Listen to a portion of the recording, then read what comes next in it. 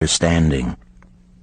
That indeed is its purpose, to offer those who are ambitious for financial success an insight which will aid them to acquire money, to keep money, and to make their surpluses earn more money. In the pages which follow, we are taken back to Babylon, the cradle in which was nurtured the basic principles of finance now recognized and used the world over. To new readers, the author is happy to extend the wish that its pages may contain for them the same inspiration for growing bank accounts, greater financial successes, and the solution of difficult personal financial problems so enthusiastically reported by readers from coast to coast. To the business executives who have distributed these tales in such generous quantities to friends, relatives, employees, and associates, the author takes this opportunity to express his gratitude. No endorsement could be higher than that of practical men who appreciate its teachings because they themselves have worked up to important successes by applying the very principles it advocates. Babylon became the wealthiest city of the ancient world because its citizens were the richest people of their time. They appreciated the value of money. They practiced sound financial principles in acquiring money, keeping money, and making their money earn more money. They provided for themselves what we all desire: incomes for the future. GSC. Chapter 1.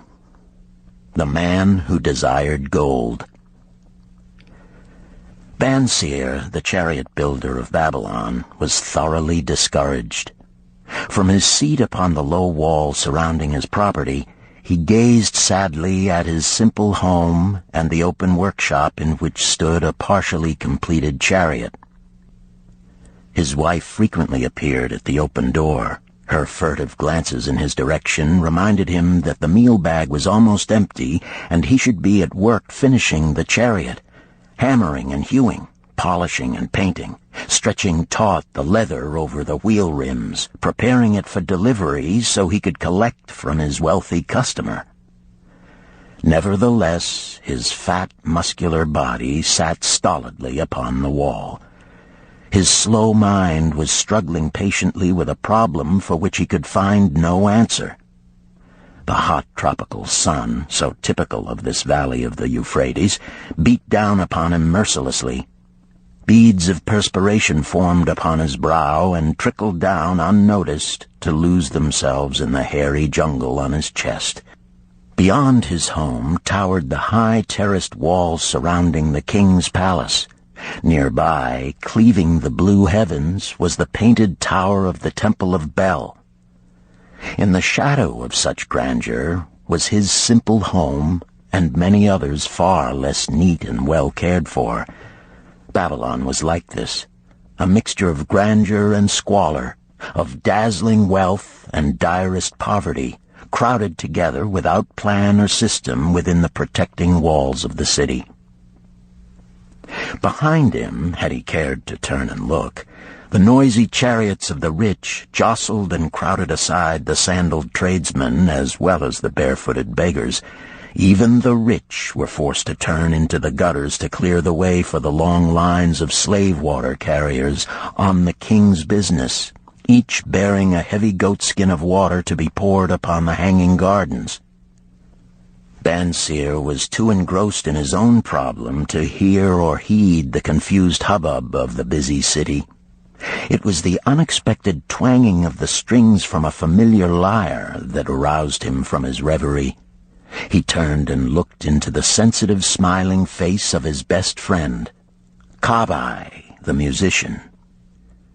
"May the gods bless thee with great liberality, my good friend," began Kabai with an elaborate salute. "Yet it does appear they have already been so generous thou needst not to labor. I rejoice with thee in thy good fortune. More, I would even share it with thee. Pray from thy purse, which must be bulging, else thou wouldst be busy in yon shop, extract but 2 humble shekels, and lend them to me until after the nobleman's feast this night.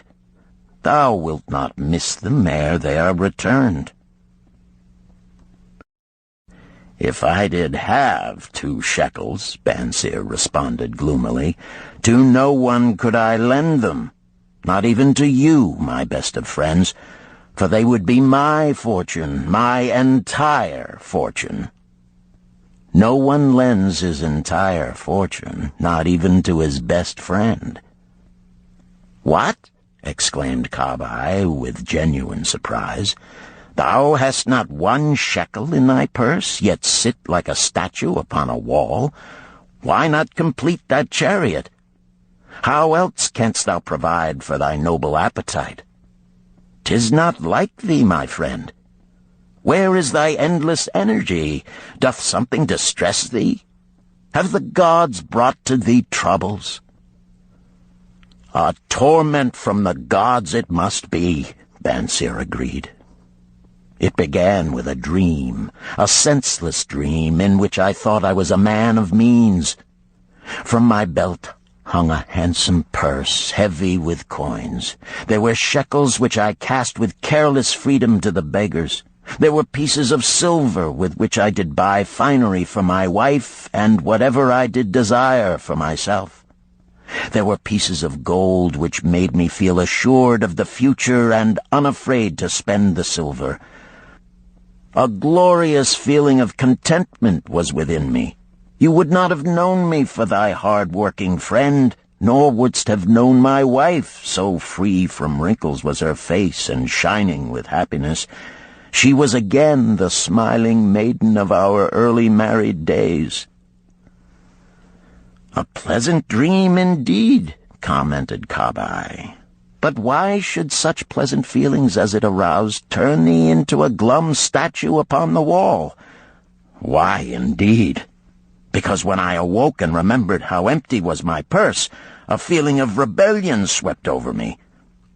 Let us talk it over together, for, as the sailors do say, we ride in the same boat, we two. As youngsters we went together to the priests to learn wisdom. As young men we shared each other's pleasures. As grown men we have always been close friends. We have been contented subjects of our kind. We have been satisfied to work long hours and spend our earnings freely. We have earned much coin in the years that have passed, yet to know the joys that come from wealth, we must dream about them. Bah! Are we more than dumb sheep?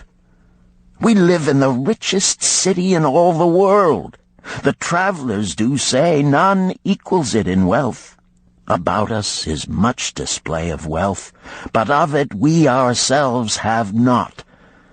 After half a lifetime of hard labor, thou, my best of friends, hast an empty purse, and sayest to me, may I borrow such a trifle as 2 shekels until after the nobleman's feast this night?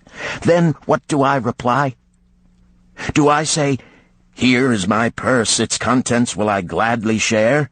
No, I admit that my purse is as empty as thine. What is the matter? Why cannot we acquire silver and gold, more than enough for food and robes? Consider also our sons, Bansir continued. Are they not following in the footsteps of their fathers? Need they and their families, and their sons' families, live all their lives in the midst of such treasures of gold, and yet, like us, be content to banquet upon sour goat's milk and porridge? Never in all the years of our friendship didst thou talk like this before, Bansir. Kabai was puzzled. Never in all those years did I think like this before. From early dawn until darkness stopped me, I have labored to build the finest chariots any man could make, soft-heartedly hoping some day the gods would recognize my worthy deeds and bestow upon me great prosperity. This they have never done. At last I realize this they will never do. Therefore my heart is sad. I wish to be a man of means. I wish to own lands and cattle, to have fine robes and coins in my purse.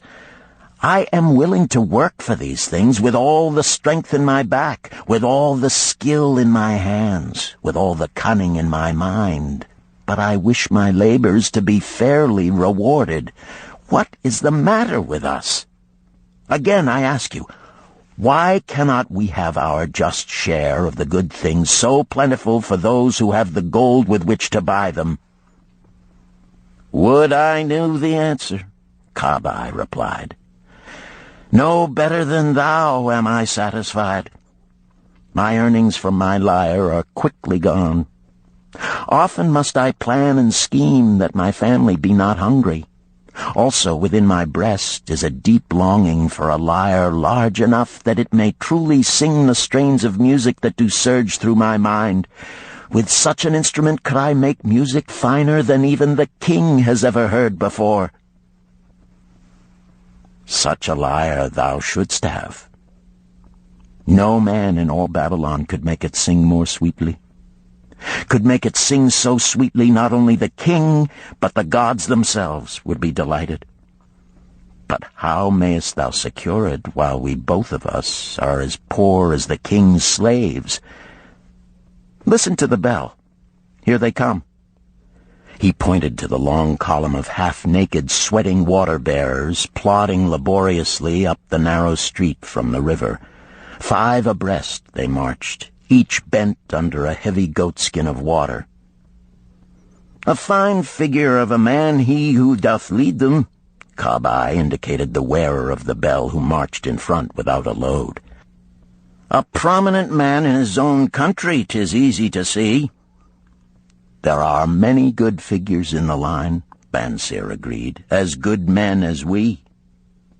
Tall blond men from the north, laughing black men from the south, little brown men from the nearer countries, all marching together from the river to the gardens, back and forth, day after day, year after year, naught of happiness to look forward to, beds of straw upon which to sleep, hard grain porridge to eat.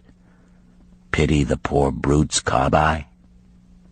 Pity them I do, yet thou dost make me see how little better off are we, free men though we call ourselves. That is truth, Kabai.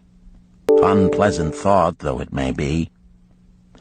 We do not wish to go on year after year living slavish lives, working, getting nowhere.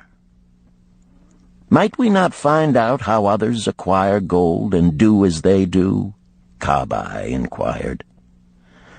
Perhaps there is some secret we might learn if we but sought from those who knew, replied Bansir thoughtfully.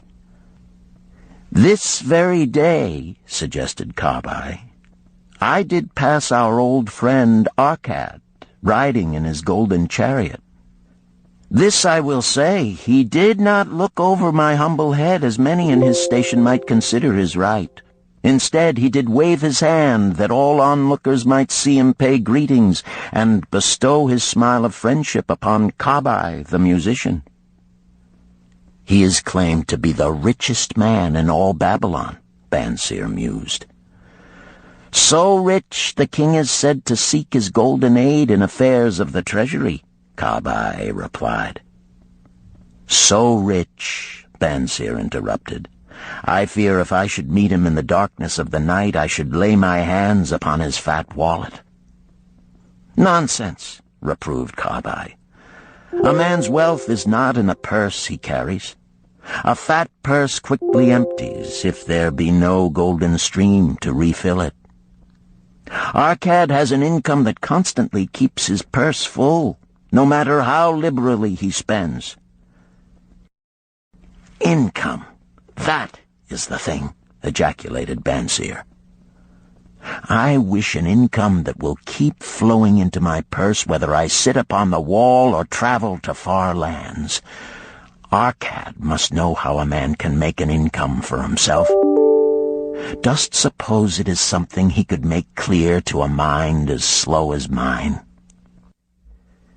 Methinks he did teach his knowledge to his son, no, Messire, Kabai responded. Did he not go to Nineveh and, so it is told at the inn, become, without aid from his father, one of the richest men in that city? Kabai, thou bringest to me a rare thought. A new light gleamed in Banseer's eyes. It costs nothing to ask wise advice from a good friend, and Arcad was always that. Never mind though our purses be as empty as the falcon's nest of a year ago. Let that not detain us. We are weary of being without gold in the midst of plenty. We wish to become men of means. Come, let us go to Arcad and ask how we also may acquire incomes for ourselves. Thou speakest with true inspiration, Banseer.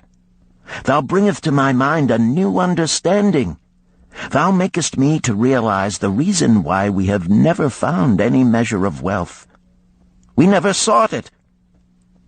Thou hast labored patiently to build the staunchest chariots in Babylon. To that purpose was devoted your best endeavors. Therefore, at it thou didst succeed. I strove to become a skillful lyre player, and at it I did succeed.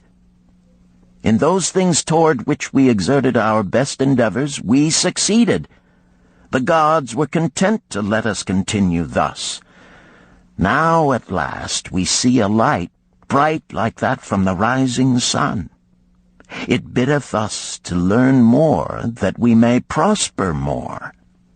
With a new understanding, we shall find honorable ways to accomplish our desires.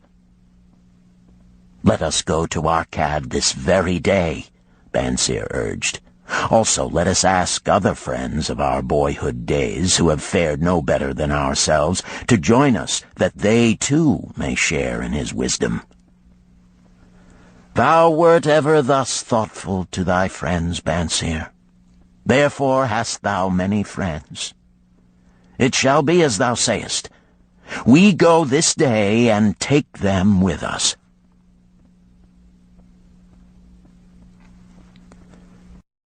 Chapter 2. The Richest Man in Babylon. In old Babylon there once lived a certain very rich man named Arcad. Far and wide he was famed for his great wealth. Also was he famed for his liberality. He was generous in his charities. He was generous with his family. He was liberal in his own expenses. But nevertheless, each year his wealth increased more rapidly than he spent it. And there were certain friends of younger days who came to him and said, You, Arcad, are more fortunate than we. You have become the richest man in all Babylon, while we struggle for existence. You can wear the finest garments, and you can enjoy the rarest foods, while we must be content if we can clothe our families in raiment that is presentable and feed them as best we can. Yet once we were equal. We studied under the same master. We played in the same games, and in neither the studies nor the games did you outshine us. And in the years since, you have been no more an honorable citizen than we. Nor have you worked harder or more faithfully insofar as we can judge. Why, then, should a fickle fate single you out to enjoy all the good things of life and ignore us who are equally deserving? Thereupon Arcad remonstrated with them, saying, If you have not acquired more than a bare existence in the years since we were youths, it is because you either have failed to learn the laws that govern the building of wealth, or else you do not observe them. Fickle fate is a vicious goddess who brings no permanent good to anyone. On the contrary, she brings ruin to almost every man upon whom she showers unearned gold.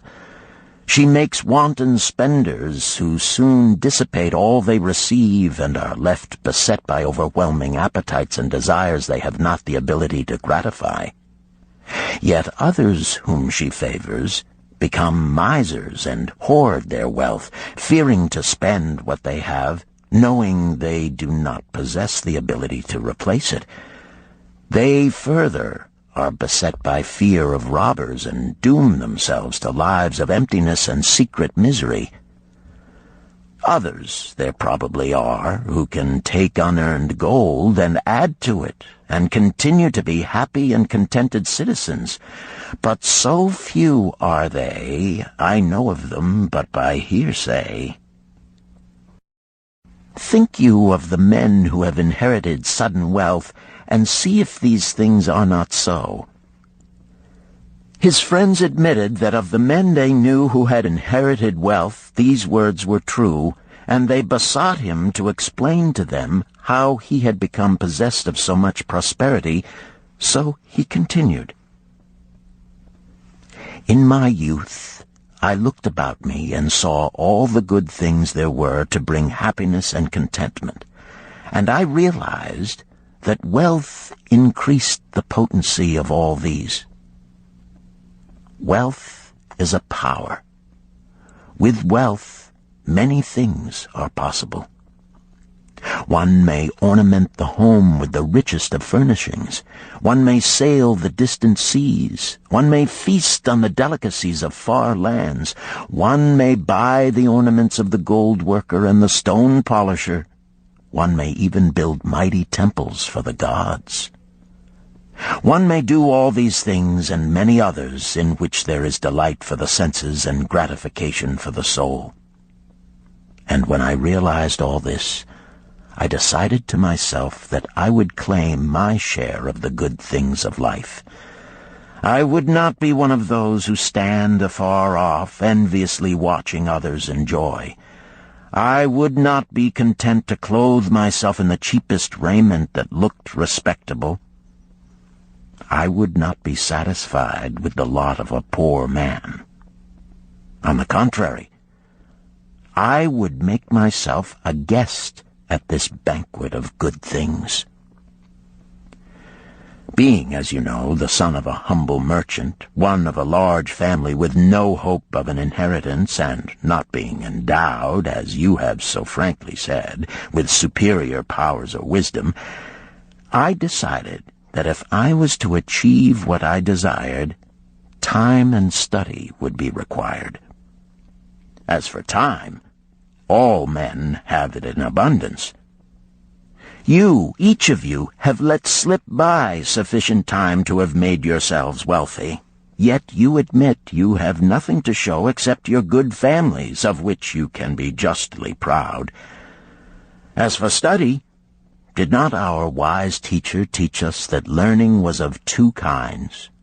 The one kind being the things we learned and knew, and the other being the training that taught us how to find out what we did not know. Therefore did I decide to find out how one might accumulate wealth, and when I had found out, to make this my task and do it well. For is it not wise that we should enjoy while we dwell in the brightness of the sunshine? For sorrows enough shall descend upon us when we depart for the darkness of the world of spirit. I found employment as a scribe in the hall of records, and long hours each day I labored upon the clay tablets. Week after week, and month after month I labored, yet for my earnings I had naught to show. Food and clothing and penance to the gods, and other things of which I could remember not what, absorbed all my earnings, but my determination did not leave me. And one day Algamish, the moneylender, came to the house of the city master and ordered a copy of the 9th law, and he said to me, "I must have this in 2 days, and if the task is done by that time, 2 coppers will I give to thee." So I labored hard, but the law was long, and when Algamish returned, the task was unfinished. He was angry, and had I been his slave, he would have beaten me. But knowing the city master would not permit him to injure me, I was unafraid, so I said to him, "Algamish, you are a very rich man. Tell me how I may also become rich, and all night I will carve upon the clay, and when the sun rises, it shall be completed." He smiled at me and replied, "You are a forward knave, but we will call it a bargain." All that night I carved, though my back pained and the smell of the wick made my head ache until my eyes could hardly see. But when he returned at sunup, the tablets were complete. "Now," I said, "tell me what you promised." "You have fulfilled your part of our bargain, my son," he said to me kindly, "and I am ready to fulfill mine. I will tell you these things you wish to know, because I am becoming an old man, and an old tongue loves to wag. And when youth comes to age for advice, he receives the wisdom of years. But too often does youth think that age knows only the wisdom of days that are gone, and therefore profits not. But remember this: the sun that shines today is the sun that shone when thy father was born, and will still be shining when thy last grandchild shall pass into the darkness. The thoughts of youth," he continued, "are bright lights that shine forth like the meteors that oft make brilliant the sky. But the wisdom of age is like the fixed stars that shine so unchanged that the sailor may depend upon them to steer his course. Mark you well my words, for if you do not, you will fail to grasp the truth that I will tell you, and you will think that your night's work has been in vain." Then he looked at me shrewdly from under his shaggy brows and said in a low, forceful tone, "I found the road to wealth when I decided that a part of all I earned was mine to keep. And so will you." Then he continued to look at me with a glance that I could feel pierce me, but said no more. "Is that all?" I asked. "That was sufficient to change the heart of a sheep-herder into the heart of a money-lender," he replied. "But all I earn is mine to keep, is it not?" I demanded. "Far from it," he replied. "Do you not pay the garment-maker? Do you not pay the sandal-maker? Do you not pay for the things you eat? Can you live in Babylon without spending? What have you to show for your earnings of the past month? What for the past year? Fool! You pay to everyone but yourself. Dullard! You labor for others. As well be a slave and work for what your master gives you to eat and wear. If you did keep for yourself 1/10 of all you earn, how much would you have in 10 years? My knowledge of the numbers did not forsake me, and I answered, "As much as I earn in 1 year." "You speak but half the truth," he retorted. "Every gold piece you save is a slave to work for you. Every copper it earns is its child that also can earn for you. If you would become wealthy, then what you save must earn, and its children must earn, that all may help to give to you the abundance you crave. You think I cheat you for your long night's work," he continued. "But I am paying you 1,000 times over if you have the intelligence to grasp the truth I offer you. A part of all you earn is yours to keep. It should not be less than 1/10, no matter how little you earn. It can be as much more as you can afford. Pay yourself first." Do not buy from the clothes maker and the sandal maker more than you can pay out of the rest and still have enough for food and charity and penance to the gods. Wealth, like a tree, grows from a tiny seed. The first copper you save is the seed from which your tree of wealth shall grow. The sooner you plant that seed, the sooner shall the tree grow. And the more faithfully you nourish and water that tree with consistent savings, the sooner may you bask in contentment beneath its shade. So saying, he took his tablets and went away. I thought much about what he had said to me, and it seemed reasonable, so I decided that I would try it. Each time I was paid, I took one from each 10 pieces of copper and hid it away. And strange as it may seem, I was no shorter of funds than before. I noticed little difference as I managed to get along without it. But often I was tempted, as my hoard began to grow, to spend it for some of the good things the merchants displayed, brought by camels and ships from the land of the Phoenicians. But I wisely refrained. A 12th month after Algamish had gone, he again returned and said to me, "Son, have you paid to yourself not less than 1/10 of all you have earned for the past year?" I answered proudly, "Yes, master, I have." "That is good," he answered, beaming upon me. "And what have you done with it?" "I have given it to Asmer, the brickmaker, who told me he was traveling over the far seas, and in Tyre he would buy from me the rare jewels of the Phoenicians. When he returns, we shall sell these at high prices and divide the earnings." "Every fool must learn," he growled. "But why trust the knowledge of a brickmaker about jewels?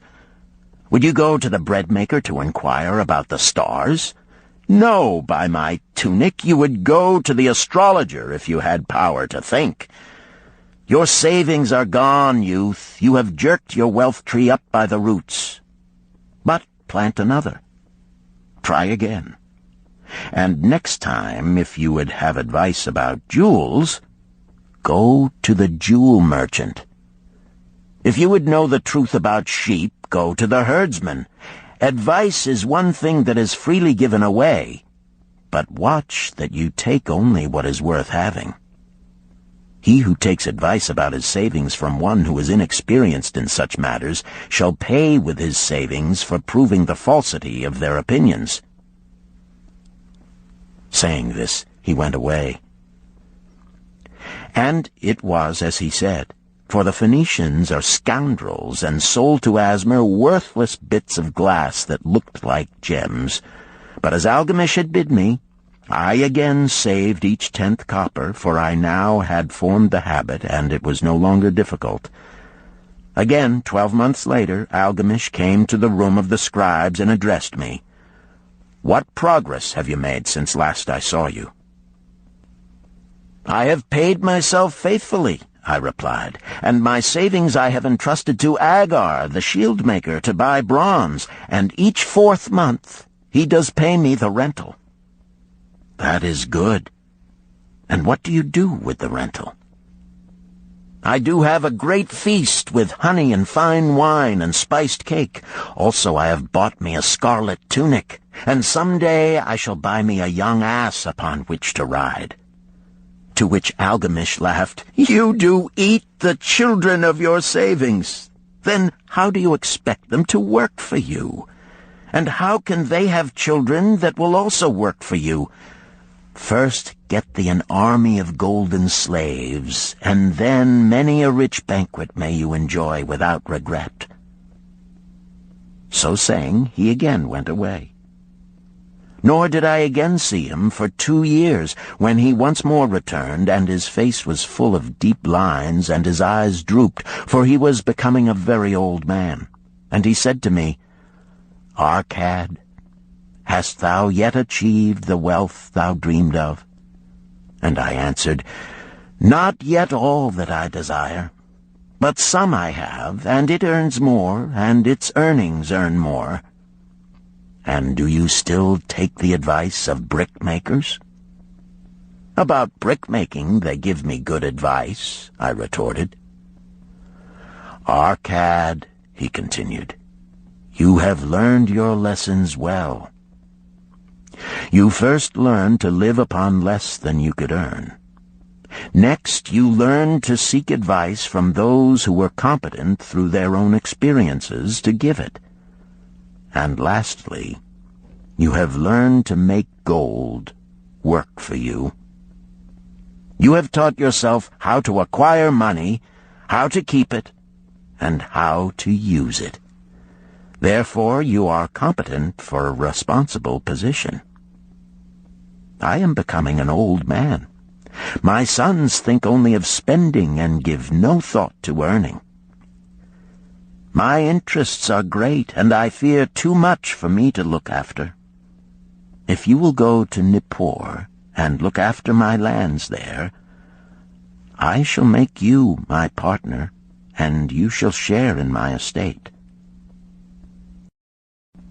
So I went to Nippur and took charge of his holdings, which were large, and because I was full of ambition and because I had mastered the 3 laws of successfully handling wealth, I was enabled to increase greatly the value of his properties. So I prospered much, and when the spirit of Algamish departed for the sphere of darkness, I did share in his estate as he had arranged under the law. So spake Arcad, and when he had finished his tale, one of his friends said, "You were indeed fortunate that Algamish made you an heir." "Fortunate only in that I had the desire to prosper before I first met him. For 4 years did I not prove my definiteness of purpose by keeping 1/10 of all I earned? Would you call a fisherman lucky who for years so studied the habits of the fish that with each changing wind he could cast his nets about them? Opportunity is a haughty goddess who wastes no time with those who are unprepared. You had strong willpower to keep on after you lost your first year's savings. You are unusual in that way," spoke up another. "Willpower," retorted Arcad. "What nonsense! Do you think willpower gives a man the strength to lift a burden the camel cannot carry, or to draw a load the oxen cannot budge? Willpower is but the unflinching purpose to carry a task you set for yourself to fulfillment. If I set for myself a task, be it ever so trifling, I shall see it through. How else shall I have confidence in myself to do important things? Should I say to myself, for 100 days as I walk across the bridge into the city, I will pick from the road a pebble and cast it into the stream? I would do it. If on the 7th day I passed by without remembering, I would not say to myself, tomorrow I will cast 2 pebbles which will do as well. Instead, I would retrace my steps and cast the pebble. Nor on the 20th day would I say to myself, Arcad, this is useless. What does it avail you to cast a pebble every day? Throw in a handful and be done with it. No, I would not say that, nor do it. When I set a task for myself, I complete it. Therefore, I am careful not to start difficult and impractical tasks, because I love leisure. And then another friend spoke up and said, If what you tell is true, and it does seem, as you have said, reasonable, then being so simple, if all men did it, there would not be enough wealth to go around. Wealth grows wherever men exert energy, Arcad replied. If a rich man builds him a new palace, is the gold he pays out gone? No, the brickmaker has part of it, and the laborer has part of it, and the artist has part of it, and everyone who labors upon the house has part of it. Yet, when the palace is completed, is it not worth all it cost? And is the ground upon which it stands not worth more because it is there? And is the ground that adjoins it not worth more because it is there? Wealth grows in magic ways. No man can prophesy the limit of it. Have not the Phoenicians built great cities on barren coasts with the wealth that comes from their ships of commerce on the seas? What then do you advise us to do that we also may become rich? Asked still another of his friends. The years have passed, and we are no longer young men, and we have nothing put by. I advise that you take the wisdom of Algamish and say to yourselves, a part of all I earn is mine to keep. Say it in the morning when you first arise, say it at noon, say it at night. Say it each hour of every day. Say it to yourself until the words stand out like letters of fire across the sky. Impress yourself with the idea. Fill yourself with the thought. Then take whatever portion seems wise. Let it be not less than 1/10, and lay it by. Arrange your other expenditures to do this if necessary, but lay by that portion first. Soon you will realize what a rich feeling it is to own a treasure upon which you alone have claim. As it grows, it will stimulate you. A new joy of life will thrill you. Greater efforts will come to you to earn more. For of your increased earnings, will not the same percentage be also yours to keep? Then learn to make your treasure work for you.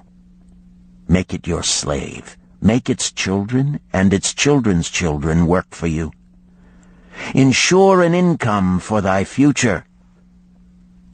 Look thou at the aged, and forget not that in the days to come thou also will be numbered among them. Therefore invest thy treasure with greatest caution that it be not lost. Usurious rates of return are deceitful sirens that sing but to lure the unwary upon the rocks of loss and remorse. Provide also that thy family may not want should the gods call thee to their realms. For such protection it is always possible to make provision with small payments at regular intervals. Therefore the provident man delays not in expectation of a large sum becoming available for such a wise purpose. Counsel with wise men. Seek the advice of men whose daily work is handling money. Let them save you from such an error as I myself made in entrusting my money to the judgment of Asmer, the brickmaker. A small return and a safe one is far more desirable than risk. Enjoy life while you are here. Do not overstrain or try to save too much. If 1/10 of all you earn is as much as you can comfortably keep, be content to keep this portion. Live otherwise according to your income, and let not yourself get niggardly and afraid to spend. Life is good, and life is rich with things worthwhile and things to enjoy. His friends thanked him and went away. Some were silent because they had no imagination and could not understand. Some were sarcastic because they thought that one so rich should divide with old friends not so fortunate. But some had in their eyes a new light. They realized that Algamish had come back each time to the room of the scribes because he was watching a man work his way out of darkness into light. When that man had found the light, a place awaited him. No one could fill that place until he had for himself worked out his own understanding, until he was ready for opportunity. These latter were the ones who, in the following years, frequently revisited Arcad, who received them gladly. He counseled with them and gave them freely of his wisdom, as men of broad experience are always glad to do, and he assisted them in so investing their savings that it would bring in a good interest with safety and would neither be lost nor entangled in investments that paid no dividends. The turning point in these men's lives came upon that day when they realized the truth that had come from Algamish to Arcad, and from Arcad to them. A part of all you earn is yours to keep.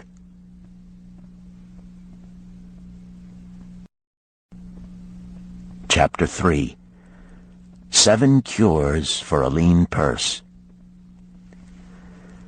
The glory of Babylon endures. Down through the ages, its reputation comes to us as the richest of cities, its treasures as fabulous. Yet it was not always so. The riches of Babylon were the results of the wisdom of its people. They first had to learn how to become wealthy. When the good King Sargon returned to Babylon after defeating his enemies, the Elamites, he was confronted with a serious situation. The royal chancellor explained it to the king thus: "After many years of great prosperity brought to our people because your majesty built the great irrigation canals and the mighty temples of the gods, now that these works are completed, the people seem unable to support themselves.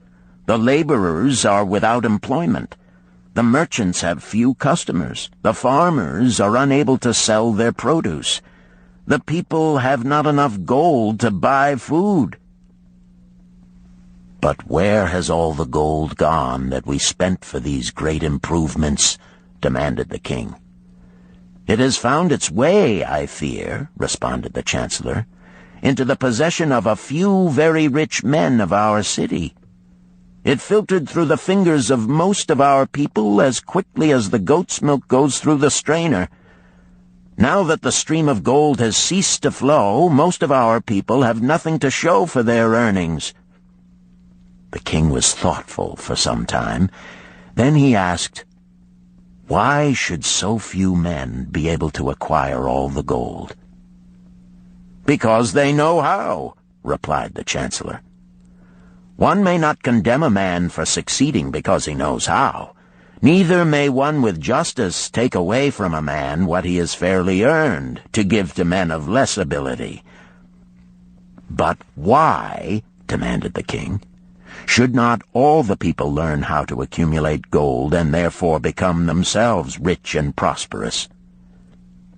"Quite possible, Your Excellency. But who can teach them? Certainly not the priests, because they know naught of money-making." "Who knows best in all our city how to become wealthy, Chancellor?" asked the king. "Thy question answers itself, Your Majesty. Who has amassed the greatest wealth in Babylon?" "Well said, my able chancellor. It is Arcad. He is the richest man in Babylon. Bring him before me on the morrow." Upon the following day, as the king had decreed, Arcad appeared before him, straight and sprightly, despite his 80 years and 10. "Arcad," spoke the king, "is it true thou art the richest man in Babylon?" "So it is reported, Your Majesty, and no man disputes it." "How becamest thou so wealthy?" "By taking advantage of opportunities available to all citizens of our good city." "Thou hadst nothing to start with?" "Only a great desire for wealth. Besides this, nothing." "Arcad," continued the king, "our city is in a very unhappy state because a few men know how to acquire wealth and therefore monopolize it, while the mass of our citizens lack the knowledge of how to keep any part of the gold they receive. It is my desire that Babylon be the wealthiest city in the world. Therefore, it must be a city of many wealthy men. Therefore, we must teach all the people how to acquire riches. Tell me, Arcad, is there any secret to acquiring wealth? Can it be taught?" "It is practical, Your Majesty. That which one man knows can be taught to others." The king's eyes glowed. "Arcad, thou speakest the words I wish to hear. Wilt thou lend thyself to this great cause? Wilt thou teach thy knowledge to a school for teachers, each of whom shall teach others until there are enough trained to teach these truths to every worthy subject in my domain?" Arcad bowed and said, "I am thy humble servant to command. Whatever knowledge I possess will I gladly give for the betterment of my fellow men and the glory of my king. Let your good chancellor arrange for me a class of 100 men, and I will teach them those 7 cures which did fatten my purse, than which there was none leaner in all Babylon." A fortnight later, in compliance with the king's command, the chosen 100 assembled in the great hall of the Temple of Learning, seated upon colorful rings in a semicircle. Arcad sat beside a small taboret upon which smoked a sacred lamp sending forth a strange and pleasing odor. "Behold the richest man in Babylon," whispered a student, nudging his neighbor as Arcad arose. "He is but a man, even as the rest of us." "As a dutiful subject of our great king," Arcad began, "I stand before you in his service. Because once I was a poor youth who did greatly desire gold, and because I found knowledge that enabled me to acquire it, he asks that I impart unto you my knowledge. I started my fortune in the humblest way. I had no advantage not enjoyed as fully by you and every citizen in Babylon. The first storehouse of my treasure was a well-worn purse. I loathed its useless emptiness. I desired that it be round and full, clinking with the sound of gold. Therefore I sought every remedy for a lean purse. I found 7. To you who are assembled before me shall I explain the 7 cures for a lean purse which I do recommend to all men who desire much gold. Each day for 7 days will I explain to you one of the 7 remedies. Listen attentively to the knowledge that I will impart. Debate it with me. Discuss it among yourselves. Learn these lessons thoroughly, that ye may also plant in your own purse the seed of wealth. First must each of you start wisely to build a fortune of his own. Then wilt thou be competent, and only then, to teach these truths to others. I shall teach to you in simple ways how to fatten your purses. This is the first step leading to the Temple of Wealth, and no man may climb who cannot plant his feet firmly upon the first step. We shall now consider the first cure. The first cure. Start thy purse to fattening. Arcad addressed the thoughtful man in the second row. "My good friend, at what craft workest thou?" "I," replied the man, "am a scribe, and carve records upon the clay tablets. Even at such labor did I myself earn my first coppers. Therefore thou hast the same opportunity to build a fortune."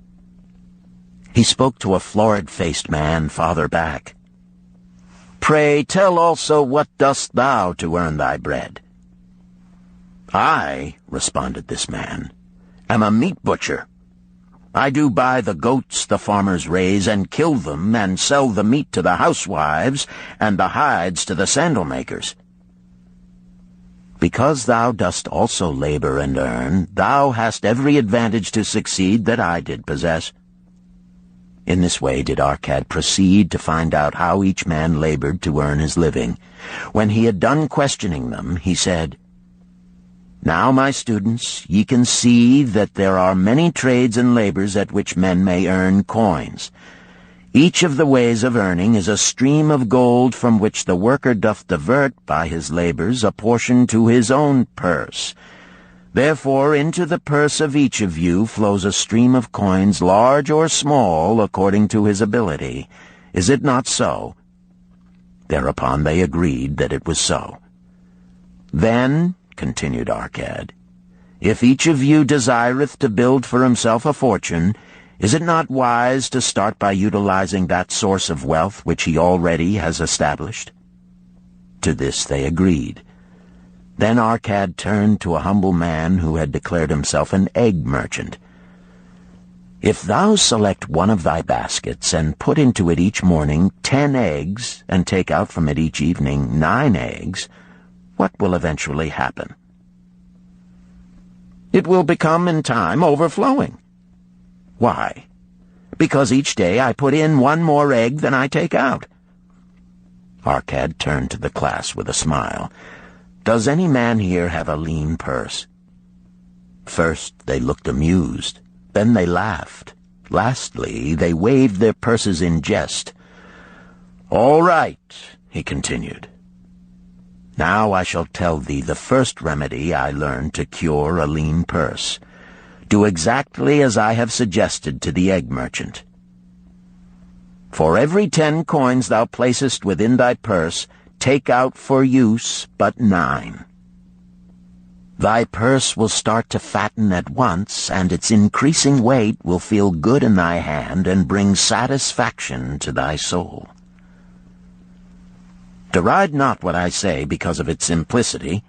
Truth is always simple. I told thee I would tell how I built my fortune. This was my beginning. I, too, carried a lean purse and cursed it because there was naught within to satisfy my desires.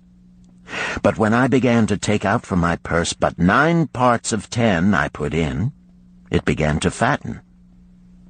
So will thine. Now I will tell a strange truth, the reason for which I know not. When I ceased to pay out more than 9/10 of my earnings, I managed to get along just as well. I was not shorter than before. Also, ere long did coins come to me more easily than before. Surely it is a law of the gods that unto him who keepeth and spendeth not a certain part of all his earnings shall gold come more easily. Likewise him whose purse is empty does gold avoid. Which desirest thou the most? Is it the gratification of thy desires of each day, a jewel, a bit of finery, better raiment, more food, things quickly gone and forgotten? Or is it substantial belongings, gold, lands, herds, merchandise, income-bringing investments? The coins thou takest from thy purse bring the first. The coins thou leavest within it will bring the latter. This, my students, was the first cure I did discover for my lean purse. For each 10 coins I put in, to spend but 9. Debate this among yourselves. If any man proves it untrue, tell me upon the morrow when we shall meet again. The second cure. Control thy expenditures. Some of your members, my students, have asked me this. How can a man keep 1/10 of all he earns in his purse when all the coins he earns are not enough for his necessary expenses? So did Arcad address his students upon the second day. Yesterday, how many of thee carried lean purses? All of us, answered the class. Yet thou do not all earn the same. Some earn much more than others. Some have much larger families to support. Yet all purses were equally lean. Now I will tell thee an unusual truth about men and sons of men. It is this, that what each of us calls our necessary expenses will always grow to equal our incomes unless we protest to the contrary. Confuse not the necessary expenses with thy desires. Each of you, together with your good families, have more desires than your earnings can gratify. Therefore are thy earnings spent to gratify these desires insofar as they will go. still thou retainest many ungratified desires. All men are burdened with more desires than they can gratify. Because of my wealth, thinkest thou I may gratify every desire? 'Tis a false idea. There are limits to my time. There are limits to my strength. There are limits to the distance I may travel. There are limits to what I may eat. There are limits to the zest with which I may enjoy. I say to you that just as weeds grow in a field wherever the farmer leaves space for their roots, even so freely do desires grow in men whenever there is a possibility of their being gratified. Thy desires are a multitude, and those that thou mayest gratify are but few. Study thoughtfully thy accustomed habits of living. Herein may be most often found certain accepted expenses that may wisely be reduced or eliminated. Let thy motto be 100% of appreciated value demanded for each coin spent. Therefore, engrave upon the clay each thing for which thou desireth to spend. Select those that are necessary and others that are possible through the expenditure of 9/10 of thy income. Cross out the rest and consider them but a part of that great multitude of desires that must go unsatisfied, and regret them not. Budget then thy necessary expenses. Touch not the 1/10 that is fattening thy purse. Let this be thy great desire that is being fulfilled. Keep working with thy budget. Keep adjusting it to help thee. Make it thy first assistant in defending thy fattening purse. Hereupon one of the students, wearing a robe of red and gold, arose and said, I am a free man. I believe that it is my right to enjoy the good things of life. Therefore do I rebel against the slavery of a budget which determines just how much I may spend and for what. I feel it would take much pleasure from my life and make me little more than a pack-ass to carry a burden. To him Arcad replied, Who, my friend, would determine thy budget? I would make it for myself, responded the protesting one. In that case, were a pack-ass to budget his burden, would he include therein jewels and rugs and heavy bars of gold? Not so. He would include hay and grain and a bag of water for the desert trail. The purpose of a budget is to help thy purse to fatten. It is to assist thee to have thy necessities and, insofar as attainable, thy other desires. It is to enable thee to realize thy most cherished desires by defending them from thy casual wishes. Like a bright light in a dark cave, thy budget shows up the leaks from thy purse and enables thee to stop them and control thy expenditures for definite and gratifying purposes. This, then, is the second cure for a lean purse. Budget thy expenses, that thou mayest have coins to pay for thy necessities, to pay for thy enjoyments, and to gratify thy worthwhile desires without spending more than 9/10 of thy earnings. The third cure. Make thy gold multiply. Behold, thy lean purse is fattening. Thou hast disciplined thyself to leave therein 1/10 of all thou earnest. Thou hast controlled thy expenditures to protect thy growing treasure. Next, we will consider means to put thy treasure to labor and to increase. Gold in a purse is gratifying to own and satisfieth a miserly soul, but earns nothing. The gold we may retain from our earnings is but the start. The earnings it will make shall build our fortunes. So spoke Arcad upon the third day to his class. How, therefore, may we put our gold to work? My first investment was unfortunate, for I lost all. Its tale I will relate later. My first profitable investment was a loan I made to a man named Agar, a shield maker. Once each year did he buy large shipments of bronze brought from across the sea to use in his trade. Lacking sufficient capital to pay the merchants, he would borrow from those who had extra coins. He was an honorable man. His borrowing he would repay, together with a liberal rental as he sold his shields.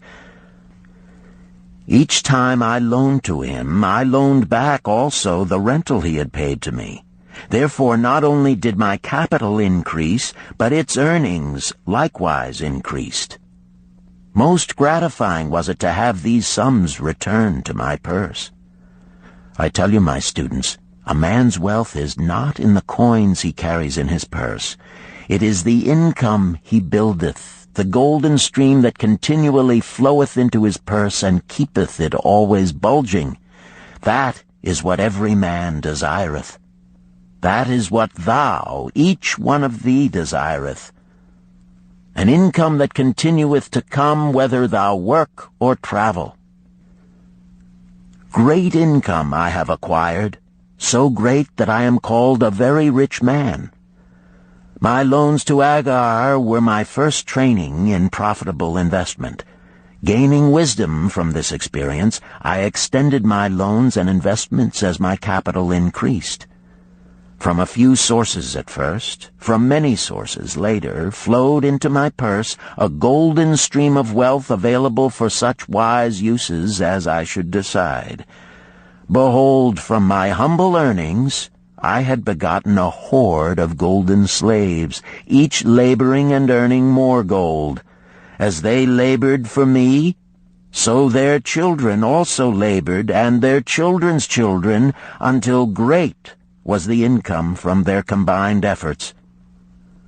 Gold increaseth rapidly when making reasonable earnings, as thou wilt see from the following. A farmer, when his first son was born, took 10 pieces of silver to a moneylender and asked him to keep it on rental for his son until he became 20 years of age. This the moneylender did, and agreed the rental should be 1/4 of its value each 4 years. The farmer asked, because this sum he had set aside as belonging to his son, that the rental be added to the principal.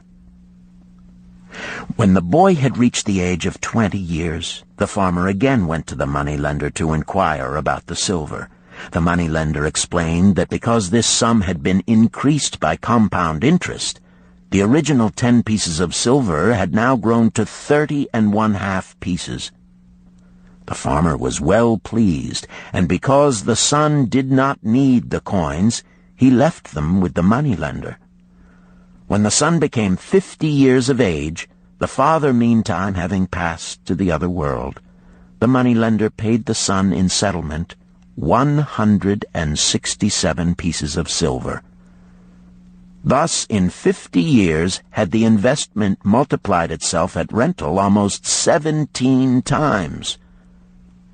This, then, is the third cure for a lean purse.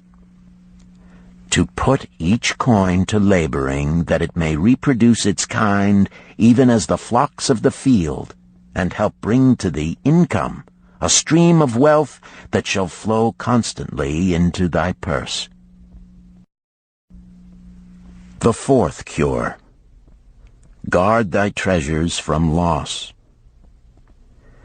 Misfortune loves a shining mark.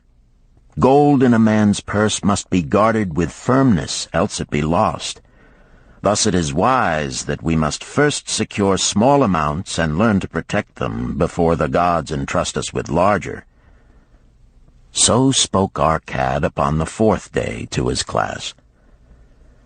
Every owner of gold is tempted by opportunities whereby it would seem that he could make large sums by its investment in most plausible projects. Often friends and relatives are eagerly entering such investment and urge him to follow. The first sound principle of investment is security for thy principal. Is it wise to be intrigued by larger earnings when thy principal may be lost? I say not. The penalty of risk is probable loss. Study carefully, before parting with thy treasure, each assurance that it may be safely reclaimed. Be not misled by thine own romantic desires to make wealth rapidly. Before thou loan it to any man, assure thyself of his ability to repay and his reputation for doing so, that thou mayest not unwittingly be making him a present of thy hard-earned treasure. Before thou entrust it as an investment in any field, acquaint thyself with the dangers which may beset it. My own first investment was a tragedy to me at the time. The guarded savings of a year I did entrust to a brickmaker named Asmer, who was traveling over the far seas, and in Tyre agreed to buy for me the rare jewels of the Phoenicians. These we would sell upon his return and divide the profits. The Phoenicians were scoundrels and sold them bits of glass. My treasure was lost. Today, my training would show to me at once the folly of entrusting a brickmaker to buy jewels. Therefore do I advise thee from the wisdom of my experiences, be not too confident of thine own wisdom in entrusting thy treasures to the possible pitfalls of investments. Better by far to consult the wisdom of those experienced in handling money for profit. Such advice is freely given for the asking, and may readily possess a value equal in gold to the sum thou considerest investing. In truth, such is its actual value if it save thee from loss. This, then, is the fourth cure for a lean purse, and of great importance if it prevent thy purse from being emptied once it has become well filled. Guard thy treasure from loss by investing only where thy principal is safe, where it may be reclaimed if desirable, and where thou wilt not fail to collect a fair rental. Consult with wise men. Secure the advice of those experienced in the profitable handling of gold. Let their wisdom protect thy treasure from unsafe investments. This ends Disc 1. The Richest Man in Babylon, Disc 2. The fifth cure. Make of thy dwelling a profitable investment. If a man setteth aside 9 parts of his earnings upon which to live and enjoy life, and if any part of this 9 parts he can turn into a profitable investment without detriment to his well-being, then so much faster will his treasures grow. So spake Arcad to his class at their 5th lesson. All too many of our men of Babylon do raise their families in unseemly quarters.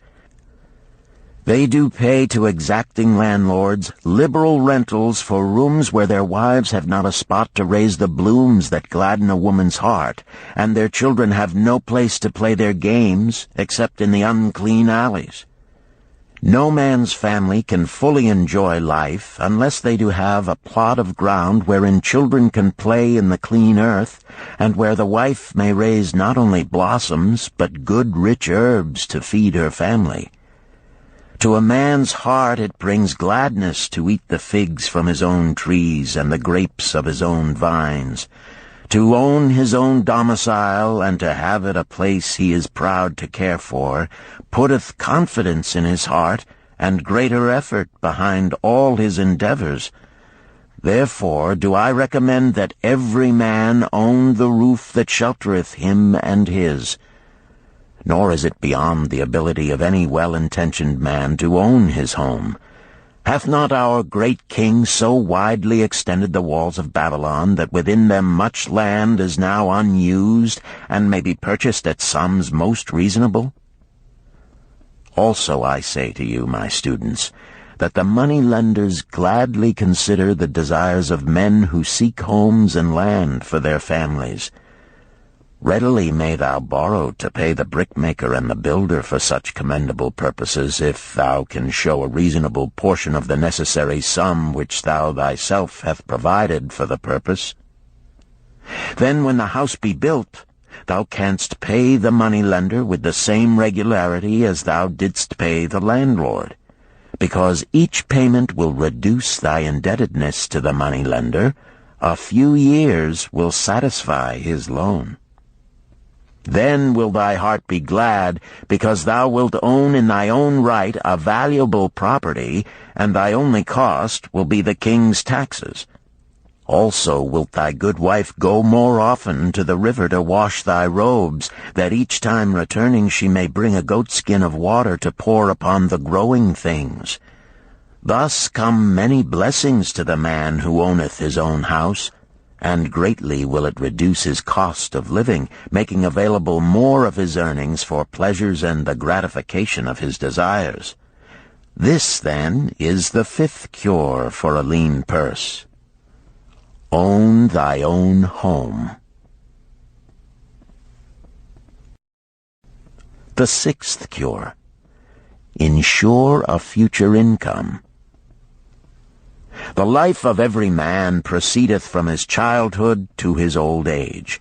This is the path of life, and no man may deviate from it, unless the gods call him prematurely to the world beyond. Therefore do I say that it behooves a man to make preparation for a suitable income in the days to come, when he is no longer young, and to make preparations for his family, should he be no longer with them to comfort and support them. This lesson shall instruct thee in providing a full purse when time has made thee less able to earn. So Arcad addressed his class upon the sixth day. The man who, because of his understanding of the laws of wealth, acquireth a growing surplus, should give thought to those future days. He should plan certain investments or provisions that may endure safely for many years, yet will be available when the time arrives which he has so wisely anticipated. There are diverse ways by which a man may provide with safety for his future. He may provide a hiding place and there bury a secret treasure. Yet no matter with what skill it be hidden, it may nevertheless become the loot of thieves. For this reason I recommend not this plan. A man may buy houses or lands for this purpose. If wisely chosen as to their usefulness and value in the future, they are permanent in their value and their earnings, or their sale will provide well for his purpose. A man may loan a small sum to the moneylender and increase it at regular periods. The rental which the moneylender adds to this will largely add to its increase. I do know a sandal-maker named Ansan, who explained to me not long ago that each week for 8 years he had deposited with his moneylender 2 pieces of silver. The moneylender had but recently given him an accounting over which he greatly rejoiced.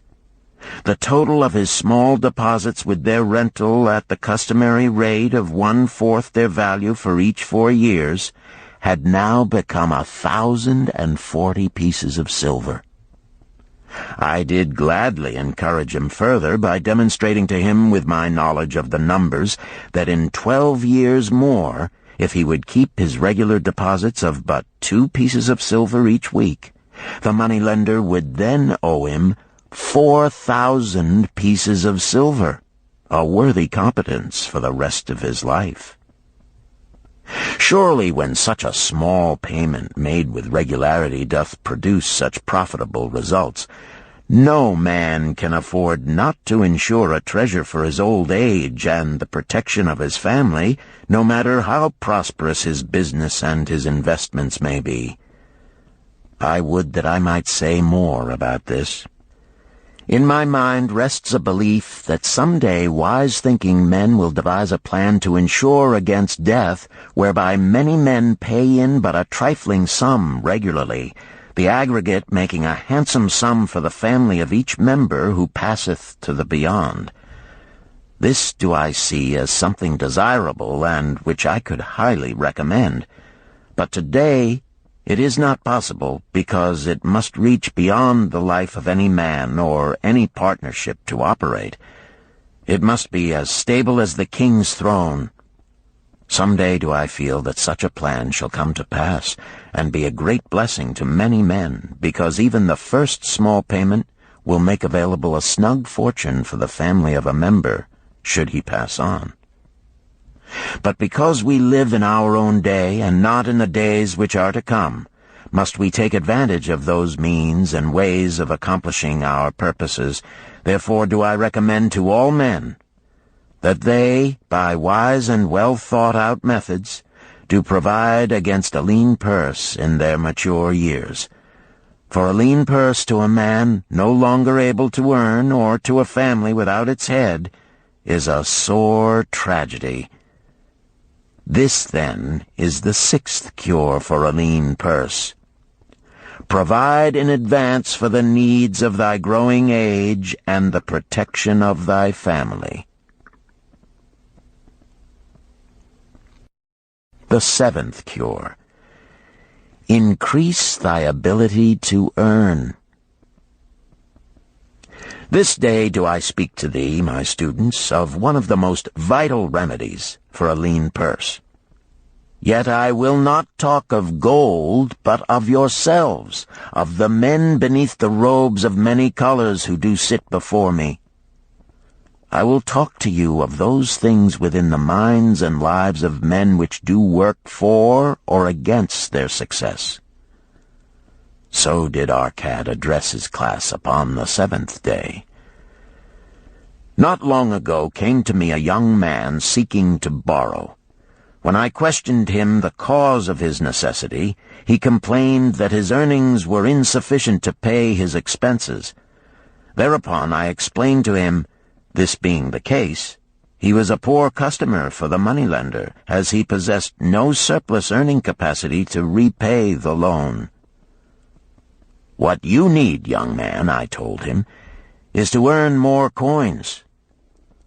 What dost thou to increase thy capacity to earn? All that I can do, he replied.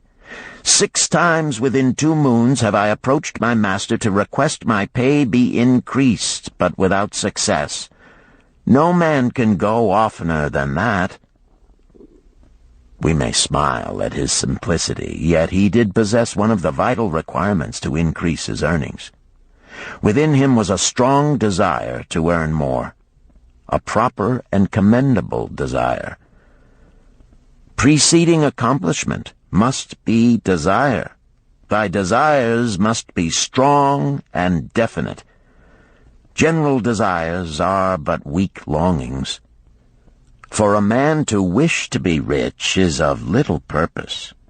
For a man to desire 5 pieces of gold is a tangible desire which he can press to fulfillment.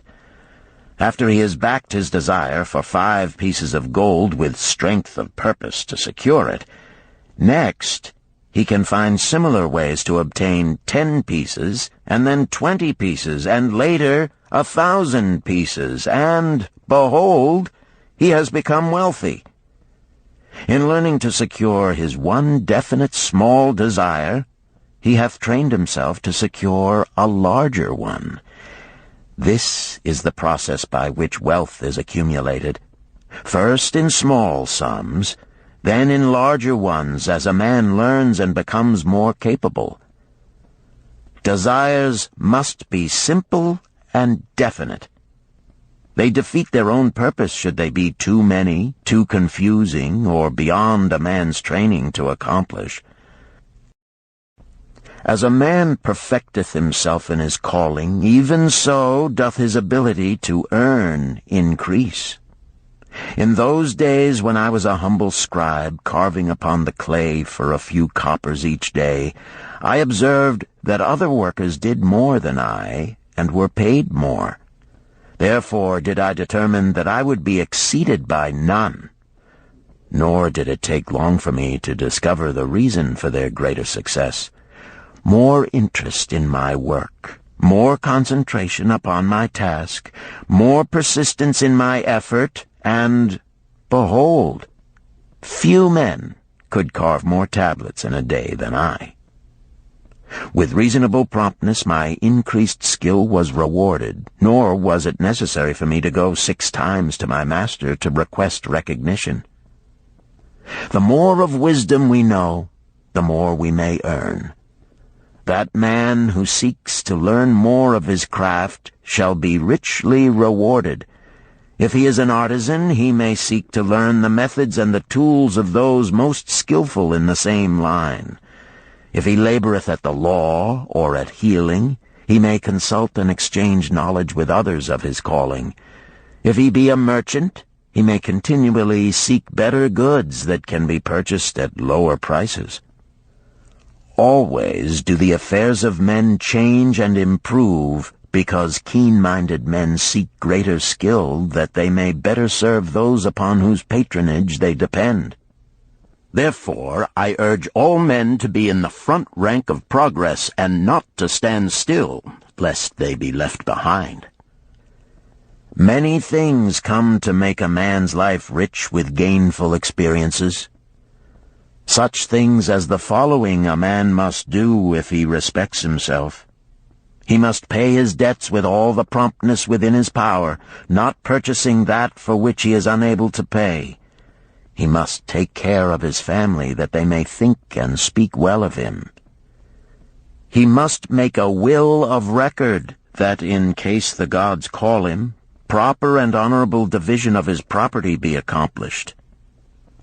He must have compassion upon those who are injured and smitten by misfortune, and aid them within reasonable limits.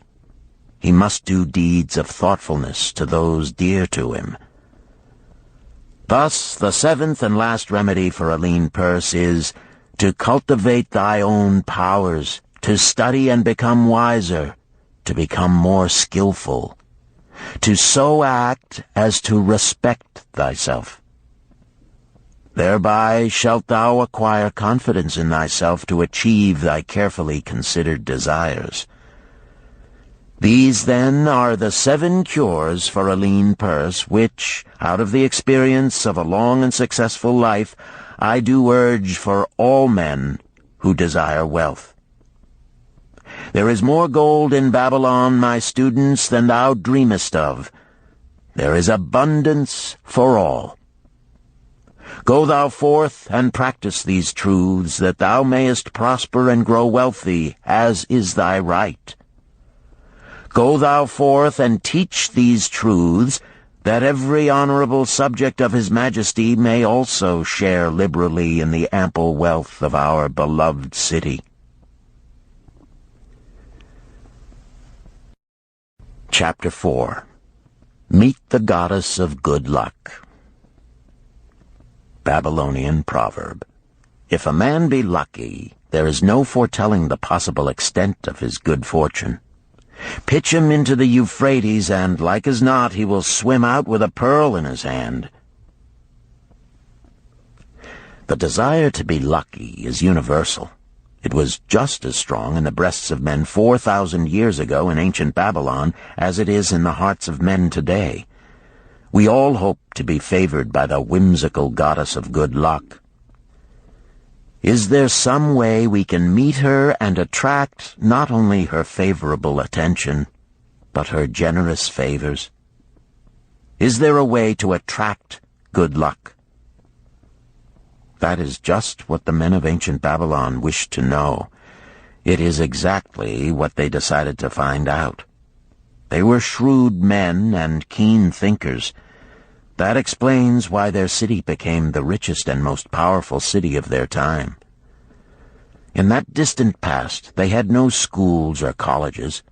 Nevertheless, they had a center of learning, and a very practical one it was. Among the towered buildings in Babylon was one that ranked in importance with the palace of the king, the hanging gardens, and the temples of the gods. You will find scant mention of it in the history books, more likely no mention at all yet it exerted a powerful influence upon the thought of that time. This building was the temple of learning, where the wisdom of the past was expounded by voluntary teachers and where subjects of popular interest were discussed in open forums. Within its walls, all men met as equals. The humblest of slaves could dispute with impunity the opinions of a prince of the royal house. Among the many who frequented the Temple of Learning was a wise rich man named Arcad, called the richest man in Babylon. He had his own special hall where almost any evening a large group of men, some old, some very young, but mostly middle-aged, gathered to discuss and argue interesting subjects. Suppose we listen in to see whether they knew how to attract good luck. The sun had just set like a great red ball of fire shining through the haze of desert dust when Arcad strolled to his accustomed platform. Already full 80 men were awaiting his arrival, reclining on their small rugs spread upon the floor. More were still arriving. "What shall we discuss this night?" Arcad inquired. After a brief hesitation, a tall cloth weaver addressed him, arising as was the custom. "I have a subject I would like to hear discussed, yet hesitate to offer, lest it seem ridiculous to you, Arcad, and my good friends here." Upon being urged to offer it, both by Arcad and by calls from the others, he continued, "This day I have been lucky, for I have found a purse in which there are pieces of gold. To continue to be lucky is my great desire. Feeling that all men share with me this desire, I do suggest we debate how to attract good luck, that we may discover ways it can be enticed to one." "A most interesting subject has been offered," Arcad commented. "One most worthy of our discussion. To some men, good luck bespeaks but a chance happening that, like an accident, may befall one without purpose or reason.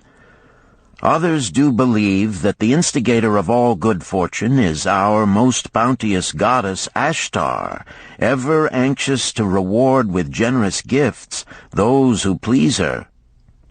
Speak up, my friends, what say you? Shall we seek to find if there be means by which good luck may be enticed to visit each and all of us?" "Yea, and much of it," responded the growing group of eager listeners. Thereupon Arcad continued, "To start our discussion, let us first hear from those among us who have enjoyed experiences similar to that of the cloth weaver in finding or receiving, without effort upon their part, valuable treasures or jewels." There was a pause in which all looked about, expecting someone to reply, but no one did. "What? No one?" Arcad asked. "Then rare indeed must be this kind of good luck. Who now will offer a suggestion as to where we shall continue our search?" "That I will do," spoke a well-robed young man, arising. "When a man speaketh of luck, is it not natural that his thoughts turn to the gaming tables? Is it not there we find many men courting the favor of the goddess in hope she will bless them with rich winnings?" As he resumed his seat, a voice called, "Do not stop! Continue thy story. Tell us, didst thou find favor with the goddess at the gaming tables? Did she turn the cubes with red side up, so thou filled thy purse at the dealer's expense? Or did she permit the blue sides to come up, so the dealer raked in thy hard-earned pieces of silver?" The young man joined the good-natured laughter, then replied, "I am not averse to admitting she seemed not to know I was even there. But how about the rest of you? Have you found her waiting about such places to roll the cubes in your favor? We are eager to hear as well as to learn." "A wise start," broke in Arcad. "We meet here to consider all sides of each question. To ignore the gaming table would be to overlook an instinct common to most men, the love of taking a chance with a small amount of silver in the hope of winning much gold." "That doth remind me of the races but yesterday," called out another listener. "If the goddess frequents the gaming tables, certainly she does not overlook the races where the gilded chariots and the foaming horses offer far more excitement. Tell us honestly, Arcad, didst she whisper to you to place your bet upon those gray horses from Nineveh yesterday? I was standing just behind thee, and could scarce believe my ears when I heard thee place thy bet upon the grays. Thou knowest as well as any of us that no team in all Assyria can beat our beloved bays in a fair race. Didst the goddess whisper in thy ear to bet upon the grays because at the last turn the inside black would stumble and so interfere with our bays that the grays would win the race and score an unearned victory?" Arcad smiled indulgently at the banter. "What reason have we to feel the good goddess would take that much interest in any man's bet upon a horse race? To me, she is a goddess of love and dignity whose pleasure it is to aid those who are in need and to reward those who are deserving. I look to find her, not at the gaming tables or the races where men lose more gold than they win, but in other places where the doings of men are more worthwhile and more worthy of reward. In tilling the soil, in honest trading, in all of man's occupations, there is opportunity to make a profit upon his efforts and his transactions. Perhaps not all the time will he be rewarded, because sometimes his judgment may be faulty, and other times the winds and the weather may defeat his efforts. Yet, if he persists, he may usually expect to realize his profit. This is so because the chances of profit are always in his favor. But when a man playeth the games, the situation is reversed, for the chances of profit are always against him, and always in favor of the gamekeeper. The game is so arranged that it will always favor the keeper. It is his business at which he plans to make a liberal profit for himself from the coins bet by the players. Few players realize how certain are the gamekeeper's profits and how uncertain are their own chances to win. For example, let us consider wagers placed upon the cube. Each time it is cast, we bet which side will be uppermost. If it be the red side, the game master pays to us 4 times our bet.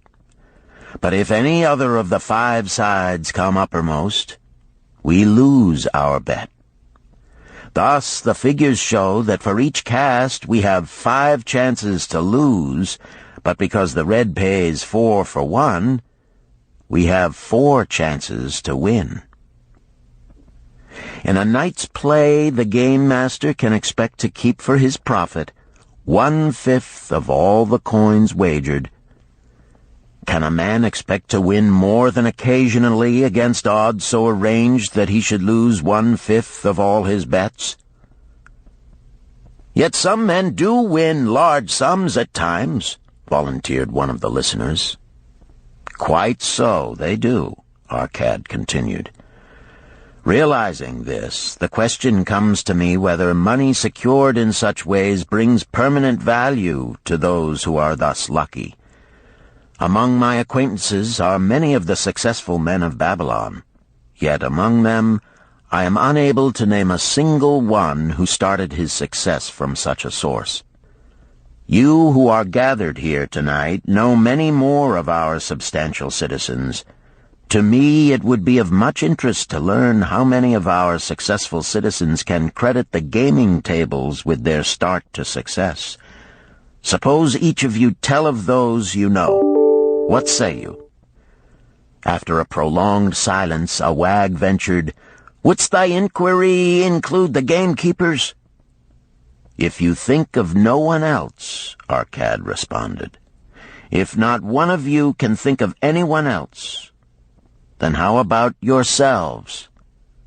Are there any consistent winners with us who hesitate to advise such a source for their incomes?" His challenge was answered by a series of groans from the rear, taken up and spread amid much laughter. "It would seem we are not seeking good luck in such places as the goddess frequents," he continued. "Therefore let us explore other fields. We have not found it in picking up lost wallets, neither have we found it haunting the gaming tables. As to the races, I must confess to have lost far more coins there than I have ever won. Now suppose we consider our trades and businesses. Is it not natural, if we conclude a profitable transaction, to consider it not good luck, but a just reward for our efforts? I am inclined to think we may be overlooking the gifts of the goddess. Perhaps she really does assist us when we do not appreciate her generosity. Who can suggest further discussion?" Thereupon an elderly merchant arose, smoothing his genteel white robe. "With thy permission, most honorable Arcad and my friends, I offer a suggestion. If, as you have said, we take credit to our own industry and ability for our business success, why not consider the successes we almost enjoyed but which escaped us, happenings which would have been most profitable? They would have been rare examples of good luck if they had actually happened. Because they were not brought to fulfillment, we cannot consider them as our just rewards. Surely many men here have such experiences to relate." "Here is a wise approach," Arcad approved. "Who among you have had good luck within your grasp only to see it escape?" Many hands were raised, among them that of the merchant. Arcad motioned to him to speak. "As you suggested this approach, we should like to hear first from you." "I will gladly relate a tale," he resumed, "that doth illustrate how closely unto a man good luck may approach, and how blindly he may permit it to escape, much to his loss and later regret.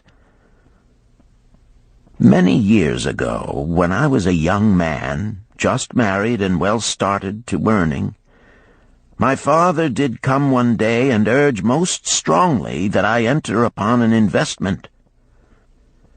The son of one of his good friends had taken notice of a barren tract of land not far beyond the outer walls of our city.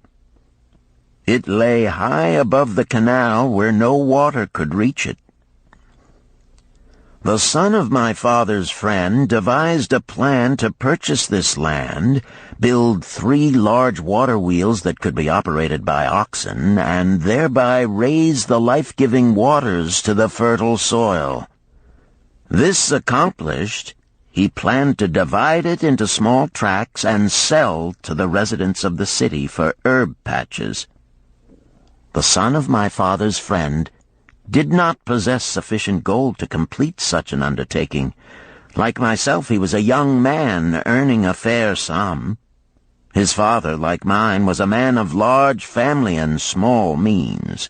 He therefore decided to interest a group of men to enter the enterprise with him. The group was to comprise 12, each of whom must be a money earner and agree to pay 1/10 of his earnings into the enterprise until the land was made ready for sale. All would then share justly in the profits in proportion to their investment. Thou, my son, bespoke my father unto me, art now in thy young manhood.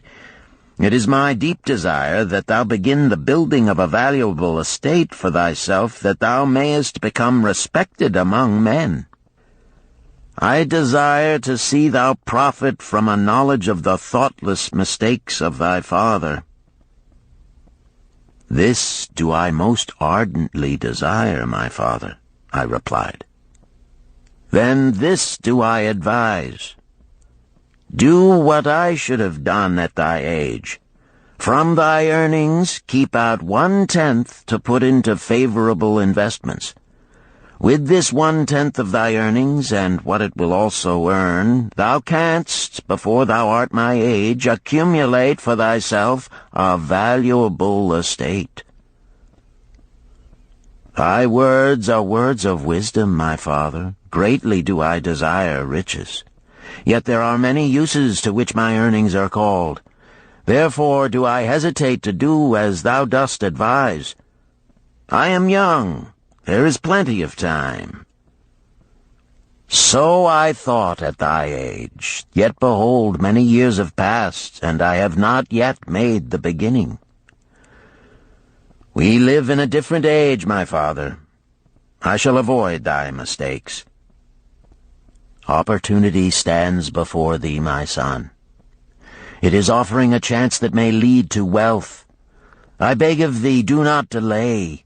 Go upon the morrow to the son of my friend, and bargain with him to pay 10% of thy earnings into this investment. Go promptly upon the morrow. Opportunity waits for no man. Today it is here, soon it is gone, therefore delay not. In spite of the advice of my father, I did hesitate. There were beautiful new robes just brought by the tradesmen from the East, robes of such richness and beauty my good wife and I felt we must each possess one. Should I agree to pay 1/10 of my earnings into the enterprise, we must deprive ourselves of these and other pleasures we dearly desired. I delayed making a decision until it was too late, much to my subsequent regret. The enterprise did prove to be more profitable than any man had prophesied. This is my tale, showing how I did permit good luck to escape. In this tale, we see how good luck waits to come to that man who accepts opportunity, commented a swarthy man of the desert. To the building of an estate, there must always be the beginning. That start may be a few pieces of gold or silver which a man diverts from his earnings to his first investment. I, myself, am the owner of many herds. The start of my herds I did begin when I was a mere boy, and did purchase with 1 piece of silver a young calf. This, being the beginning of my wealth, was of great importance to me. To take his first start to building an estate is as good luck as can come to any man. With all men, that first step, which changes them from men who earn from their own labor to men who draw dividends from the earnings of their gold, is important. Some fortunately take it when young and thereby outstrip in financial success those who do take it later, or those unfortunate men, like the father of this merchant, who never take it. Had our friend, the merchant, taken this step in his early manhood when this opportunity came to him, this day he would be blessed with much more of this world's goods. Should the good luck of our friend the cloth weaver cause him to take such a step at this time, it will indeed be but the beginning of much greater good fortune. "Thank you. I like to speak also," a stranger from another country arose. "I am a Syrian. Not so well do I speak your tongue. I wish to call this friend, the merchant, a name. Maybe you think it not polite, this name. Yet I wish to call him that. But, alas, I not know your word for it. If I do call it in Syrian, you will not understand. Therefore, please, some good gentleman, tell me that right name you call man who puts off doing those things that mighty good for him." "Procrastinator!" called a voice. "That's him," shouted the Syrian, waving his hands excitedly. "He accepts not opportunity when she comes. He waits. He says I have much business right now.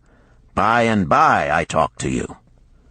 Opportunity she will not wait for such slow fellow. She thinks if a man desires to be lucky he will step quick. Any man who not step quick when opportunity comes. He, big procrastinator like our friend, this merchant." The merchant arose and bowed good-naturedly in response to the laughter. "My admiration to the stranger within our gates who hesitates not to speak the truth." And now let us hear another tale of opportunity. "Who has for us another experience?" demanded Arcad. "I have," responded a red-robed man of middle age. "I am a buyer of animals, mostly camels and horses. Sometimes I do also buy the sheep and goats. The tale I am about to relate will tell truthfully how opportunity came one night when I did least expect it. Perhaps for this reason I did let it escape. Of this you shall be the judge. Returning to the city one evening after a disheartening 10 days' journey in search of camels, I was much angered to find the gates of the city closed and locked. While my slaves spread our tent for the night, which we looked to spend with little food and no water, I was approached by an elderly farmer who, like ourselves, found himself locked outside. "Honored sir," he addressed me, "from thy appearance I do judge thee to be a buyer. If this be so, much would I like to sell to thee the most excellent flock of sheep just driven up. Alas, my good wife lies very sick with the fever. I must return with all haste. Buy thou my sheep, that I and my slaves may mount our camels and travel back without delay." So dark it was that I could not see his flock, but from the bleating I did know it must be large. Having wasted 10 days searching for camels I could not find, I was glad to bargain with him. In his anxiety he did set a most reasonable price. I accepted, well knowing my slaves could drive the flock through the city gates in the morning and sell at a substantial profit. The bargain concluded, I called my slaves to bring torches that we might count the flock which the farmer declared to contain 900.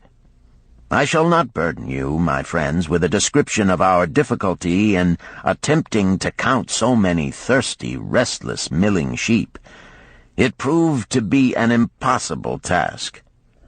Therefore, I bluntly informed the farmer I would count them at daylight and pay him then. "Please, most honorable sir," he pleaded, "pay me but 2/3 of the price tonight, that I may be on my way. I will leave my most intelligent and educated slave to assist to make the count in the morning. He is trustworthy, and to him thou canst pay the balance." But I was stubborn and refused to make payment that night. Next morning, before I awoke, the city gates opened and 4 buyers rushed out in search of flocks.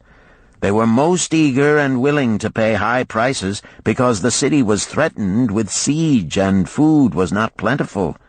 Nearly 3 times the price at which he had offered the flock to me did the old farmer receive for it.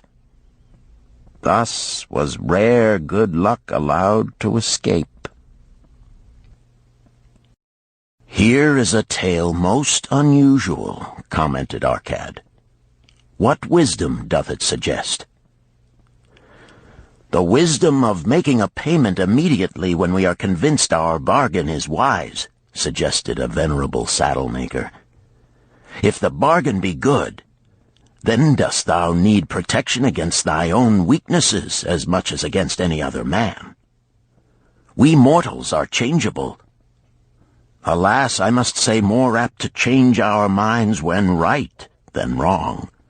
Wrong, we are stubborn indeed. Right, we are prone to vacillate and let opportunity escape. My first judgment is my best. Yet always have I found it difficult to compel myself to proceed with a good bargain when made. Therefore, as a protection against my own weaknesses, I do make a prompt deposit thereon. This doth save me from later regrets for the good luck that should have been mine. Thank you. Again I like to speak. The Syrian was upon his feet once more. These tales much alike. Each time opportunity fly away for same reason. Each time she come to procrastinator, bringing good plan.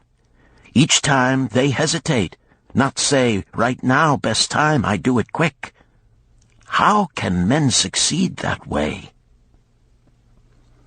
Wise are thy words, my friend, responded the buyer. Good luck fled from procrastination in both these tales. Yet this is not unusual. The spirit of procrastination is within all men. We desire riches, yet how often, when opportunity doth appear before us, that spirit of procrastination from within doth urge various delays in our acceptance. In listening to it, we do become our own worst enemies. In my younger days, I did not know it by this long word our friend from Syria doth enjoy. I did think at first it was my own poor judgment that did cause me loss at many profitable trades. Later I did credit it to my stubborn disposition. At last I did recognize it for what it was, a habit of needless delaying where action was required, action prompt and decisive.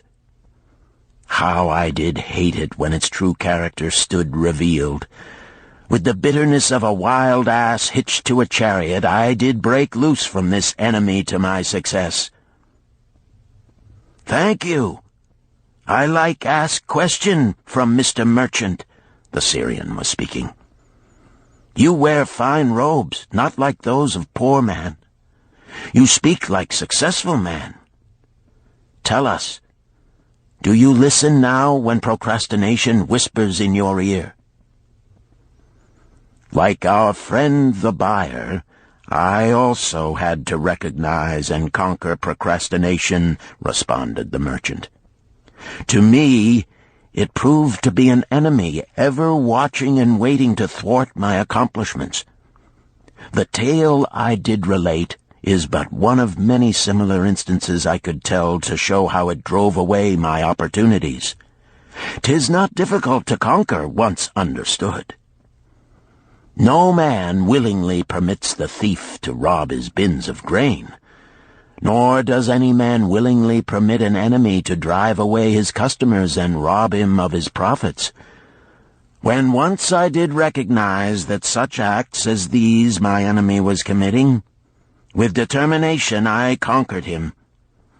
So must every man master his own spirit of procrastination before he can expect to share in the rich treasures of Babylon. What sayest, Arcad? Because thou art the richest man in Babylon, many do proclaim thee to be the luckiest. Dost agree with me that no man can arrive at a full measure of success until he hath completely crushed the spirit of procrastination within him? It is even as thou sayest, Arcad admitted.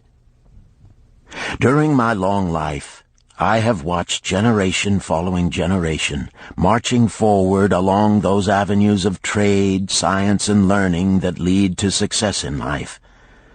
Opportunities came to all these men. Some grasped theirs and moved steadily to the gratification of their deepest desires, but the majority hesitated, faltered, and fell behind. Arcad turned to the cloth weaver. Thou didst suggest that we debate good luck.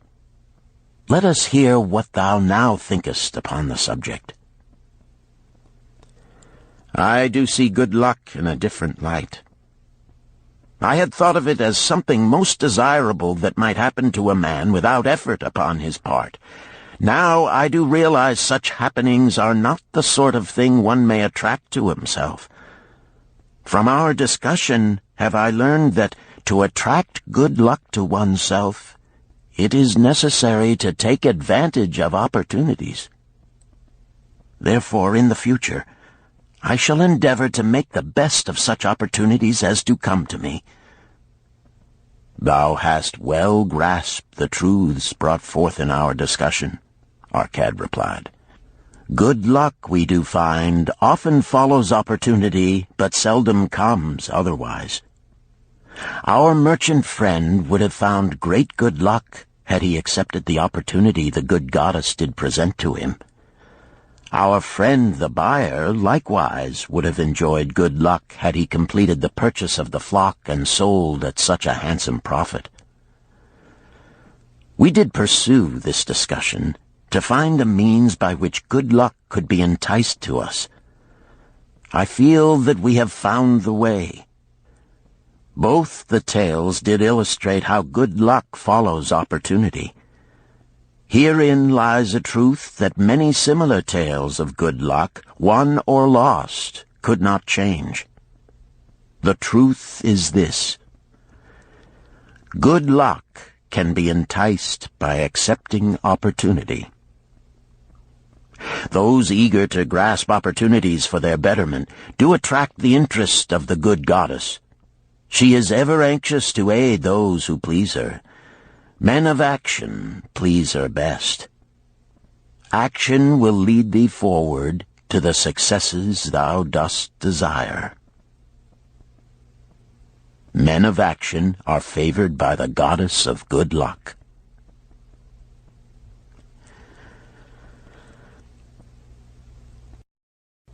Chapter 5. The 5 Laws of Gold. A bag heavy with gold, or a clay tablet carved with words of wisdom. If thou hadst thy choice, which wouldst thou choose? By the flickering light from the fire of desert shrubs, the sun-tanned faces of the listeners gleamed with interest. "The gold! The gold!" chorused the 27. Old Calibab smiled knowingly. "Hark!" he resumed, raising his hand.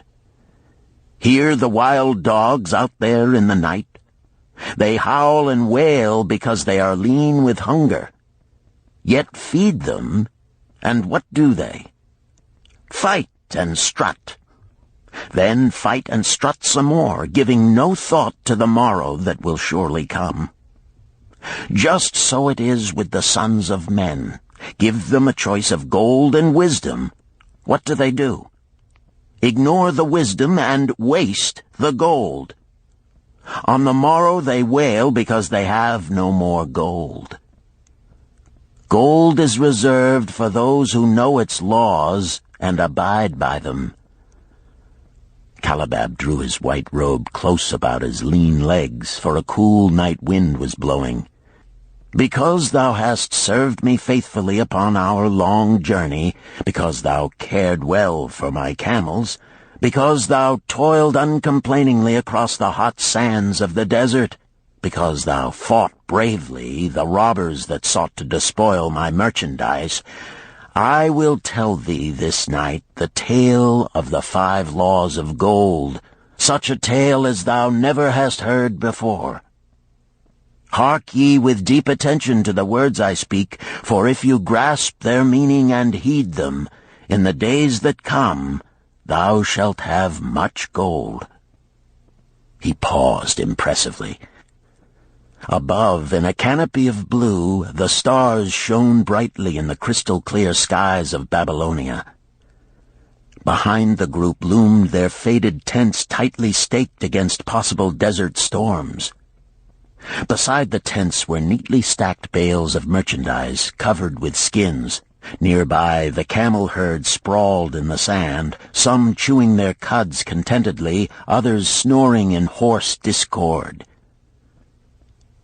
"Thou hast told us many good tales, Calibab," spoke up the chief packer. "We look to thy wisdom to guide us upon the morrow when our service with thee shall be at an end. I have but told thee of my adventures in strange and distant lands, but this night I shall tell thee of the wisdom of Arcad, the wise rich man." "Much have we heard of him," acknowledged the chief packer, "for he was the richest man that ever lived in Babylon." The richest man he was, and that because he was wise in the ways of gold, even as no man had ever been before him. This night shall I tell you of his great wisdom, as it was told to me by Nomasir, his son, many years ago in Nineveh, when I was but a lad. My master and myself had tarried long into the night in the palace of Nomasir. I had helped my master bring great bundles of fine rugs, each one to be tried by Nomasir until his choice of colors was satisfied. At last he was well pleased, and commanded us to sit with him and to drink a rare vintage, odorous to the nostrils and most warming to my stomach, which was unaccustomed to such a drink. Then did he tell us this tale of the great wisdom of Arcad, his father, even as I shall tell it to you. In Babylon it is the custom, as you know, that the sons of wealthy fathers live with their parents in expectation of inheriting the estate. Arcad did not approve of this custom. Therefore, when Nomasir reached the man's estate, he sent for the young man and addressed him. "My son, it is my desire that thou succeed to my estate. Thou must, however, first prove that thou art capable of wisely handling it. Therefore, I wish that thou go out into the world and show thy ability both to acquire gold and to make thyself respected among men. To start thee well, I will give thee two things of which I myself was denied when I started as a poor youth to build up a fortune. First, I give thee this bag of gold. If thou use it wisely, it will be the basis of thy future success. Second, I give thee this clay tablet upon which is carved the 5 laws of gold. If thou dost but interpret them in thy own acts, they shall bring thee competence and security. 10 years from this day come thou back to the house of thy father and give account of thyself. If thou prove worthy, I will then make thee the heir to my estate. Otherwise I will give it to the priests that they may barter for my soul the kind consideration of the gods." So Nomasir went forth to make his own way, taking his bag of gold, the clay tablet carefully wrapped in silken cloth, his slave, and the horses upon which they rode. The 10 years passed, and Nomasir, as he had agreed, returned to the house of his father, who provided a great feast in his honor, to which he invited many friends and relatives. After the feast was over, the father and mother mounted their throne-like seats at one side of the great hall, and Nomasir stood before them to give an account of himself as he had promised his father. It was evening. The room was hazy with smoke from the wicks of the oil lamps that but dimly lighted it. Slaves in white woven jackets and tunics fanned the humid air rhythmically with long-stemmed palm leaves. A stately dignity colored the scene. The wife of Nomasir and his 2 young sons, with friends and other members of the family, sat upon rugs behind him, eager listeners. "My father," he began deferentially, "I bow before thy wisdom. 10 years ago, when I stood at the gates of manhood, thou bade me go forth and become a man among men, instead of remaining a vassal to thy fortune. Thou gave me liberally of thy gold. Thou gave me liberally of thy wisdom. Of the gold, alas, I must admit of a disastrous handling. It fled indeed from my inexperienced hands, even as a wild hare flees at the first opportunity from the youth who captures it. The father smiled indulgently.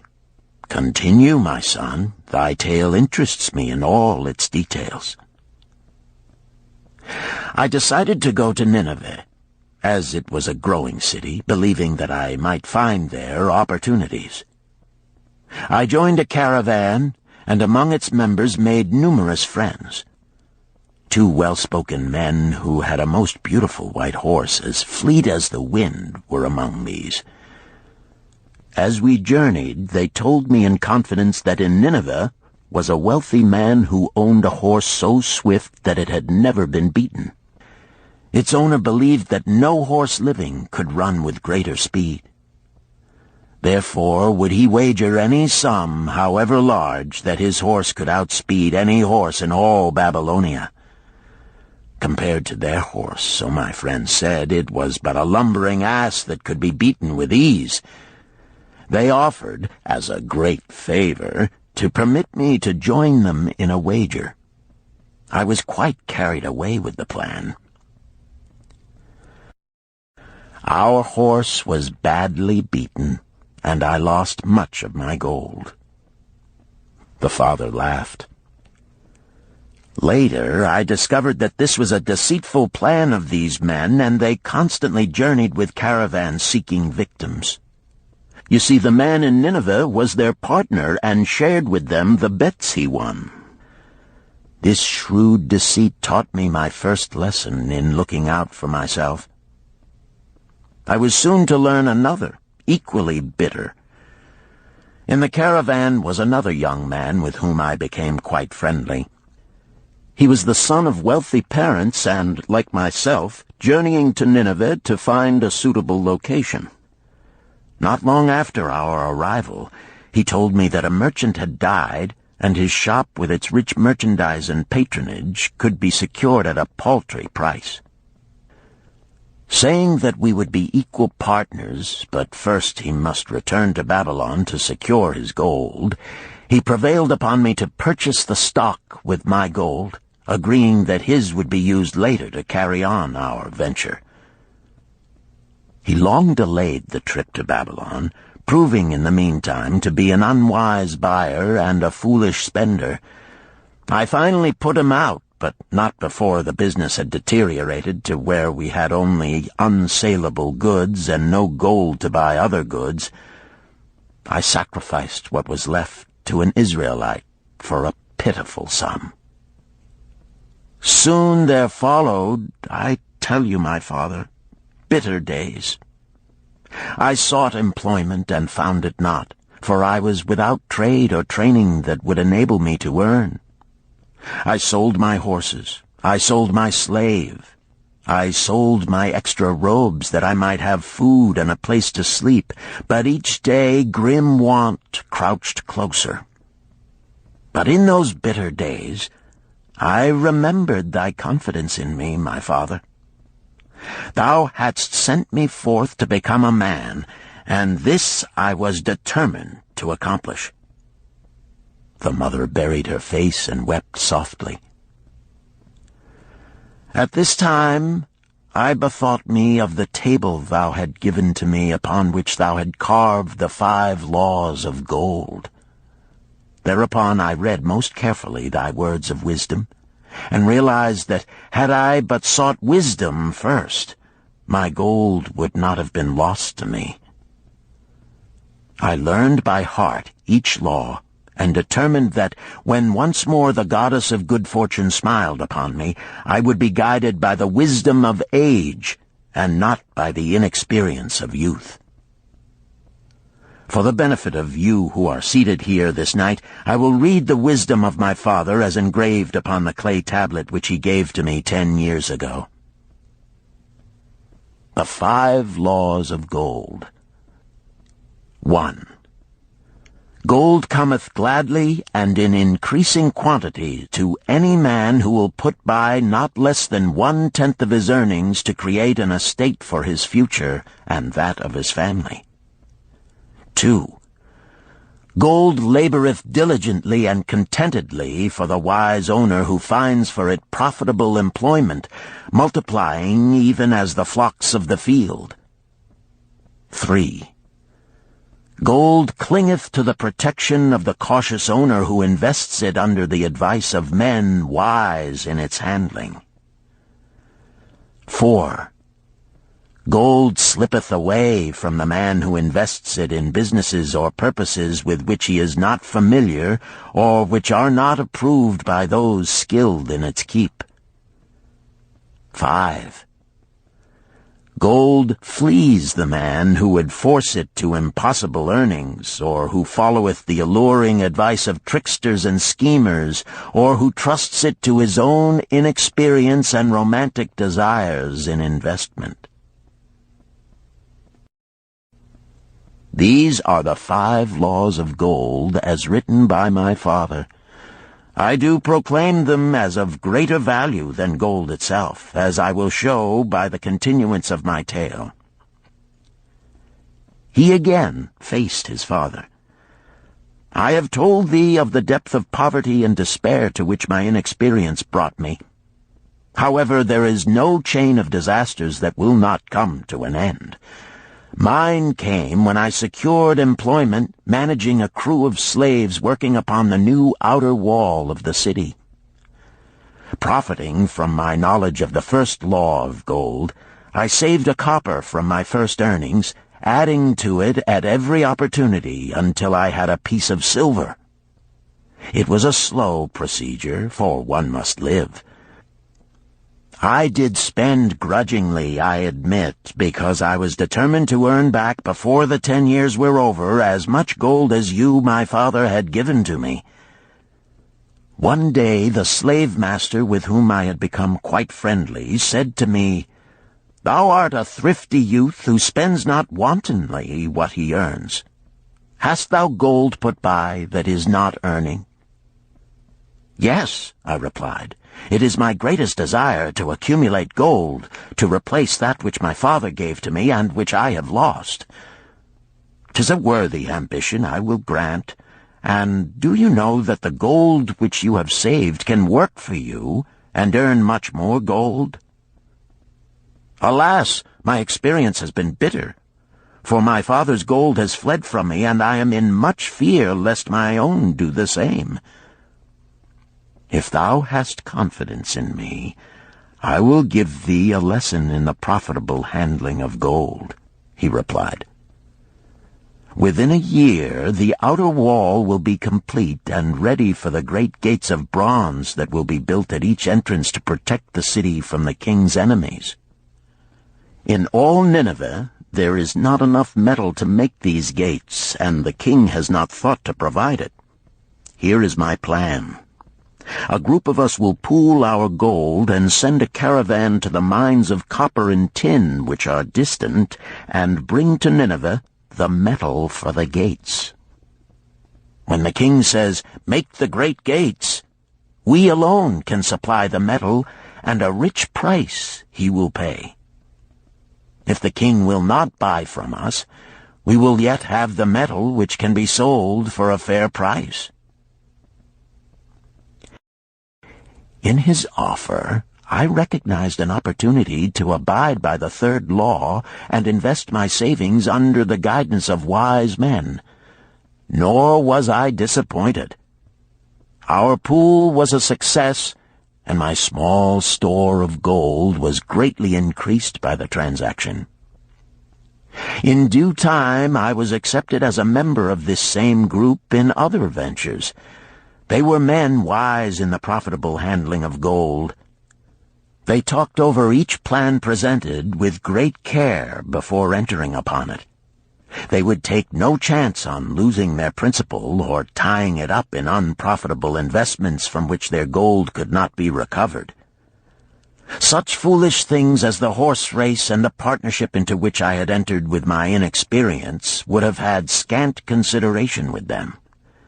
They would have immediately pointed out their weaknesses. Through my association with these men, I learned to safely invest gold to bring profitable returns. As the years went on, my treasure increased more and more rapidly. I not only made back as much as I lost, but much more. Through my misfortunes, my trials, and my success, I have tested time and again the wisdom of the 5 laws of gold, my father, and have proven them true in every test. To him who is without knowledge of the 5 laws, gold comes not often, and goeth away quickly. But to him who abide by the 5 laws, gold comes and works as his dutiful slave. Nomasir ceased speaking and motioned to a slave in the back of the room. The slave brought forward, one at a time, 3 heavy leather bags. One of these Nomasir took and placed upon the floor before his father, addressing him again. "Thou didst give to me a bag of gold, Babylon gold. Behold, in its place I do return to thee a bag of Nineveh gold of equal weight, an equal exchange, as all will agree. Thou didst give to me a clay tablet inscribed with wisdom. Behold, in its stead I do return 2 bags of gold." So saying, he took from the slave the other 2 bags, and likewise placed them upon the floor before his father. "This I do to prove to thee, my father, of how much greater value I consider thy wisdom than thy gold. Yet who can measure in bags of gold the value of wisdom? Without wisdom, gold is quickly lost by those who have it. But with wisdom, gold can be secured by those who have it not, as these 3 bags of gold do prove. It does indeed give to me the deepest satisfaction, my father, to stand before thee and say that, because of thy wisdom, I have been able to become rich and respected before men." The father placed his hand fondly upon the head of Nomasir. "Thou hast learned well thy lessons, and I am indeed fortunate to have a son to whom I may entrust my wealth." Calibab ceased his tale and looked critically at his listeners. "What means this to thee, this tale of Nomasir?" he continued. "Who among thee can go to thy father or to the father of thy wife and give an account of wise handling of his earnings? What would these venerable men think were you to say, 'I have traveled much and learned much and labored much and earned much, yet alas, of gold I have little. Some I spent wisely, some I spent foolishly, and much I lost in unwise ways'? Dost still think it but an inconsistency of fate that some men have much gold and others have naught? Then you err. Men have much gold when they know the 5 laws of gold and abide thereby. Because I learned these 5 laws in my youth and abided by them, I have become a wealthy merchant. Not by some strange magic did I accumulate my wealth. Wealth that comes quickly goeth the same way. Wealth that stayeth to give enjoyment and satisfaction to its owner comes gradually, because it is a child born of knowledge and persistent purpose. To earn wealth is but a slight burden upon the thoughtful man. Bearing the burden consistently from year to year accomplishes the final purpose. The 5 laws of gold offer to thee a rich reward for their observance. Each of these 5 laws is rich with meaning, and lest thou overlook this in the briefness of my tale, I will now repeat them. I do know them each by heart, because in my youth I could see their value and would not be content until I knew them word for word. The first law of gold. Gold cometh gladly and in increasing quantity to any man who will put by not less than 1/10 of his earnings to create an estate for his future and that of his family. Any man who will put by 1/10 of his earnings consistently and invest it wisely will surely create a valuable estate that will provide an income for him in the future and further guarantee safety for his family in case the gods call him to the world of darkness. This law always saith that gold cometh gladly to such a man. I can truly certify this in my own life. The more gold I accumulate, the more readily it comes to me, and in increased quantities. The gold which I save earns more, even as yours will, and its earnings earn more, and this is the working out of the first law. The second law of gold. Gold laboreth diligently and contentedly for the wise owner who finds for it profitable employment, multiplying even as the flocks of the field. Gold indeed is a willing worker. It is ever eager to multiply when opportunity presents itself.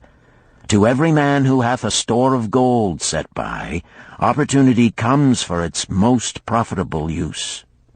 As the years pass, it multiplies itself in surprising fashion. The third law of gold. Gold clingeth to the protection of the cautious owner who invests it under the advice of men wise in its handling. Gold indeed clingeth to the cautious owner, even as it flees the careless owner. The man who seeks the advice of men wise in handling gold soon learneth not to jeopardize his treasure, but to preserve in safety and to enjoy in contentment its consistent increase. This ends Disc 2. The Richest Man in Babylon, Disc 3. The fourth law of gold. Gold slippeth away from the man who invests it in businesses or purposes with which he is not familiar, or which are not approved by those skilled in its keep. To the man who hath gold yet is not skilled in its handling, many uses for it appear most profitable. Too often these are fraught with danger of loss, and if properly analyzed by wise men, show small possibility of profit. Therefore, the inexperienced owner of gold who trusts to his own judgment and invests it in businesses or purposes with which he is not familiar, too often finds his judgment imperfect and pays with his treasure for his inexperience. Wise indeed is he who investeth his treasures under the advice of men skilled in the ways of gold. The fifth law of gold. Gold flees the man who would force it to impossible earnings, or who followeth the alluring advice of tricksters and schemers, or who trusts it to his own inexperience and romantic desires in investment.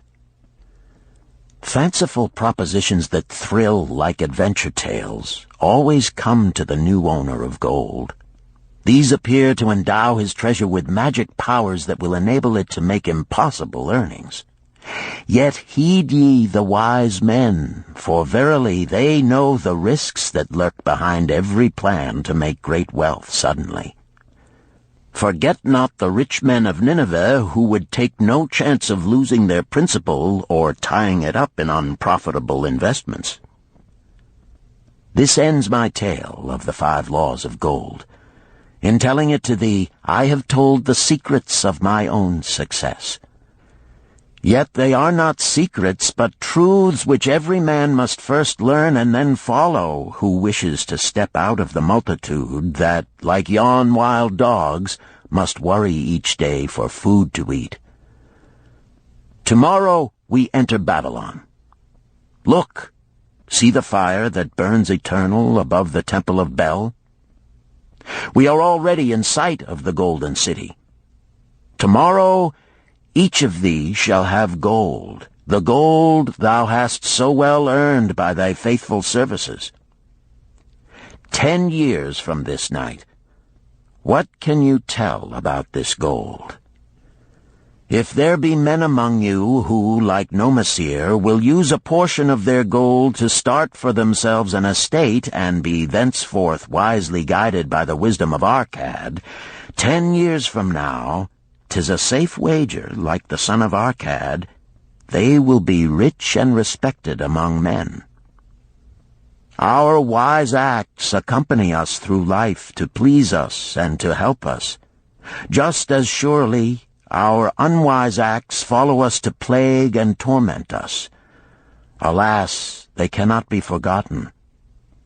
In the front rank of the torments that do follow us are the memories of the things we should have done, of the opportunities which came to us, and we took not.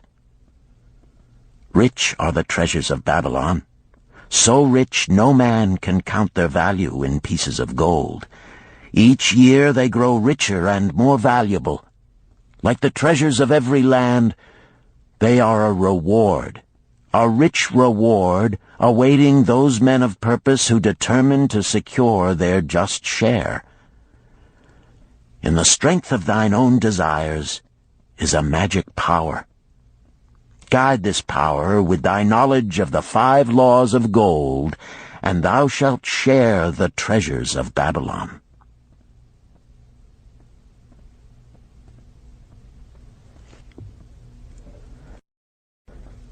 Chapter 6. The Gold Lender of Babylon. 50 pieces of gold. Never before had Rodan, the spearmaker of old Babylon, carried so much gold in his leather wallet. Happily down the king's highway from the palace of his most liberal majesty he strode. Cheerfully the gold clinked as the wallet at his belt swayed with each step, the sweetest music he had ever heard. 50 pieces of gold, all his. He could hardly realize his good fortune. What power in those clinking discs! They could purchase anything he wanted. A grand house, land, cattle, camels, horses, chariots, whatever he might desire. What use should he make of it? This evening, as he turned into a side street toward the home of his sister, he could think of nothing he would rather possess than those same glittering, heavy pieces of gold, his to keep. It was upon an evening some days later that a perplexed Rodan entered the shop of Mathon, the lender of gold and dealer in jewels and rare fabrics. Glancing neither to the right nor the left at the colorful articles artfully displayed, he passed through to the living quarters at the rear. Here he found the genteel Mathon lounging upon a rug partaking of a meal served by a black slave. "I would counsel with thee, for I know not what to do." Rodan stood stolidly, feet apart, hairy breast exposed by the gaping front of his leather jacket. Mathon's narrow, sallow face smiled a friendly greeting. "What indiscretions hast thou done that thou shouldst seek the lender of gold? Hast been unlucky at the gaming table? Or hath some plump dame entangled thee? For many years have I known thee, yet never hast thou sought me to aid thee in thy troubles. No, not such as that. I seek no gold. Instead, I crave thy wise advice. Hear, what this man doth say. No one comes to the lender of gold for advice. My ears must play me false. They listen true. Can this be so? Rodan, the spearmaker, doth display more cunning than all the rest, for he comes to Mathon not for gold, but for advice. Many men come to me for gold to pay for their follies, but as for advice, they want it not. Yet who is more able to advise than the lender of gold to whom many men come in trouble? Thou shalt eat with me, Rodan, he continued. Thou shalt be my guest for the evening. Ando, he commanded of the black slave. Draw up a rug for my friend Rodan, the spearmaker, who comes for advice. He shall be mine honored guest. Bring to him much food, and get for him my largest cup. Choose well of the best wine, that he may have satisfaction in the drinking. Now tell me, what troubles thee? It is the king's gift. The king's gift? The king did make thee a gift, and it gives thee trouble? What manner of gift? Because he was much pleased with the design I did submit to him for a new point on the spears of the royal guard, he did present me with 50 pieces of gold, and now I am much perplexed. I am beseeched each hour the sun doth travel across the sky by those who would share it with me.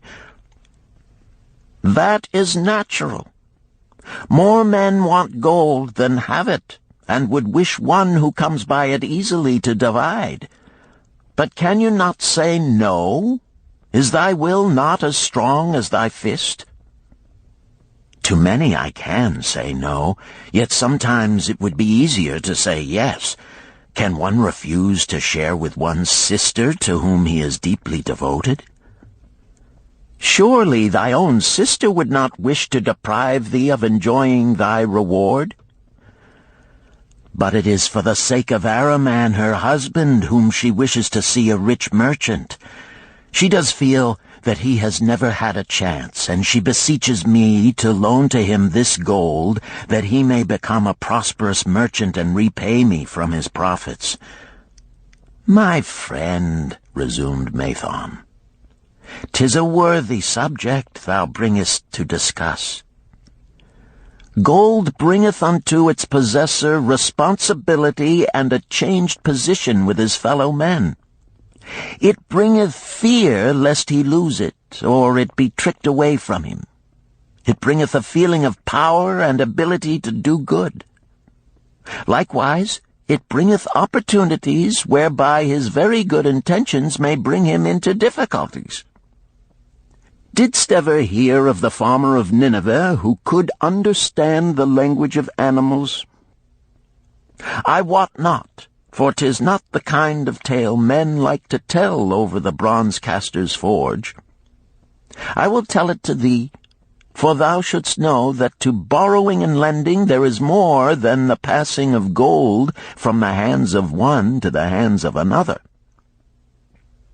This farmer, who could understand what the animals said to each other, did linger in the farmyard each evening just to listen to their words. One evening he did hear the ox bemoaning to the ass the hardness of his lot.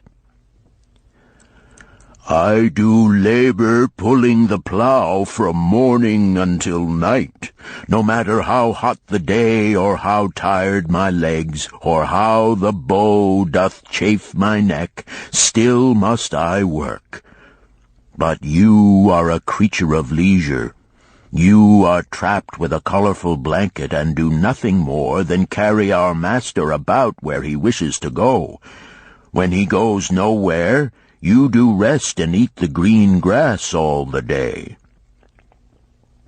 Now the ass, in spite of his vicious heels, was a goodly fellow and sympathized with the ox. My good friend, he replied, you do work very hard, and I would help ease your lot. Therefore will I tell you how you may have a day of rest.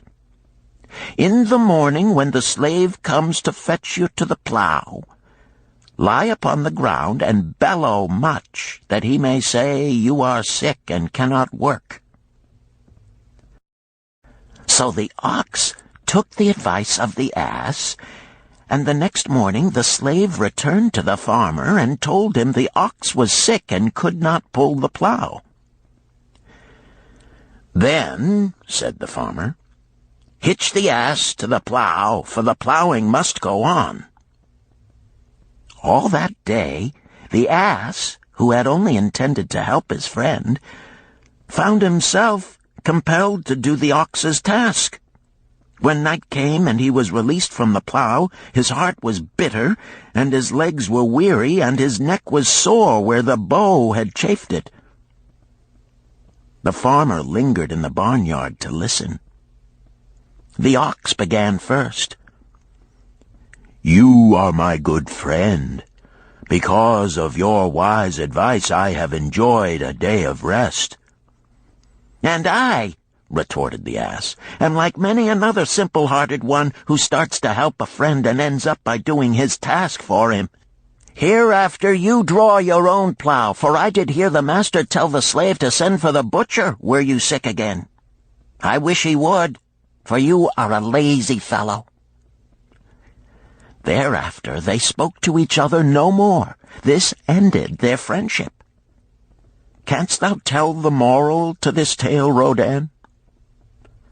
"'Tis a good tale," responded Rodan, "but I see not the moral." "I thought not that you would, but it is there, and simple too. Just this: if you desire to help thy friend, do so in a way that will not bring thy friend's burdens upon thyself." "I had not thought of that. It is a wise moral. I wish not to assume the burdens of my sister's husband. But tell me, you lend to many. Do not the borrowers repay?" Mathon smiled the smile of one whose soul is rich with much experience. "Could a loan be well made if the borrower cannot repay?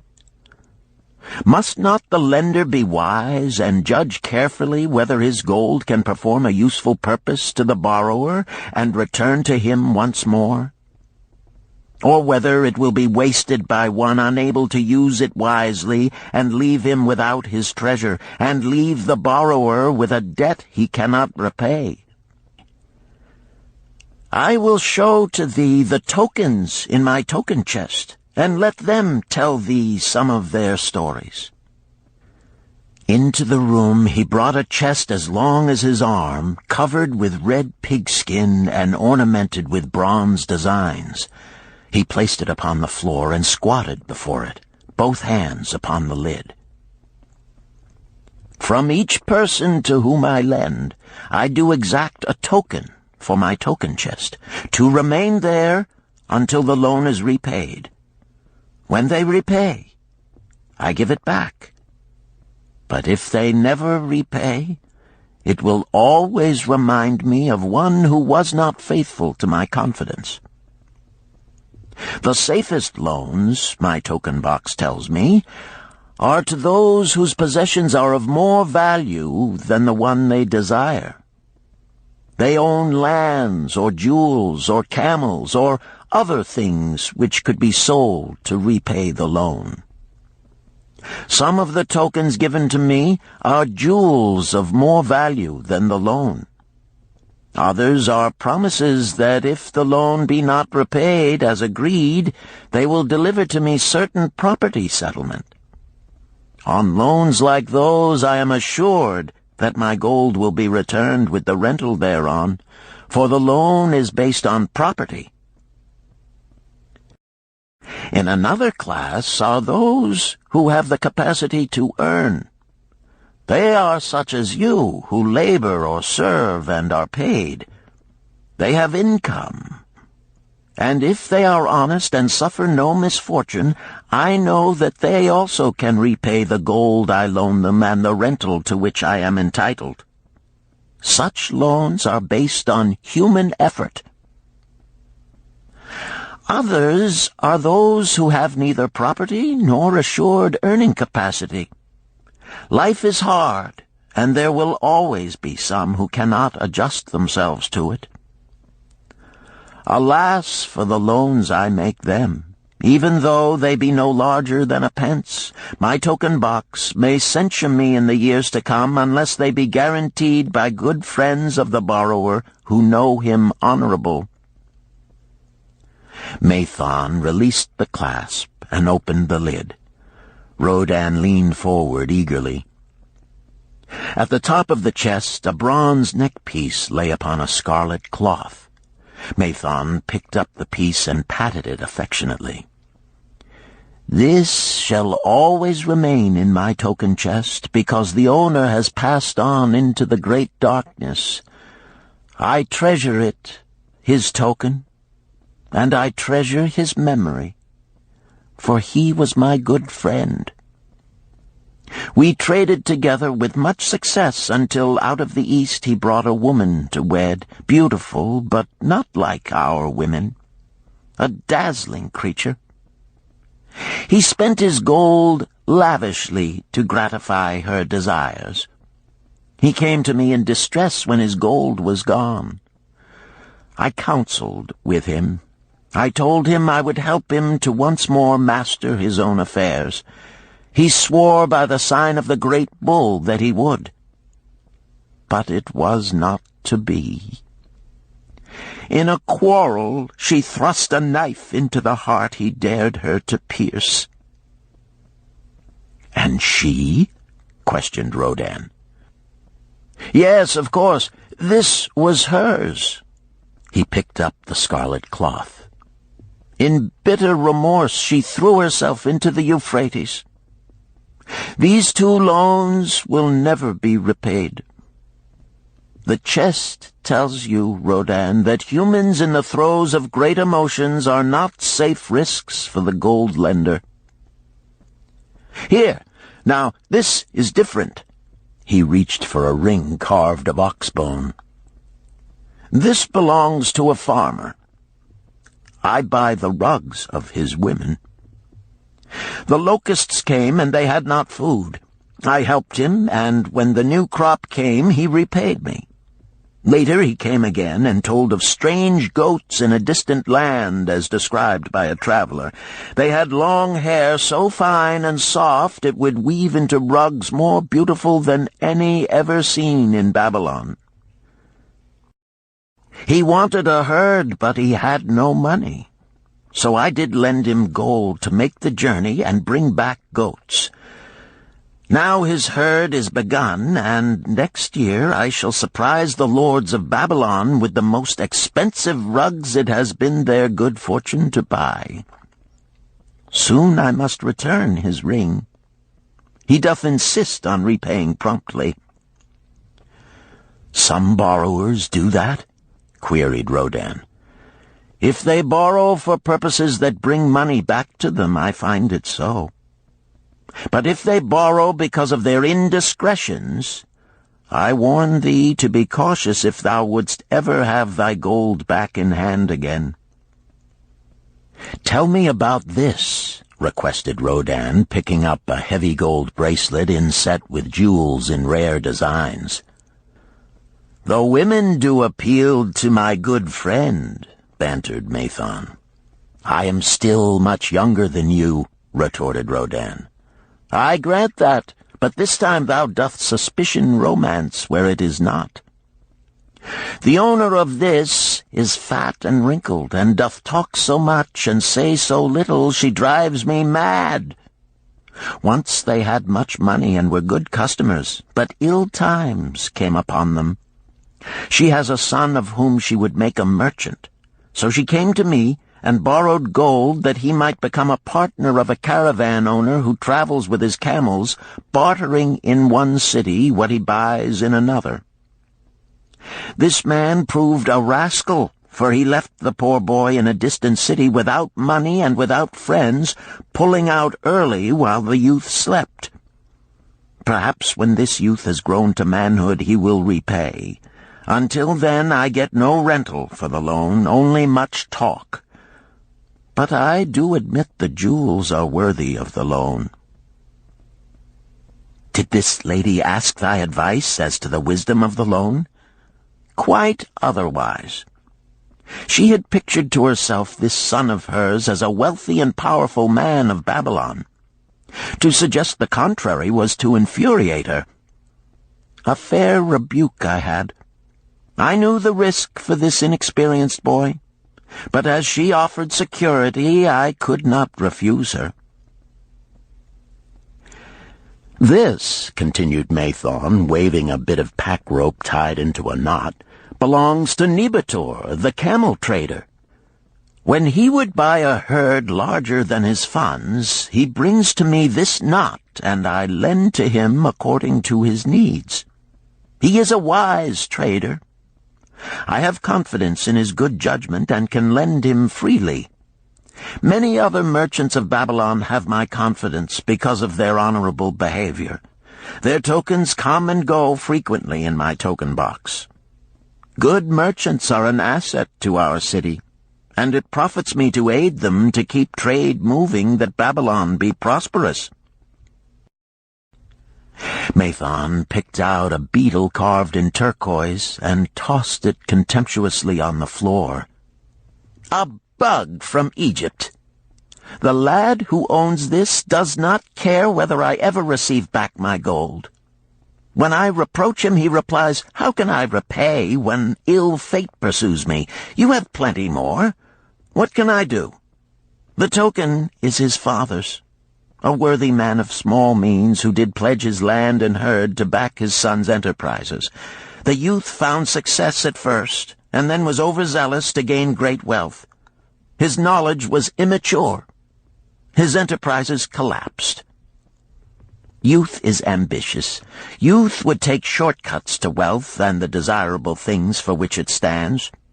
To secure wealth quickly, youth often borrows unwisely.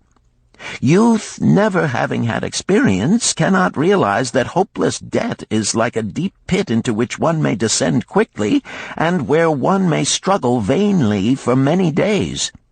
It is a pit of sorrow and regrets, where the brightness of the sun is overcast, and night is made unhappy by restless sleeping. Yet I do not discourage borrowing gold. I encourage it. I recommend it if it be for a wise purpose. I myself made my first real success as a merchant with borrowed gold. Yet what should the lender do in such a case? The youth is in despair and accomplishes nothing. He is discouraged. He makes no effort to repay. My heart turns against depriving the father of his land and cattle." "You tell me much that I am interested to hear," ventured Rodan, "but I hear no answer to my question. Should I lend my 50 pieces of gold to my sister's husband? They mean much to me." "Thy sister is a sterling woman whom I do much esteem. Should her husband come to me and ask to borrow 50 pieces of gold, I should ask him for what purpose he would use it. If he answered that he desired to become a merchant like myself and deal in jewels and rich furnishings, I would say, 'What knowledge have you of the ways of trade? Do you know where you can buy at lowest cost? Do you know where you can sell at a fair price?' Could he say yes to these questions?" "No, he could not," Rodan admitted. "He has helped me much in making spears, and he has helped some in the shops." Then would I say to him that his purpose was not wise. Merchants must learn their trade. His ambition, though worthy, is not practical, and I would not lend him any gold. But supposing he could say, 'Yes, I have helped merchants much. I know how to travel to Smyrna and to buy at low cost the rugs the housewives weave. I also know many of the rich people of Babylon to whom I can sell these at a large profit,' then I would say, 'Your purpose is wise and your ambition honorable. I shall be glad to lend you the 50 pieces of gold if you can give me security that they will be returned.' But would he say, 'I have no security other than that I am an honored man and will pay you well for the loan?' Then would I reply, 'I treasure much each piece of gold. Were the robbers to take it from you as you journeyed to Smyrna, or take the rugs from you as you returned, then you would have no means of repaying me, and my gold would be gone.' Gold, you see, Rodan, is the merchandise of the lender of money. It is easy to lend. If it is lent unwisely, then it is difficult to get back. The wise lender wishes not the risk of the undertaking, but the guarantee of safe repayment. "'Tis well," he continued, "to assist those that are in trouble. 'Tis well to help those upon whom fate has laid a heavy hand. 'Tis well to help those who are starting, that they may progress and become valuable citizens. But help must be given wisely, lest, like the farmer's ass, in our desire to help, we but take upon ourselves the burden that belongs to another." Again I wandered from thy question, Rodin, but hear my answer. Keep thy 50 pieces of gold. What thy labor earns for thee and what is given thee for reward is thine own, and no man can put an obligation upon thee to part with it, unless it do be thy wish. If thee wouldst lend it so that it may earn thee more gold, then lend with caution and in many places. I like not idle gold, even less I like too much of risk.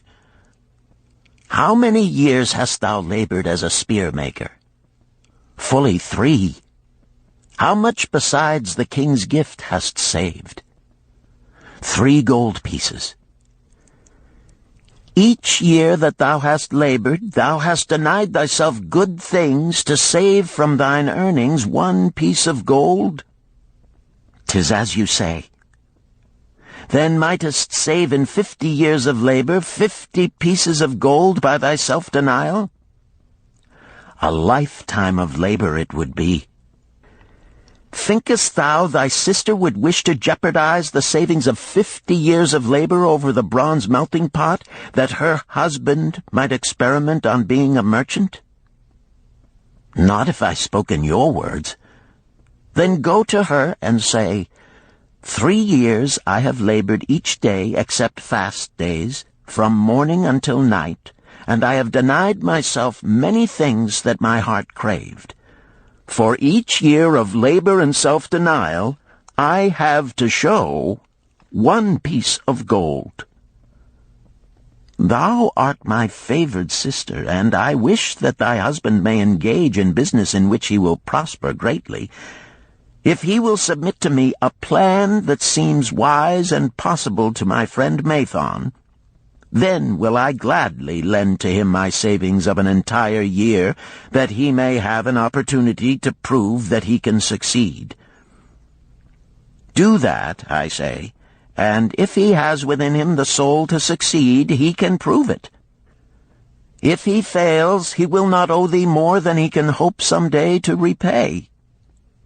I am a gold lender because I own more gold than I can use in my own trade. I desire my surplus gold to labor for others and thereby earn more gold. I do not wish to take risk of losing my gold, for I have labored much and denied myself much to secure it. Therefore I will no longer lend any of it where I am not confident that it is safe and will be returned to me. Neither will I lend it where I am not convinced that its earnings will be promptly paid to me. I have told to thee, Rodin, a few of the secrets of my token chest.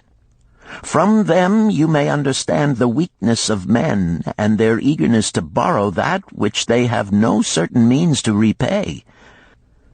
From this you can see how often their high hopes of the great earnings they could make if they but had gold are but false hopes they have not the ability or training to fulfill. Thou, Rodin, now have gold which thou shouldst put to earning more gold for thee. Thou art about to become, even as I, a gold lender. If thou dost safely preserve thy treasure, it will produce liberal earnings for thee, and be a rich source of pleasure and profit during all thy days. But if thou dost let it escape from thee, it will be a source of constant sorrow and regret as long as thy memory doth last. What desirest thou most of this gold in thy wallet? To keep it safe. Wisely spoken, replied Mathon approvingly. Thy first desire is for safety. Thinkest thou that in the custody of thy sister's husband it would be truly safe from possible loss? I fear not, for he is not wise in guarding gold. Then be not swayed by foolish sentiments of obligation to trust thy treasure to any person. If thou wouldst help thy family or thy friends, find other ways than risking the loss of thy treasure. Forget not that gold slippeth away in unexpected ways from those unskilled in guarding it. As well waste thy treasure in extravagance, as let others lose it for thee. What next after safety dost desire of this treasure of thine? That it earn more gold. Again thou speakest with wisdom. It should be made to earn and grow larger. Gold wisely lent may even double itself with its earnings before a man like you groweth old.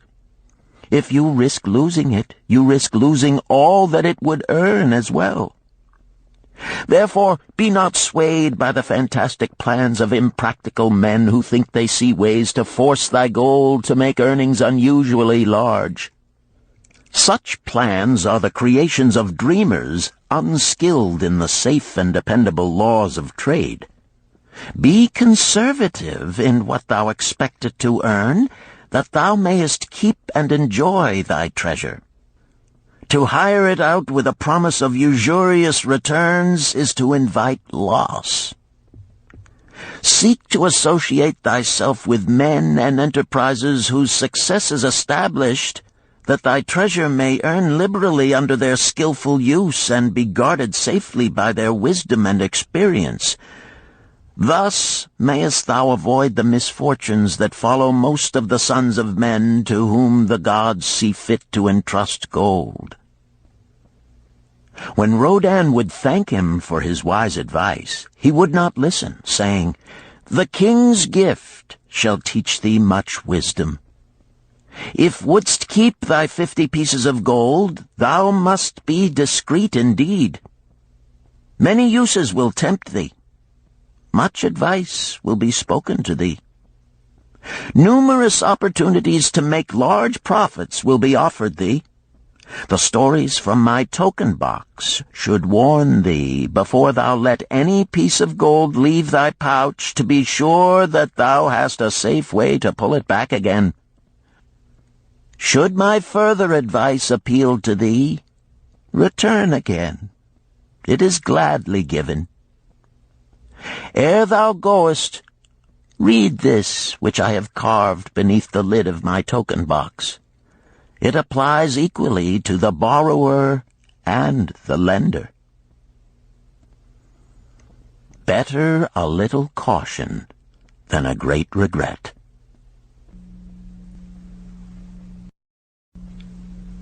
Chapter 7. The Walls of Babylon. Old Banzar, grim warrior of another day, stood guard at the passageway leading to the top of the ancient walls of Babylon. Up above, valiant defenders were battling to hold the walls. Upon them depended the future existence of this great city with its hundreds of thousands of citizens.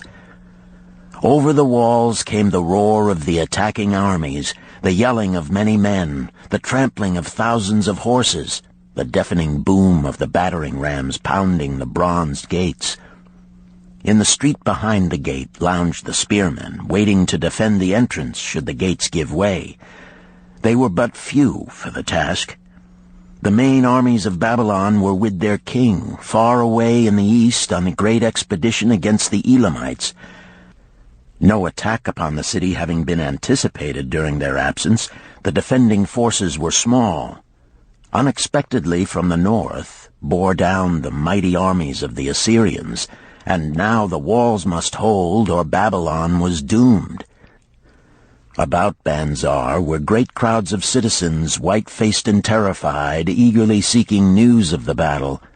With hushed awe they viewed the stream of wounded and dead being carried or led out of the passageway. Here was the crucial point of attack. After 3 days of circling about the city, the enemy had suddenly thrown his great strength against this section and this gate. The defenders from the top of the wall fought off the climbing platforms and the scaling ladders of the attackers with arrows, burning oil, and, if any reached the top, spears. Against the defenders, thousands of the enemy's archers poured a deadly barrage of arrows. Old Banzar had the vantage point for news. He was closest to the conflict and first to hear of each fresh repulse of the frenzied attackers. An elderly merchant crowded close to him, his palsied hands quivering. "Tell me, he pleaded. "They cannot get in. My sons are with the good king. There is no one to protect my old wife. My goods, they will steal all. My food, they will leave nothing. We are old, too old to defend ourselves, too old for slaves. We shall starve, we shall die. Tell me they cannot get in." "Calm thyself, good merchant," the guard responded. "The walls of Babylon are strong. Go back to the bazaar and tell your wife that the walls will protect you and all of your possessions as safely as they protect the rich treasures of the king. Keep close to the walls, lest the arrows flying over strike you." A woman with a babe in arms took the old man's place as he withdrew. "Sergeant, what news from the top? Tell me truly that I may reassure my poor husband. He lies with fever from his terrible wounds, yet insists upon his armor and his spear to protect me who am with child. Terrible, he says, will be the vengeful lust of our enemies should they break in." "Be thou good of heart, thou mother that is and is again to be. The walls of Babylon will protect you and your babes. They are high and strong. Hear ye not the yells of our valiant defenders as they empty the cauldrons of burning oil upon the ladder scalers?" "Yes, that do I hear, and also the roar of the battering rams that do hammer at our gates." "Back to thy husband. Tell him the gates are strong and withstand the rams. Also that the scalers climb the walls, but to receive the waiting spear thrust. Watch thy way, and hasten behind yon buildings." Banzar stepped aside to clear the passage for heavily armed reinforcements. As, with clanking bronze shields and heavy tread, they tramped by, a small girl plucked at his girdle. "Tell me, soldier, are we safe?" she pleaded. "I hear the awful noises. I see the men all bleeding. I am so frightened. What will become of our family, of my mother, little brother, and the baby?" The grim old campaigner blinked his eyes and thrust forward his chin as he beheld the child. "Be not afraid, little one," he reassured her. "The walls of Babylon will protect you and mother and little brother and the baby. It was for the safety of such as you that the good Queen Semiramis built them over 100 years ago. Never have they been broken through. Go back and tell your mother and little brother and the baby that the walls of Babylon will protect them and they need have no fear." Day after day old Banzar stood at his post and watched the reinforcements file up the passageway, there to stay and fight until wounded or dead they came down once more.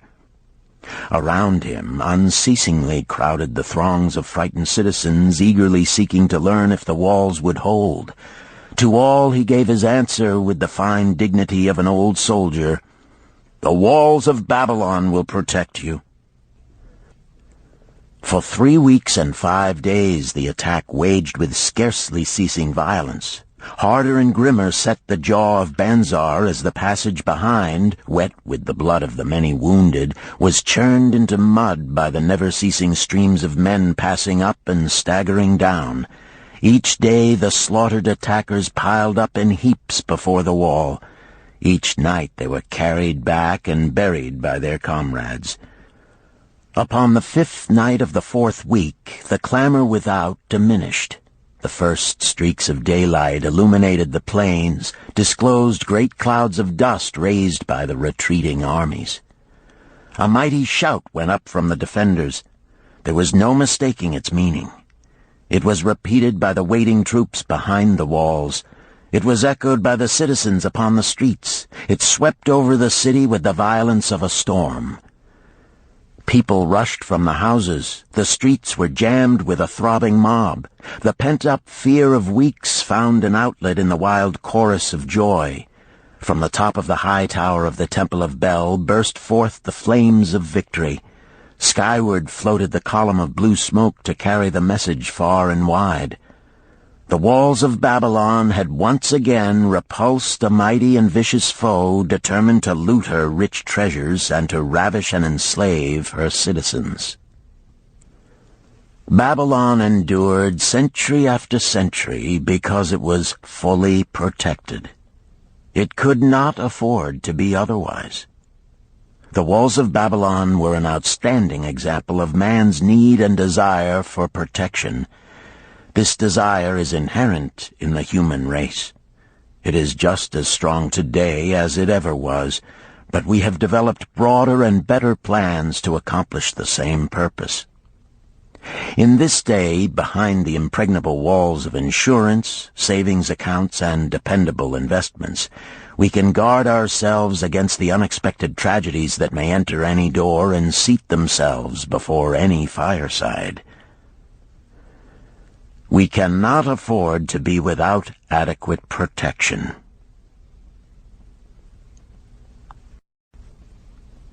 Chapter 8. The Camel Trader of Babylon. The hungrier one becomes, the clearer one's mind works.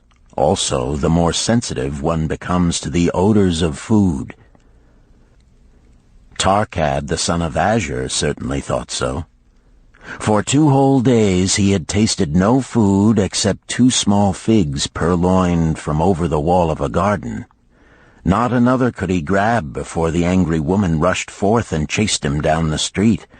Her shrill cries were still ringing in his ears as he walked through the marketplace. They helped him to restrain his restless fingers from snatching the tempting fruits from the baskets of the market women. Never before had he realized how much food was brought to the markets of Babylon and how good it smelled.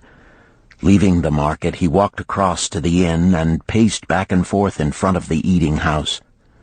Perhaps here he might meet someone he knew, someone from whom he could borrow a copper that would gain him a smile from the unfriendly keeper of the inn and, with it, a liberal helping. Without the copper, he knew all too well how unwelcome he would be.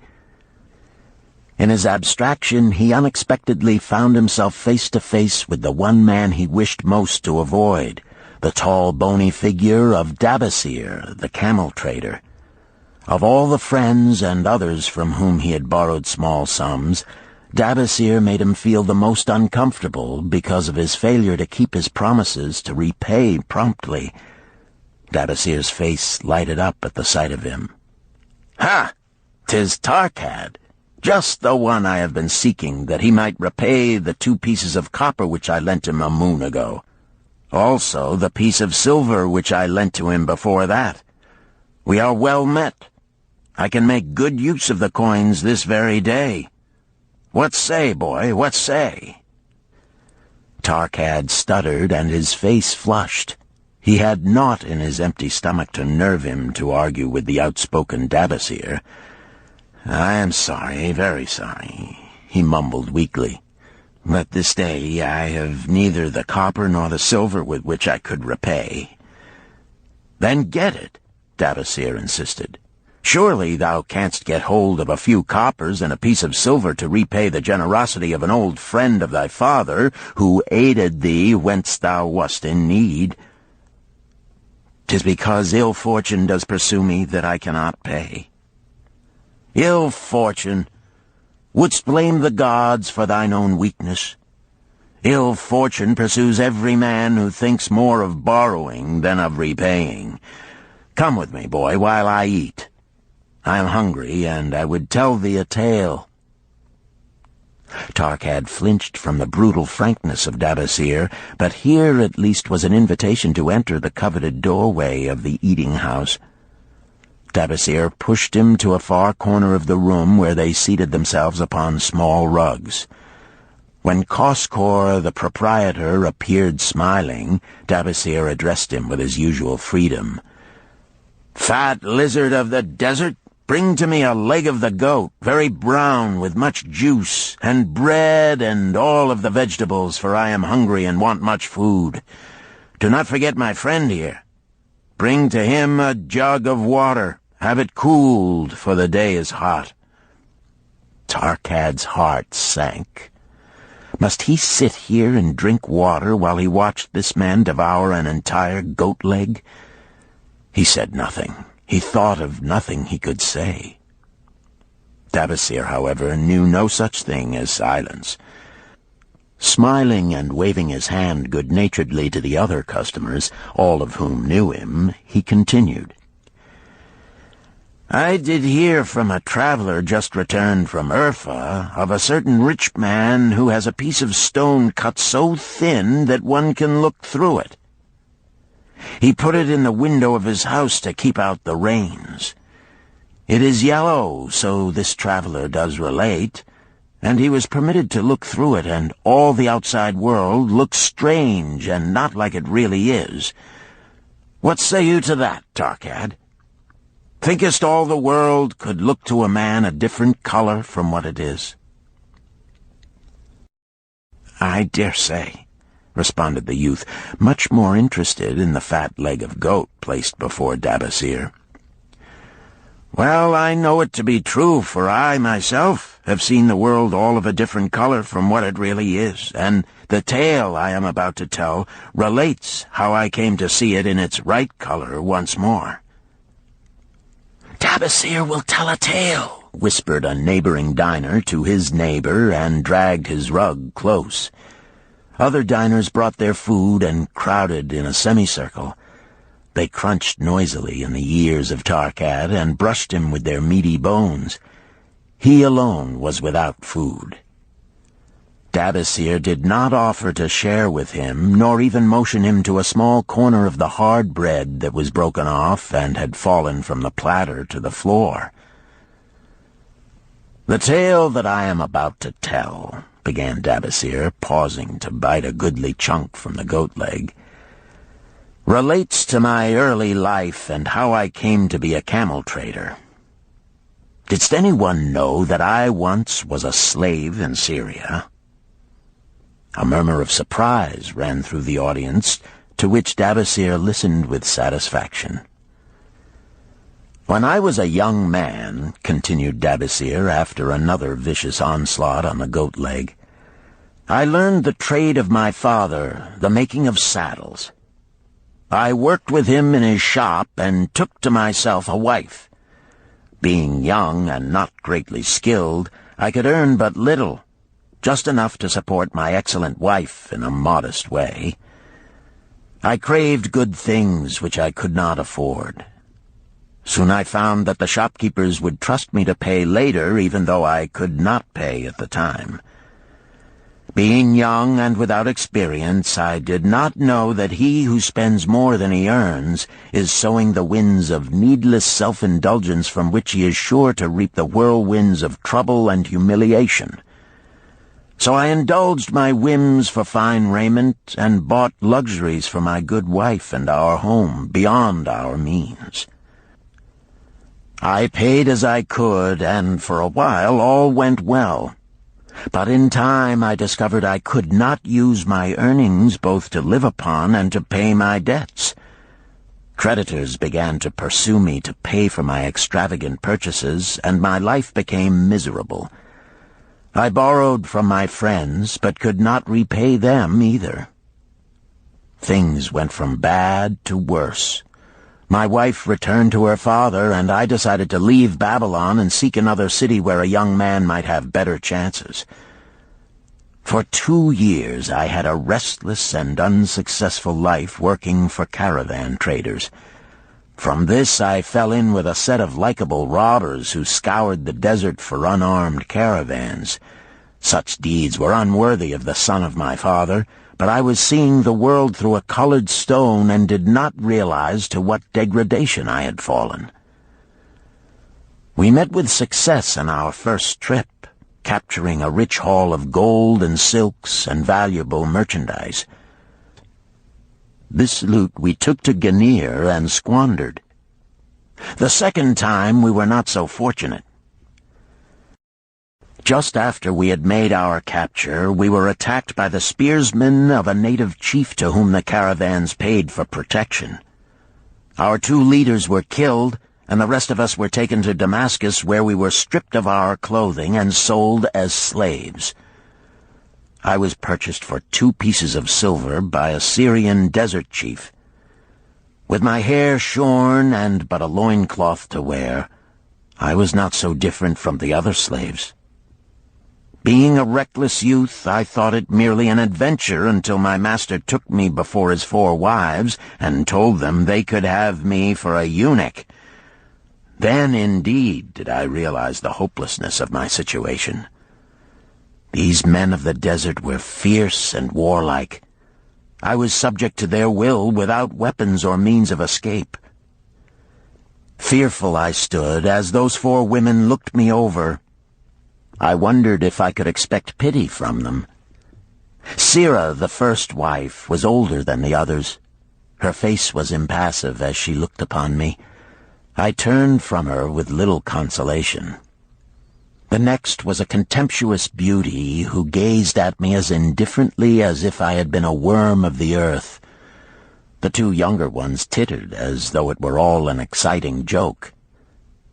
It seemed an age that I stood waiting sentence. Each woman appeared willing for the others to decide. Finally, Sirah spoke up in a cold voice.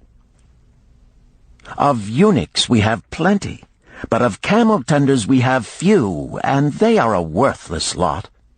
Even this day I would visit my mother who is sick with the fever, and there is no slave I would trust to lead my camel. Ask this slave if he can lead a camel." My master thereupon questioned me, "What know you of camels?" Striving to conceal my eagerness, I replied, "I can make them kneel, I can load them, I can lead them on long trips without tiring. If need be, I can repair their trappings." "The slave speaks forward enough," observed my master. "If thou so desire, Sirah, take this man for thy camel-tender." So I was turned over to Sirah, and that day I led her camel upon a long journey to her sick mother. I took the occasion to thank her for her intercession, and also to tell her that I was not a slave by birth, but the son of a freeman, an honorable saddle-maker of Babylon. I also told her much of my story. Her comments were disconcerting to me, and I pondered much afterward on what she said. "How can you call yourself a free man when your weakness has brought you to this? If a man has in himself the soul of a slave, will he not become one, no matter what his birth, even as water seeks its level? If a man has within him the soul of a free man, will he not become respected and honored in his own city in spite of his misfortune?" For over a year I was a slave and lived with the slaves, but I could not become as one of them. One day Sirah asked me, "In the eventime, when the other slaves can mingle and enjoy the society of each other, why dost thou sit in thy tent alone?" To which I responded, "I am pondering what you have said to me. I wonder if I have the soul of a slave. I cannot join them, so I must sit apart." "I, too, must sit apart," she confided. "My dowry was large, and my lord married me because of it. Yet he does not desire me. What every woman longs for is to be desired. Because of this, and because I am barren and have neither son nor daughter, must I sit apart. Were I a man, I would rather die than be such a slave, but the conventions of our tribe make slaves of women." "What think thou of me by this time?" I asked her suddenly. "Have I the soul of a man, or have I the soul of a slave?" "Have you a desire to repay the just debts you owe in Babylon?" she parried. "Yes, I have the desire, but I see no way." "If thou contentedly let the years slip by and make no effort to repay, then thou hast but the contemptible soul of a slave. No man is otherwise who cannot respect himself, and no man can respect himself who does not repay honest debts." "But what can I do who am a slave in Syria?" "Stay a slave in Syria, thou weakling." "I am not a weakling," I denied hotly. "Then prove it." "How?" "Does not thy great king fight his enemies in every way he can and with every force he has? Thy debts are thy enemies. They ran thee out of Babylon. You left them alone, and they grew too strong for thee. Hadst fought them as a man, thou couldst have conquered them and been one honored among the townspeople.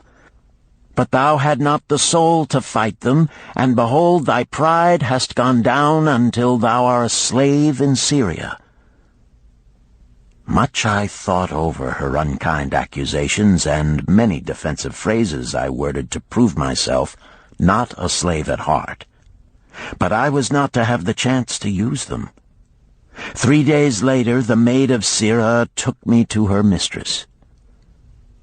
"My mother is again very sick," she said. "Saddle the 2 best camels in my husband's herd. Tie on waterskins and saddlebags for a long journey. The maid will give thee food at the kitchen tent."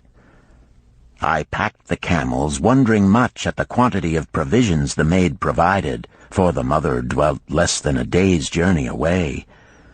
The maid rode the rear camel which followed, and I led the camel of my mistress. When we reached her mother's house, it was just dark.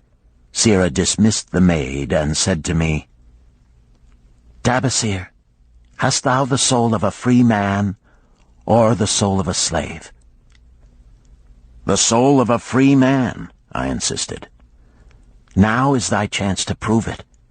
Thy master hath imbibed deeply, and his chiefs are in a stupor. Take then these camels and make thy escape.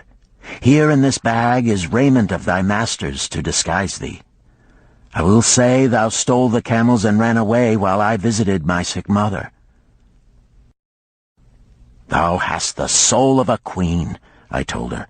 "Much do I wish that I might lead thee to happiness." "Happiness," she responded, "awaits not the runaway wife who seeks it in far lands among strange people. Go thy own way, and may the gods of the desert protect thee, for the way is far and barren of food or water." I needed no further urging, but thanked her warmly and was away into the night. I knew not this strange country, and had only a dim idea of the direction in which lay Babylon, but struck out bravely across the desert toward the hills. 1 camel I rode, and the other I led.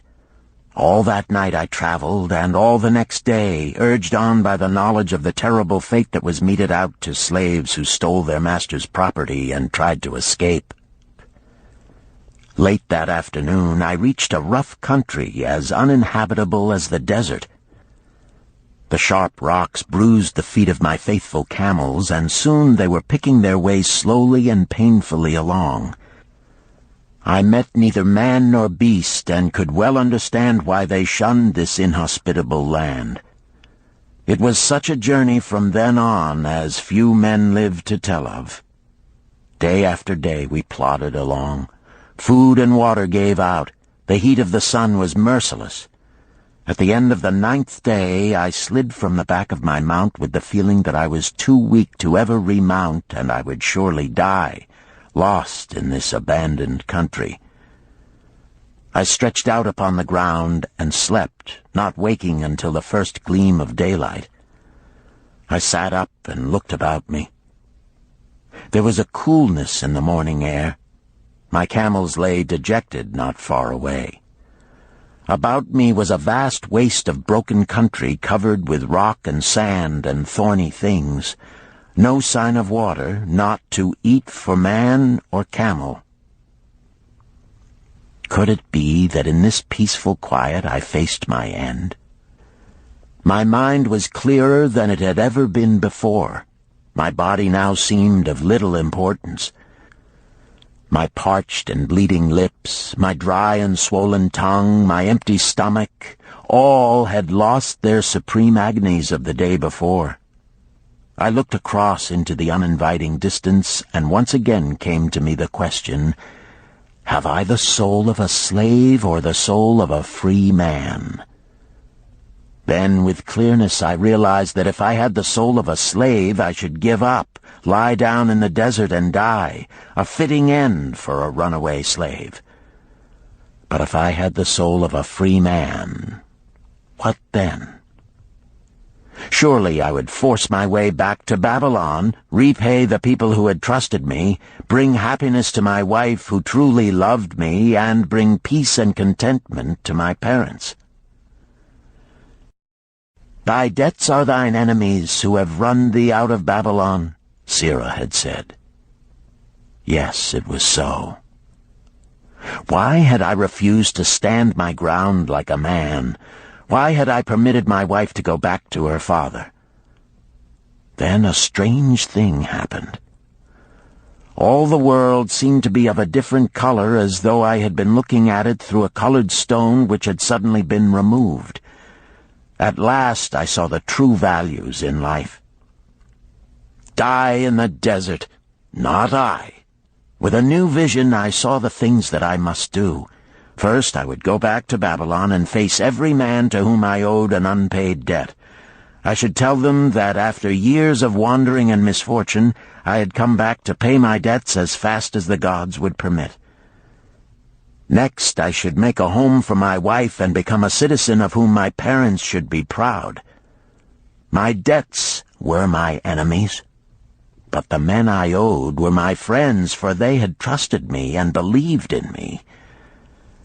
I staggered weakly to my feet. What mattered hunger? What mattered thirst? They were but incidents on the road to Babylon. Within me surged the soul of a free man going back to conquer his enemies and reward his friends.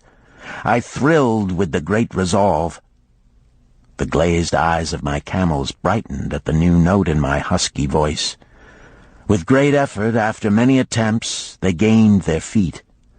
With pitiful perseverance, they pushed on toward the north, where something within me said we would find Babylon. We found water. We passed into a more fertile country where were grass and fruit. We found the trail to Babylon because the soul of a free man looks at life as a series of problems to be solved, and solves them, while the soul of a slave whines, "What can I do who am but a slave?" How about thee, Tarkad? Does thy empty stomach make thy head exceedingly clear? Art ready to take the road that leads back to self-respect? Canst thou see the world in its true color? Hast thou the desire to pay thy honest debts, however many they may be, and once again be a man respected in Babylon? Moisture came to the eyes of the youth. He rose eagerly to his knees. Thou hast shown me a vision. Already I feel the soul of a free man surge within me. But how fared you upon your return? Questioned an interested listener. Where the determination is, the way can be found, Dabasir replied. I now had the determination, so I set out to find a way. First I visited every man to whom I was indebted, and begged his indulgence until I could earn that with which to repay. Most of them met me gladly. Several reviled me, but others offered to help me. One indeed did give me the very help I needed. It was Mathon, the gold lender. Learning that I had been a camel tender in Syria, he sent me to old Nebator. the camel trader, just commissioned by our good king to purchase many herds of sound camels for the great expedition. With him, my knowledge of camels I put to good use. Gradually, I was able to repay every copper and every piece of silver. Then at last I could hold up my head and feel that I was an honorable man among men. Again Davasir turned to his food. "Kaskor, thou snail," he called loudly to be heard in the kitchen. "The food is cold. Bring me more meat fresh from the roasting. Bring thou also a very large portion for Tarkad, the son of my old friend, who is hungry and shall eat with me." So ended the tale of Davasir, the camel trader of old Babylon. He found his own soul when he realized a great truth, a truth that had been known and used by wise men long before his time. It has led men of all ages out of difficulties and into success, and it will continue to do so for those who have the wisdom to understand its magic power. It is for any man to use who reads these lines. Where the determination is, the way can be found.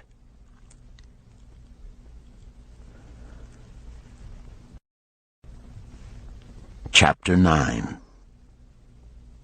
The Clay Tablets from Babylon. St. Swithin's College, Nottingham University, Newark-on-Trent, Nottingham. October 21st, 1934. Professor Franklin Caldwell, care of British Scientific Expedition, Hilla, Mesopotamia. My dear Professor, the 5 clay tablets from your recent excavation in the ruins of Babylon arrived on the same boat with your letter. I have been fascinated no end and have spent many pleasant hours translating their inscriptions. I should have answered your letter at once, but delayed until I could complete the translations which are attached. The tablets arrived without damage thanks to your careful use of preservatives and excellent packing. You will be as astonished as we in the laboratory at the story they relate. One expects the dim and distant past to speak of romance and adventure. Arabian Nights sort of things, you know. When instead it discloses the problem of a person named Davasir to pay off his debts, one realizes that conditions upon this old world have not changed as much in 5,000 years as one might expect. It's odd, you know, but these old inscriptions rather rag me, as the students say. Being a college professor, I am supposed to be a thinking human being possessing a working knowledge of most subjects. Yet here comes this old chap out of the dust-covered ruins of Babylon to offer a way I had never heard of to pay off my debts, and at the same time acquire gold to jingle in my wallet. Pleasant thought, I say, and interesting to prove whether it will work as well nowadays as it did in old Babylon. Mrs. Shrewsbury and myself are planning to try out his plan upon our own affairs, which could be much improved. Wishing you the best of luck in your worthy undertaking and waiting eagerly another opportunity to assist, I am, yours sincerely, Alfred H. Shrewsbury, Department of Archaeology. Tablet 1. Now, when the moon becometh full, I, Davasir, who am but recently returned from slavery in Syria, with the determination to pay my many just debts and become a man of means worthy of respect in my native city of Babylon, do here engrave upon the clay a permanent record of my affairs to guide and assist me in carrying through my high desires.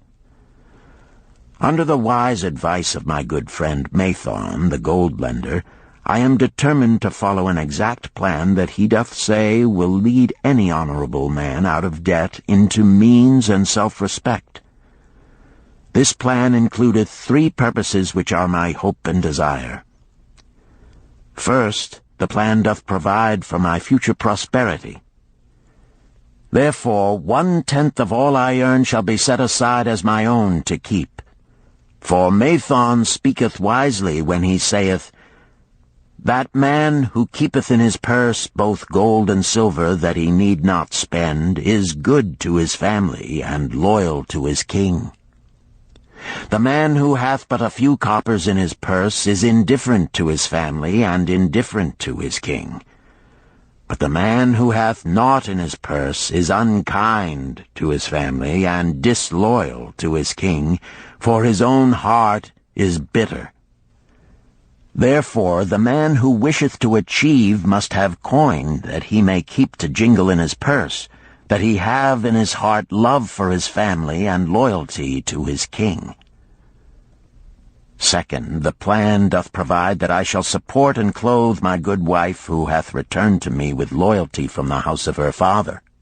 For Mathon doth say that to take good care of a faithful wife putteth self-respect into the heart of a man, and addeth strength and determination to his purposes. Therefore 7/10 of all I earn shall be used to provide a home, clothes to wear, and food to eat, with a bit extra to spend, that our lives be not lacking in pleasure and enjoyment. But he doth further enjoin the greatest care that we spend not greater than 7/10 of what I earn for these worthy purposes. Herein lieth the success of the plan. I must live upon this portion, and never use more, nor buy what I may not pay for out of this portion. This ends Disc 3. The Richest Man in Babylon, Disc 4. Tablet 2. Third, the plan doth provide that out of my earnings my debts shall be paid. Therefore each time the moon is full, 2/10 of all I have earned shall be divided honorably and fairly among those who have trusted me and to whom I am indebted. Thus in due time will all my indebtedness be surely paid. Therefore do I here engrave the name of every man to whom I am indebted, and the honest amount of my debt. Faru the cloth weaver, 2 silver, 6 copper. Sinjar the couch maker, 1 silver. Amar my friend, 3 silver, 1 copper. Zantkar my friend, 4 silver, 7 copper. Askamir my friend, 1 silver, 3 copper. Haransir the jewel maker, 6 silver, 2 copper. Diarbekir my father's friend, 4 silver, 1 copper. Alkahad the house owner, 14 silver. Mathon the gold lender, 9 silver. Birajik the farmer, 1 silver, 7 copper. From here on, disintegrated, cannot be deciphered. Tablet 3. To these creditors do I owe in total 119 pieces of silver and 141 pieces of copper. Because I did owe these sums and saw no way to repay, in my folly I did permit my wife to return to her father, and didst leave my native city and seek easy wealth elsewhere, only to find disaster and to see myself sold into the degradation of slavery. Now that Mathon doth show me how I can repay my debts in small sums of my earnings, do I realize the great extent of my folly in running away from the results of my extravagances. Therefore have I visited my creditors and explained to them that I have no resources with which to pay except my ability to earn, and that I intend to apply 2/10 of all I earn upon my indebtedness evenly and honestly. This much can I pay, but no more. Therefore, if they be patient, in time my obligations will be paid in full. Amar, whom I thought my best friend, reviled me bitterly, and I left him in humiliation. Birajik, the farmer, pleaded that I pay him first, as he didst badly need help. Alcahad, the house owner, was indeed disagreeable and insisted that he would make me trouble unless I did soon settle in full with him. All the rest willingly accepted my proposal. Therefore am I more determined than ever to carry through, being convinced that it is easier to pay one's just debts than to avoid them. Even though I cannot meet the needs and demands of a few of my creditors, I will deal impartially with all. Tablet 4. Again the moon shines full. I have worked hard with a free mind. My good wife hath supported my intentions to pay my creditors. Because of our wise determination, I have earned during the past moon, buying camels of sound wind and good legs for Nebertor, the sum of 19 pieces of silver. This I have divided according to the plan. 1/10 have I set aside to keep as my own, 7/10 have I divided with my good wife to pay for our living, 2/10 have I divided among my creditors as evenly as could be done in coppers. I did not see Amar, but left it with his wife. Birajik was so pleased that he would kiss my hand. Old Alcahad alone was grouchy and said I must pay faster. To which I replied that if I were permitted to be well fed and not worried, that alone would enable me to pay faster. All the others thanked me and spoke well of my efforts. Therefore, at the end of one moon, my indebtedness is reduced by almost 4 pieces of silver, and I possess almost 2 pieces of silver besides, upon which no man hath claim. My heart is lighter than it hath been for a long time.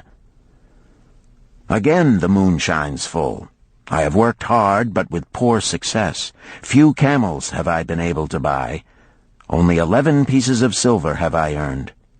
Nevertheless, my good wife and I have stood by the plan, even though we have bought no new raiment and eaten little but herbs. Again I paid ourselves 1/10 of the 11 pieces, while we lived upon 7/10. I was surprised when Amar commended my payment, even though small. So did Birajik. Alcahad flew into a rage, but when told to give back his portion if he did not wish it, he became reconciled. The others, as before, were content. Again the moon shines full, and I am greatly rejoiced. I intercepted a fine herd of camels and bought many sound ones, therefore my earnings were 42 pieces of silver. This moon my wife and myself have bought much-needed sandals and raiment. Also we have dined well on meat and fowl. More than 8 pieces of silver we have paid to our creditors. Even Alcahad did not protest.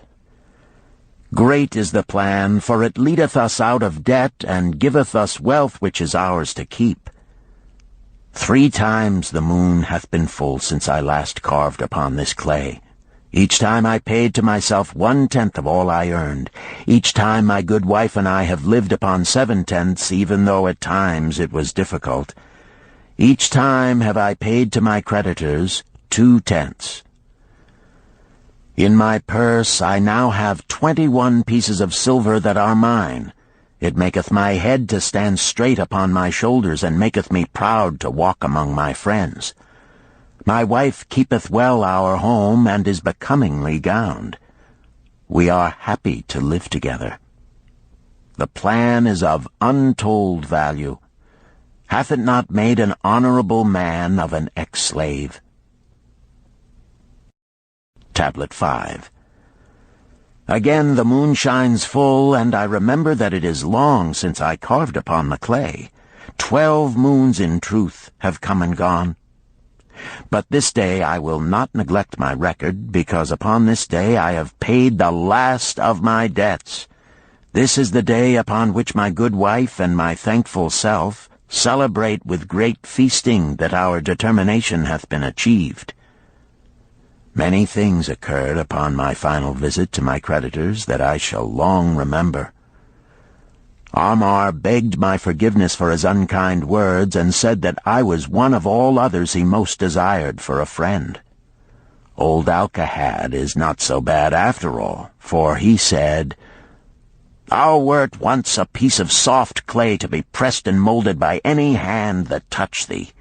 But now thou art a piece of bronze capable of holding an edge. If thou needst silver or gold at any time, come to me."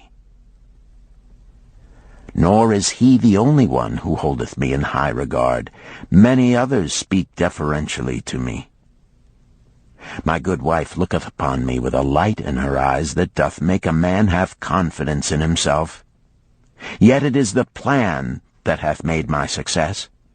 It hath enabled me to pay all my debts and to jingle both gold and silver in my purse. I do commend it to all who wish to get ahead. For truly, if it will enable an ex-slave to pay his debts and have gold in his purse, will it not aid any man to find independence? Nor am I, myself, finished with it, for I am convinced that if I follow it further, it will make me rich among men. St. Swithin's College, Nottingham University, Newark-on-Trent, Nottingham, November 7th, 1936. Professor Franklin Caldwell, care of British Scientific Expedition, Hilla, Mesopotamia. My dear Professor, if in your further digging into those ruins of Babylon you encounter the ghost of a former resident, an old camel trader named Dabasir, do me a favor. Tell him that his scribbling upon those clay tablets so long ago has earned for him the lifelong gratitude of a couple of college folks back here in England. You will possibly remember my writing a year ago that Mrs. Shrewsbury and myself intended to try his plan for getting out of debt and at the same time having gold to jingle. You may have guessed, even though we tried to keep it from our friends, our desperate straits. We were frightfully humiliated for years by a lot of old debts, and worried sick for fear some of the tradespeople might start a scandal that would force me out of the college. We paid and paid, every shilling we could squeeze out of income, but it was hardly enough to hold things even. Besides, we were forced to do all our buying where we could get further credit regardless of higher costs. It developed into one of those vicious circles that grow worse instead of better. Our struggles were getting hopeless. We could not move to less costly rooms because we owed the landlord.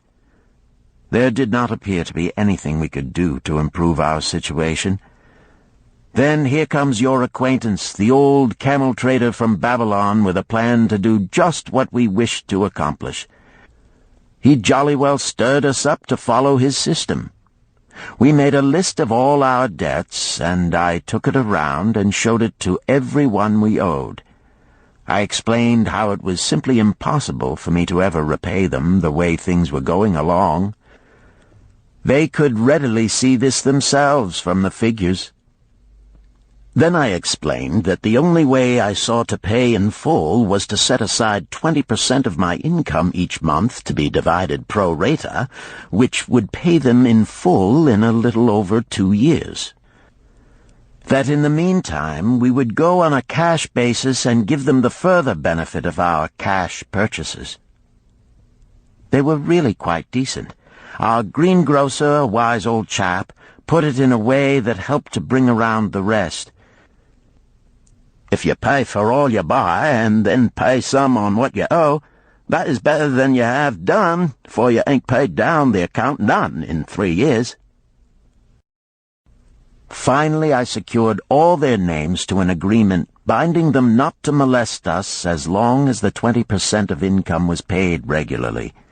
Then we began scheming on how to live upon 70%.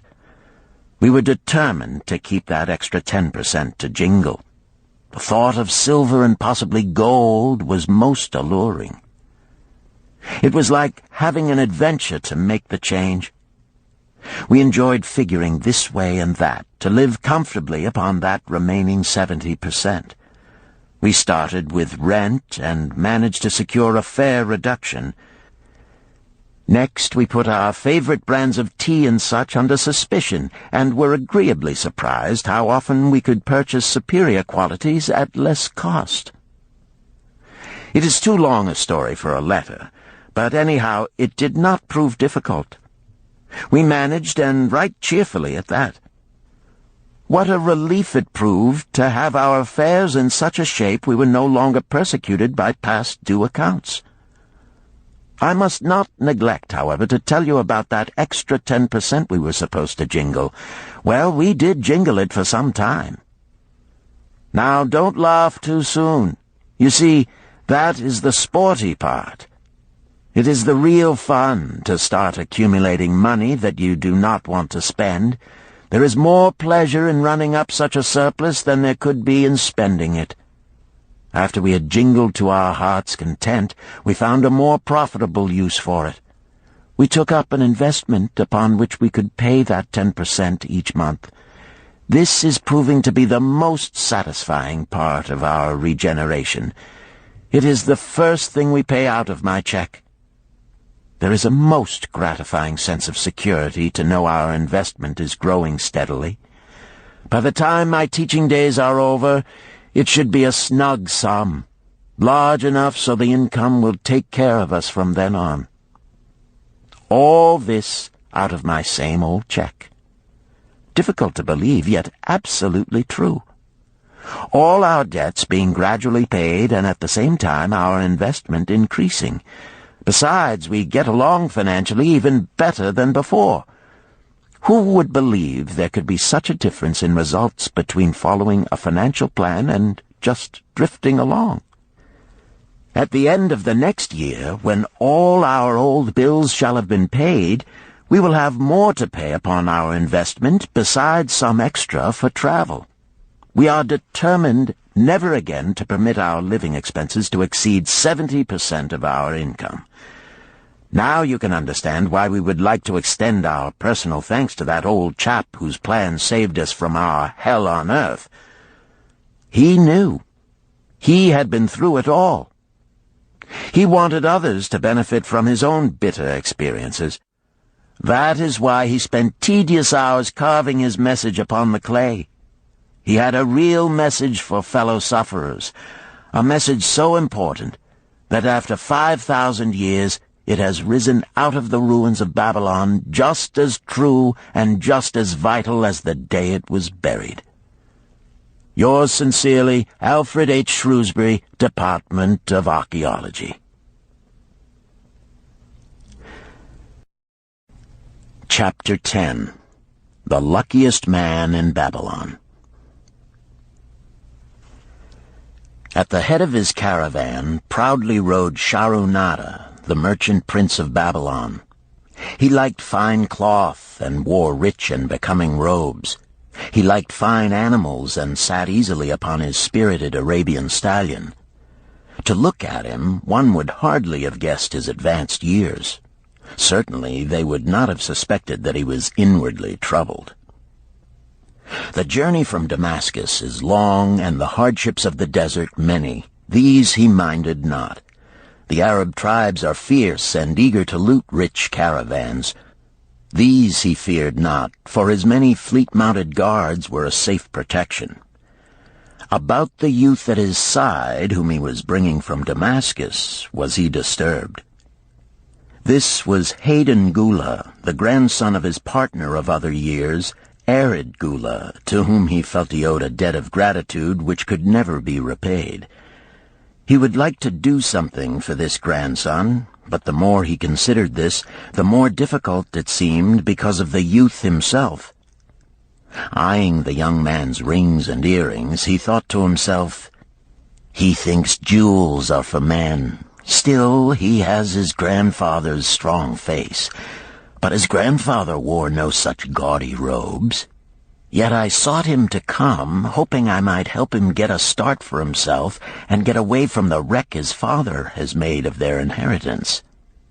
Hayden Gula broke in upon his thoughts. "Why dost thou work so hard, riding always with thy caravan upon its long journeys? Dost thou never take time to enjoy life?" Shahrunada smiled. To enjoy life, he repeated. What wouldst thou do to enjoy life if thou wert Sharu-Nada? If I had wealth equal to thine, I would live like a prince. Never across the hot desert would I ride. I would spend the shekels as fast as they came to my purse. I would wear the richest of robes and the rarest of jewels. That would be a life to my liking, a life worth living. Both men laughed. Thy grandfather wore no jewels, Sharu-Nada spoke before he thought, then continued jokingly, Wouldst thou leave no time for work? Work was made for slaves, Hayden Gula responded. Sharu-Nada bit his lip but made no reply, riding in silence until the trail led them to the slope. Here he reined his mount and, pointing to the green valley far away, See, there is the valley. Look far down, and thou canst faintly see the walls of Babylon. The tower is the temple of Bel. If thine eyes are sharp, thou mayest even see the smoke from the eternal fire upon its crest. So that is Babylon? Always have I longed to see the wealthiest city in all the world, Hayden Gula commented. Babylon, where my grandfather started his fortune. Would he were still alive, we would not be so sorely pressed. Why wish his spirit to linger on earth beyond its allotted time? Thou and thy father can well carry on his good work. Alas, of us neither has his gift. Father and myself know not his secret for attracting the golden shekels. Sharu-Nada did not reply, but gave rein to his mount and rode thoughtfully down the trail to the valley.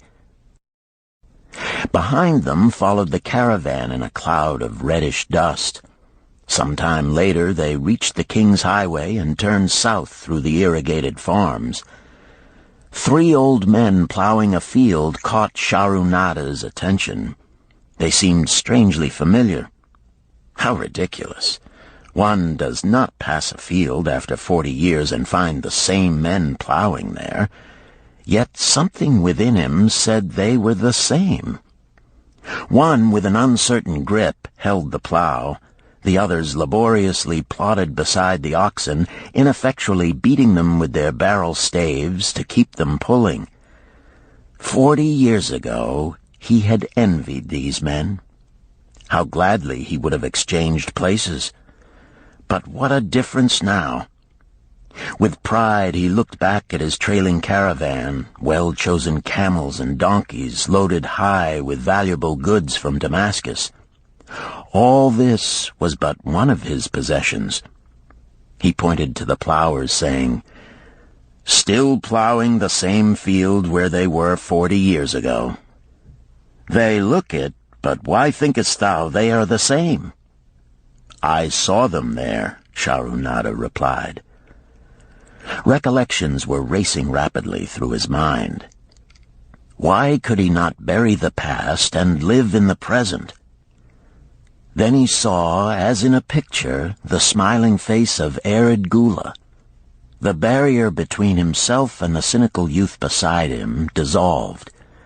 But how could he help such a superior youth with his spendthrift ideas and bejeweled hands? Work he could offer in plenty to willing workers, but not for men who considered themselves too good for work. Yet he owed it to Arid Gula to do something, not a half-hearted attempt. He and Arid Gula had never done things that way. They were not that sort of men. A plan came almost in a flash. There were objections. He must consider his own family and his own standing. It would be cruel. It would hurt. Being a man of quick decisions, he waived objections and decided to act. Wouldst thou be interested in hearing how thy worthy grandfather and myself joined in the partnership which proved so profitable? He questioned. Why not just tell me how thou madest the golden shekels? That is all I need to know, the young man parried.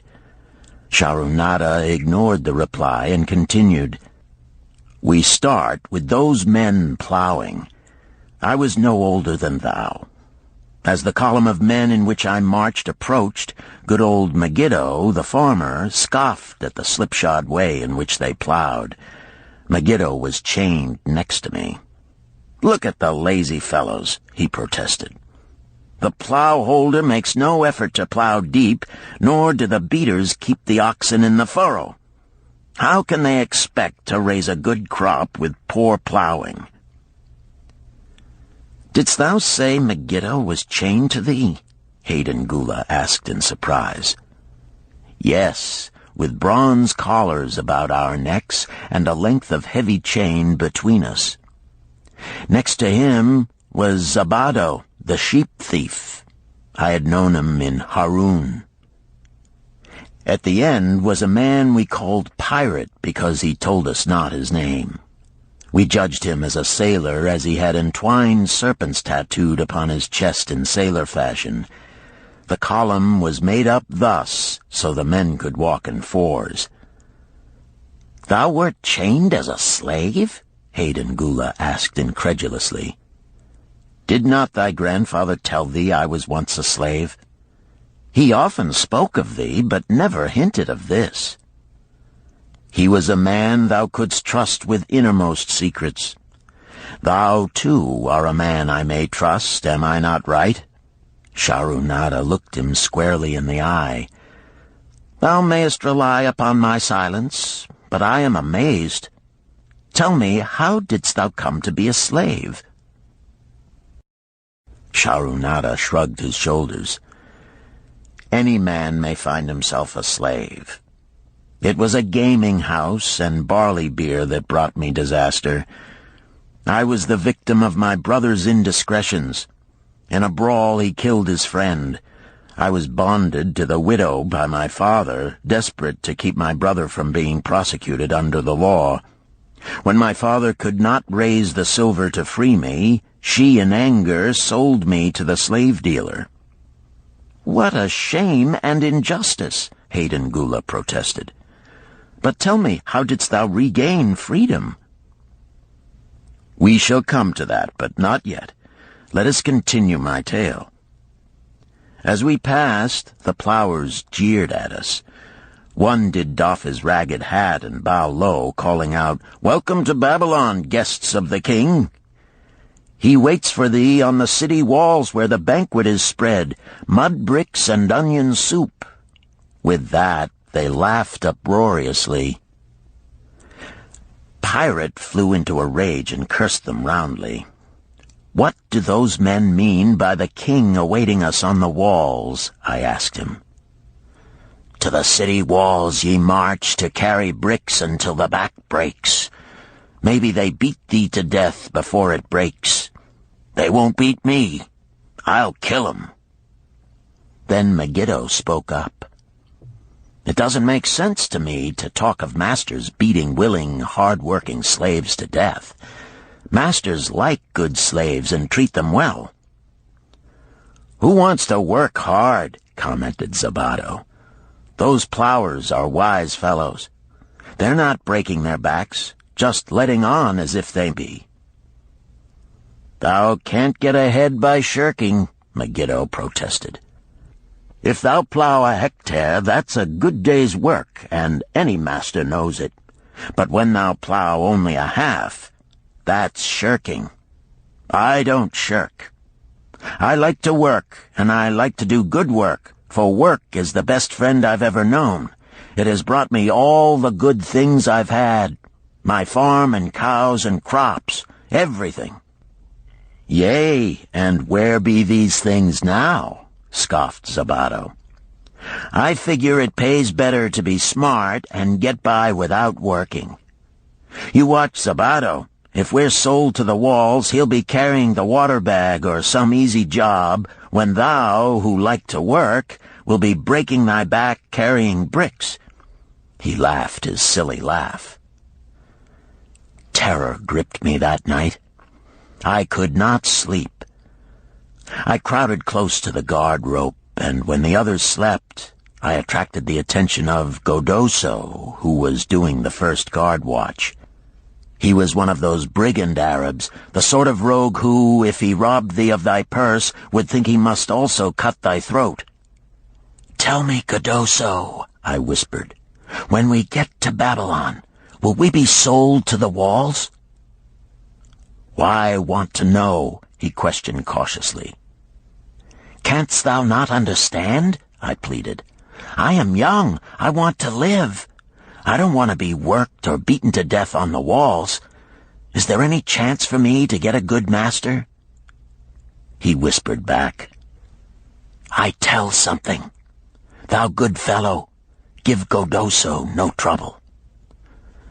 Most times we go first to slave market. Listen now. When buyers come, tell 'em you good worker, like to work hard for good master, make 'em want to buy. You not make 'em buy, next day you carry brick, mighty hard work." After he walked away, I lay in the warm sand looking up at the stars and thinking about work. What Megiddo had said about it being his best friend made me wonder if it would be my best friend. Certainly it would be if it helped me out of this. When Megiddo awoke, I whispered my good news to him. It was our one ray of hope as we marched toward Babylon.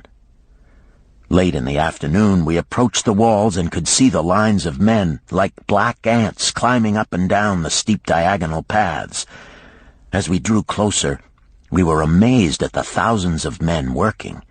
Some were digging in the moat, others mixed the dirt into mud bricks. The greatest number were carrying the bricks in large baskets up those steep trails to the masons. Overseers cursed the laggards and cracked bullock whips over the backs of those who failed to keep in line.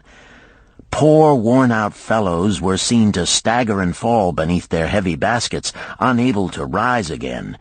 If the lash failed to bring them to their feet, they were pushed to the side of the paths and left writhing in agony. Soon they would be dragged down to join other craven bodies beside the roadway to await unsanctified graves. As I beheld the ghastly sight, I shuddered. So this was what awaited my father's son if he failed at the slave market. Cardoso had been right. We were taken through the gates of the city to the slave prison, and next morning marched to the pens in the market. Here the rest of the men huddled in fear, and only the whips of our guard could keep them moving so the buyers could examine them. Megiddo and myself eagerly talked to every man who permitted us to address him. The slave dealer brought soldiers from the king's guard who shackled Pirate and brutally beat him when he protested. As they led him away, I felt sorry for him. Megiddo felt that we would soon part. When no buyers were near, he talked to me earnestly to impress upon me how valuable work would be to me in the future. Some men hate it. They make it their enemy. Better to treat it like a friend. Make thyself like it. Don't mind because it is hard. If thou thinkest about what a good house thou build, then who cares if the beams are heavy and it is far from the well to carry the water for the plaster? Promise me, boy, if thou get a master, work for him as hard as thou canst. If he does not appreciate all thou do, never mind. Remember, work well done does good to the man who does it. It makes him a better man. He stopped as a burly farmer came to the enclosure and looked at us critically. Megiddo asked about his farm and crops, soon convincing him that he would be a valuable man. After violent bargaining with the slave dealer, the farmer drew a fat purse from beneath his robe, and soon Megiddo had followed his new master out of sight. A few other men were sold during the morning. At noon, Cardoso confided to me that the dealer was disgusted and would not stay over another night, but would take all who remained at sundown to the king's buyer. I was becoming desperate when a fat, good-natured man walked up to the wall and inquired if there was a baker among us. I approached him, saying, "Why should a good baker like thyself seek another baker of inferior ways? Would it not be easier to teach a willing man like myself thy skilled ways? Look at me. I am young, strong, and like to work. Give me a chance, and I will do my best to earn gold and silver for thy purse." He was impressed by my willingness, and began bargaining with the dealer who had never noticed me since he had bought me, but now waxed eloquent on my abilities, good health, and good disposition. I felt like a fat ox being sold to a butcher. At last, much to my joy, the deal was closed. I followed my new master away, thinking I was the luckiest man in Babylon. My new home was much to my liking. Nananeid, my master, taught me how to grind the barley in the stone bowl that stood in the courtyard, how to build the fire in the oven, and then how to grind very fine the sesame flour for the honey cakes. I had a couch in the shed where his grain was stored.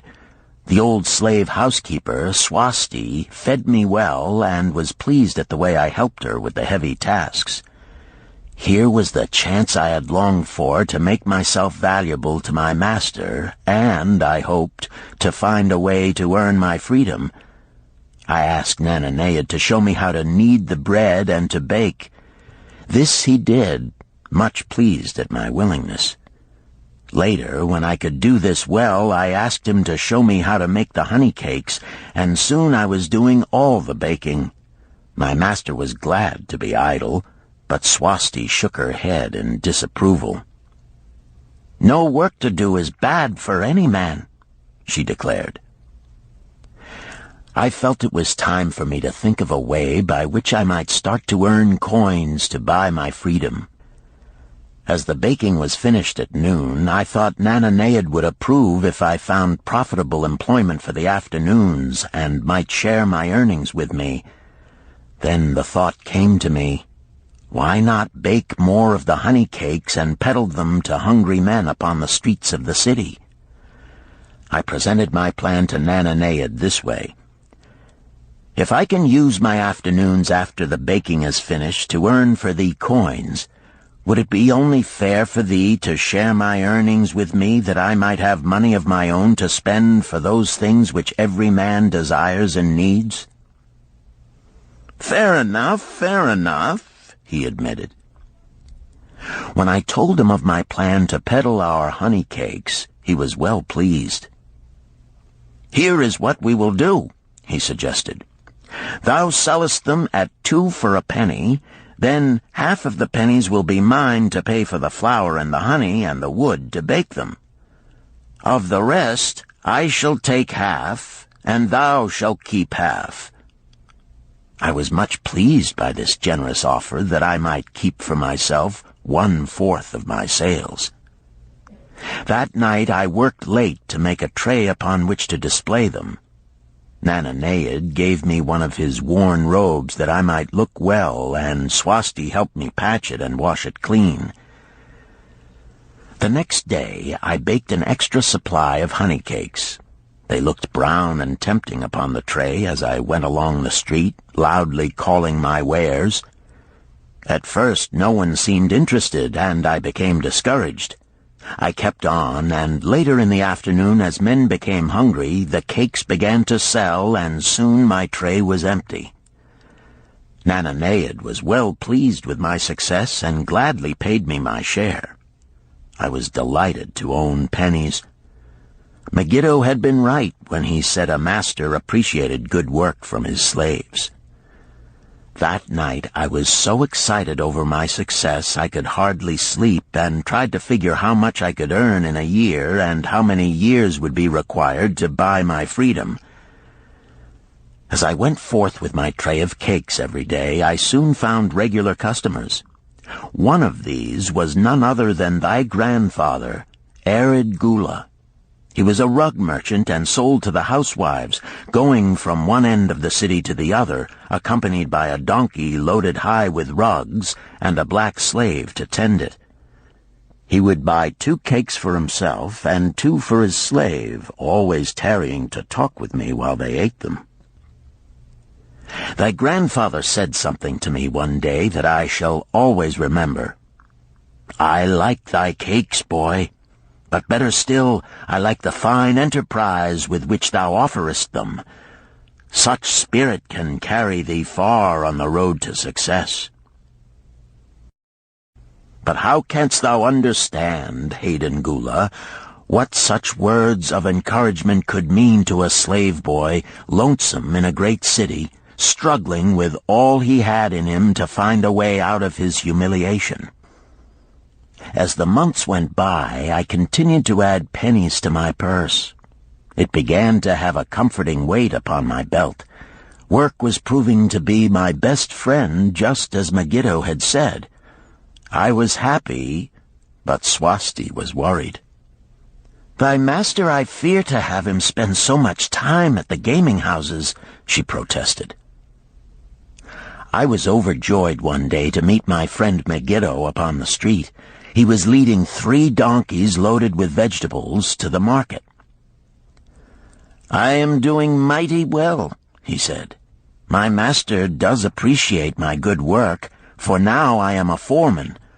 See, he does trust the marketing to me. And also, he is sending for my family.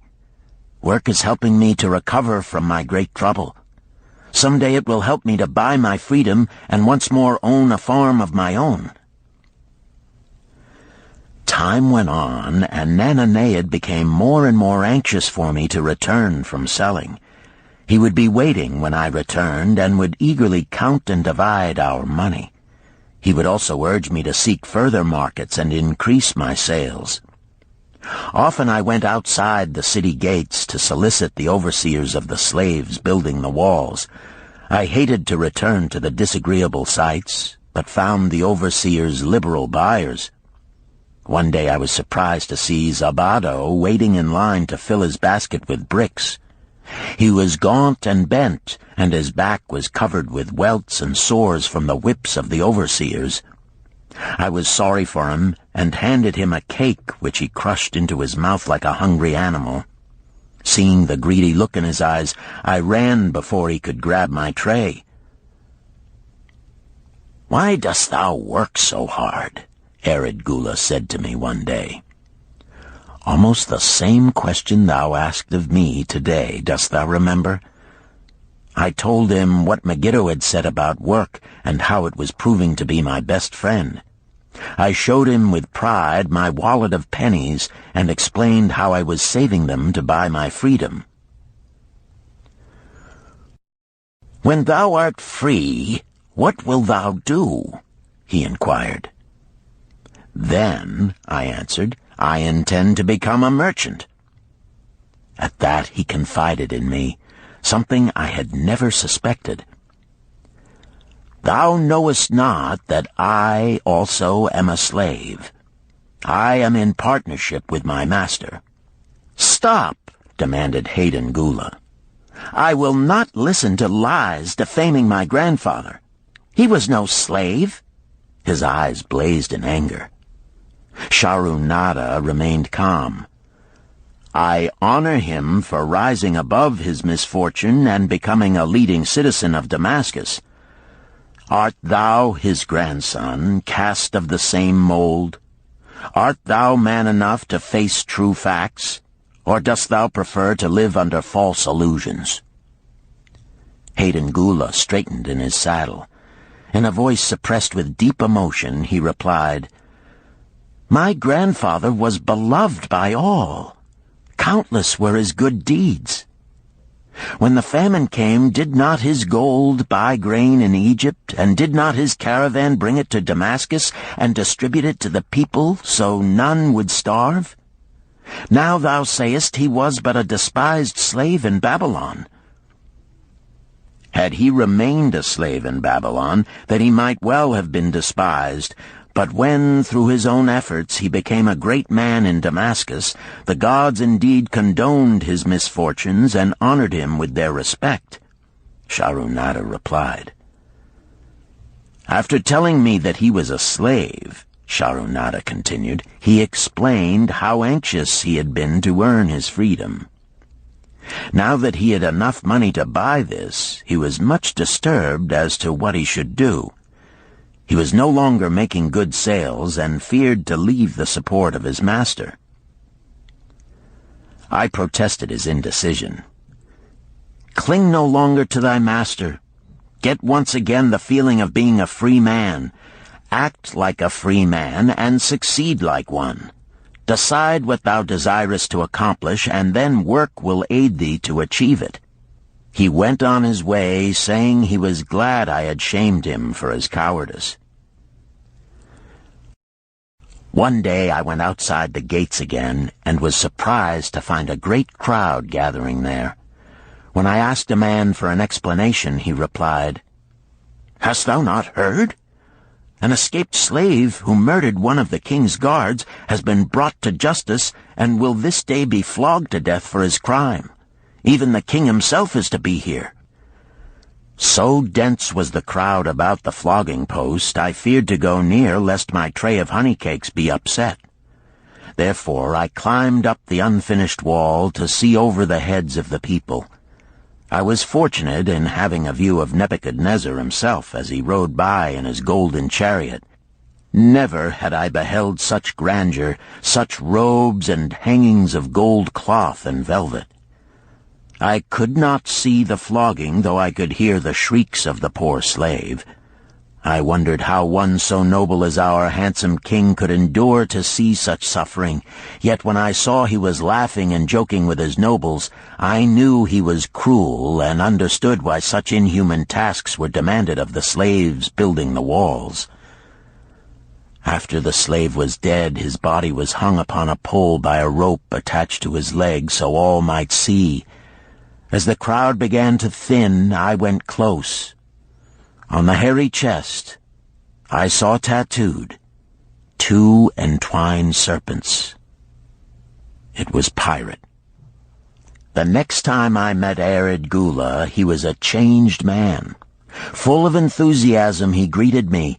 "Behold, the slave thou knewest is now a free man. There was magic in thy words.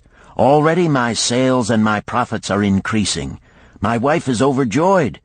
She was a free woman, the niece of my master. She much desires that we move to a strange city where no man shall know I was once a slave. Thus our children shall be above reproach for their father's misfortune. Work has become my best helper. It has enabled me to recapture my confidence and my skill to sell." I was overjoyed that I had been able, even in a small way, to repay him for the encouragement he had given me. One evening Swasti came to me in deep distress. "Thy master is in trouble. I fear for him. Some months ago he lost much at the gaming tables. He pays not the farmer for his grain, nor his honey. He pays not the money-lender. They are angry and threaten him." "Why should we worry over his folly?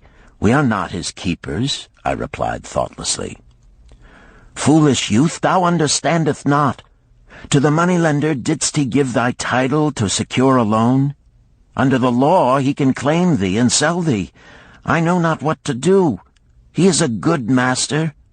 Why, oh, why should such trouble come upon him?" Not were Swasti's fears groundless.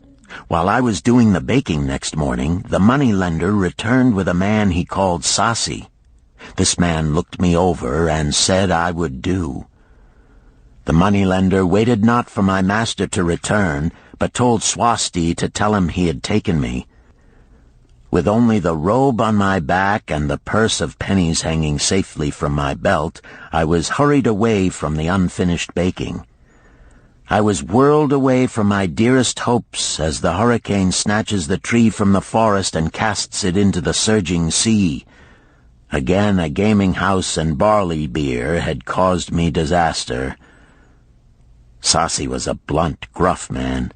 As he led me across the city, I told him of the good work I had been doing for Nananeid, and said I hoped to do good work for him. His reply offered no encouragement. "I like not this work. My master likes it not. The king has told him to send me to build a section of the Grand Canal. Master tells Sasi to buy more slaves, work hard, and finish quick. Bah! How can any man finish a big job quick? Picture a desert with not a tree, just low shrubs and a sun burning with such fury the water in our barrels became so hot we could scarcely drink it. Then picture rows of men going down into the deep excavation and lugging heavy baskets of dirt up soft, dusty trails from daylight until dark. Picture food served in open troughs from which we helped ourselves like swine. We had no tents, no straw for beds.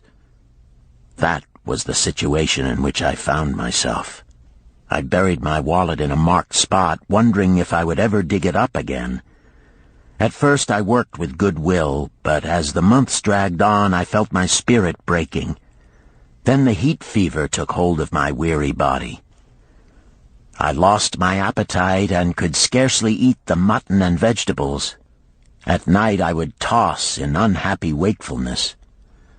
In my misery I wondered if Zabado had not the best plan, to shirk and keep his back from being broken in work. Then I recalled my last sight of him and knew his plan was not good. I thought of Pirate with his bitterness and wondered if it might be just as well to fight and kill.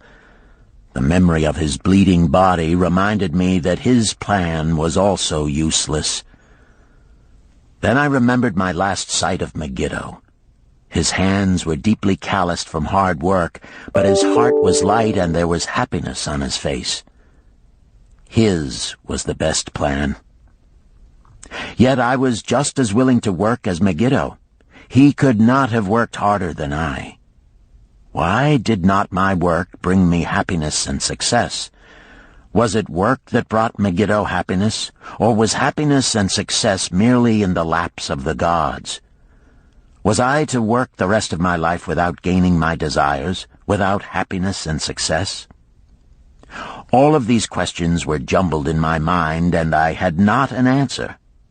Indeed, I was sorely confused. Several days later, when it seemed that I was at the end of my endurance and my questions still unanswered, Sasi sent for me. A messenger had come from my master to take me back to Babylon. I dug up my precious wallet, wrapped myself in the tattered remnants of my robe, and was on my way. As we rode, the same thoughts of a hurricane whirling me hither and thither kept racing through my feverish brain. I seemed to be living the weird words of a chant from my native town of Harun.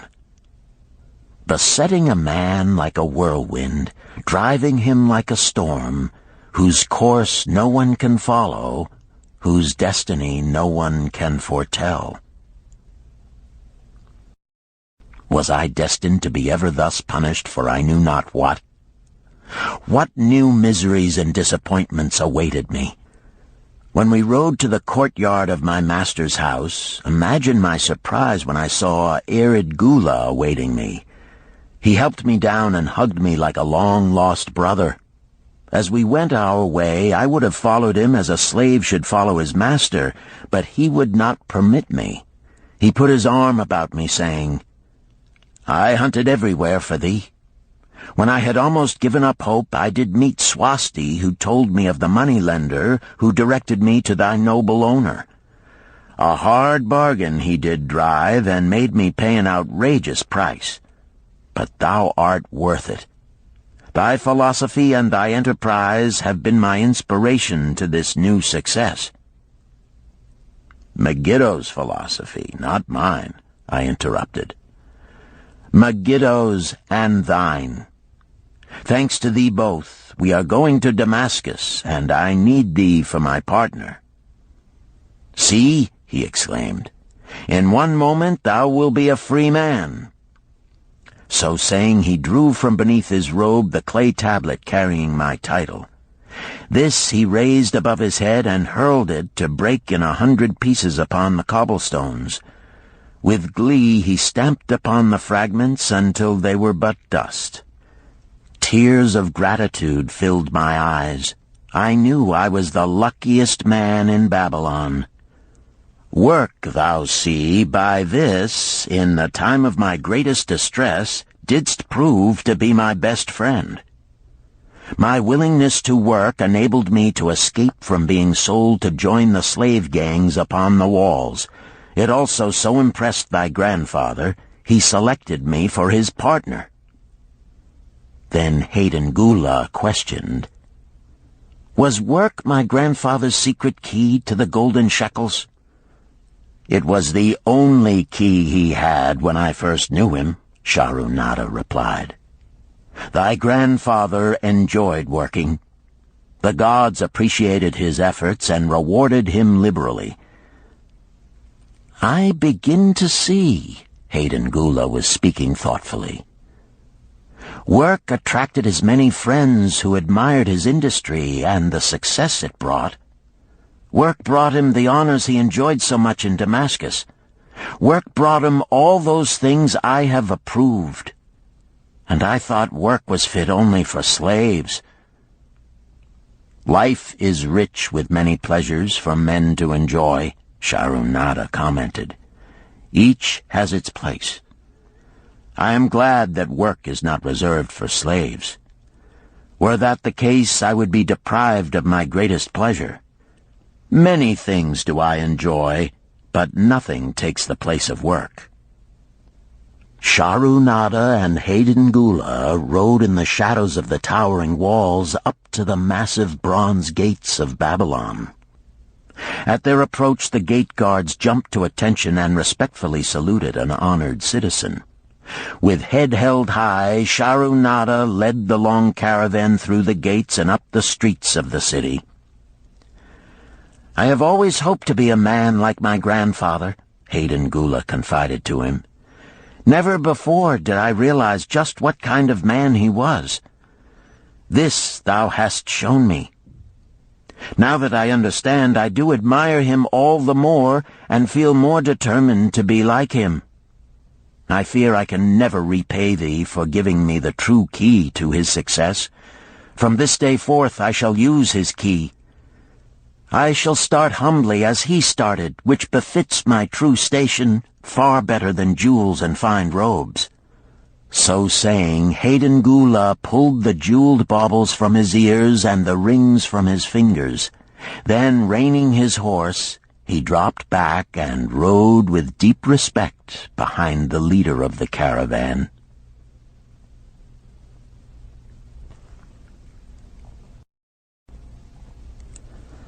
Chapter 11.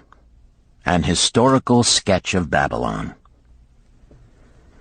In the pages of history there lives no city more glamorous than Babylon.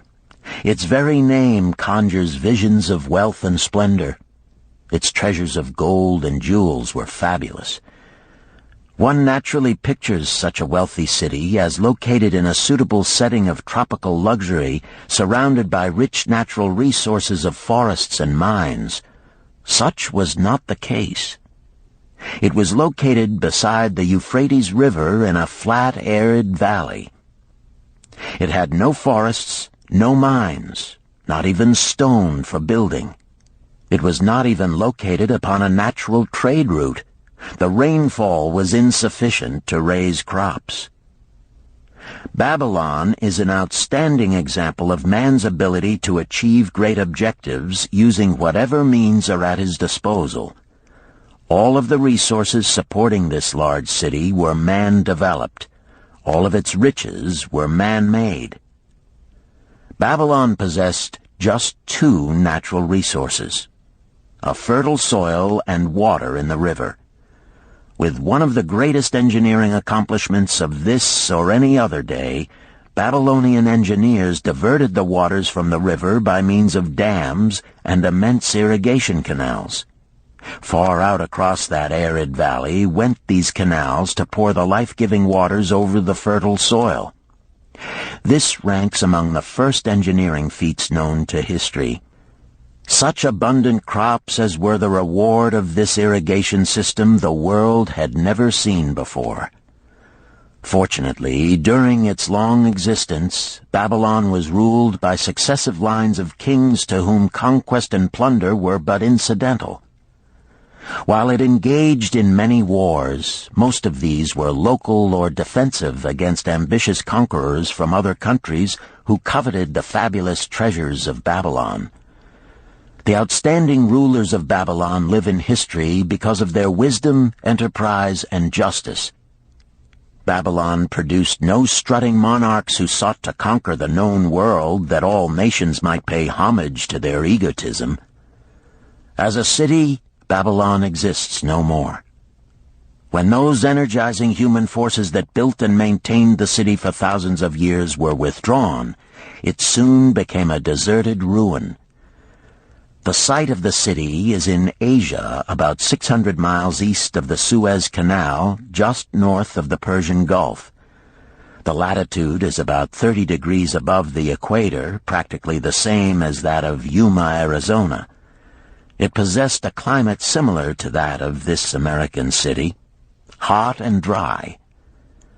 Today, this valley of the Euphrates, once a populous irrigated farming district, is again a windswept arid waste.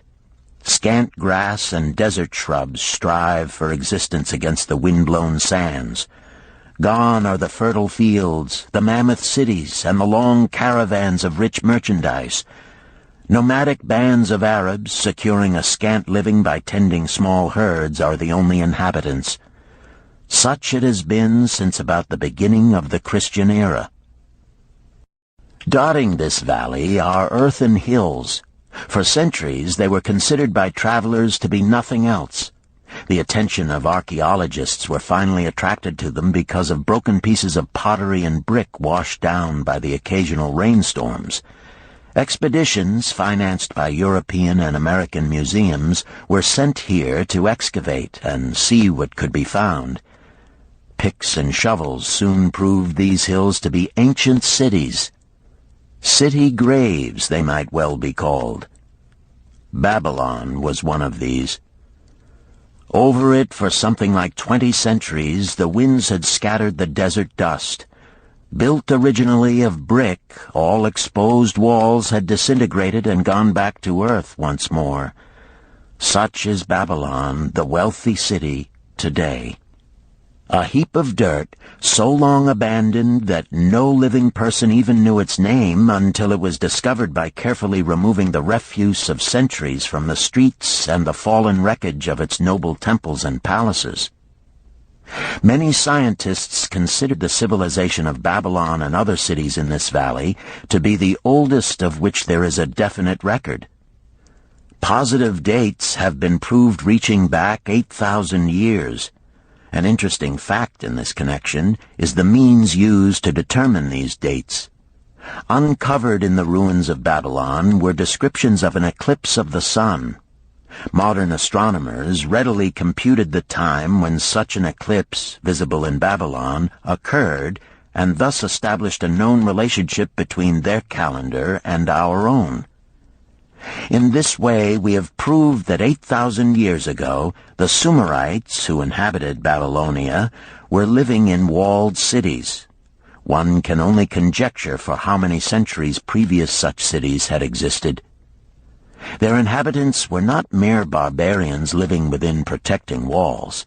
They were an educated and enlightened people.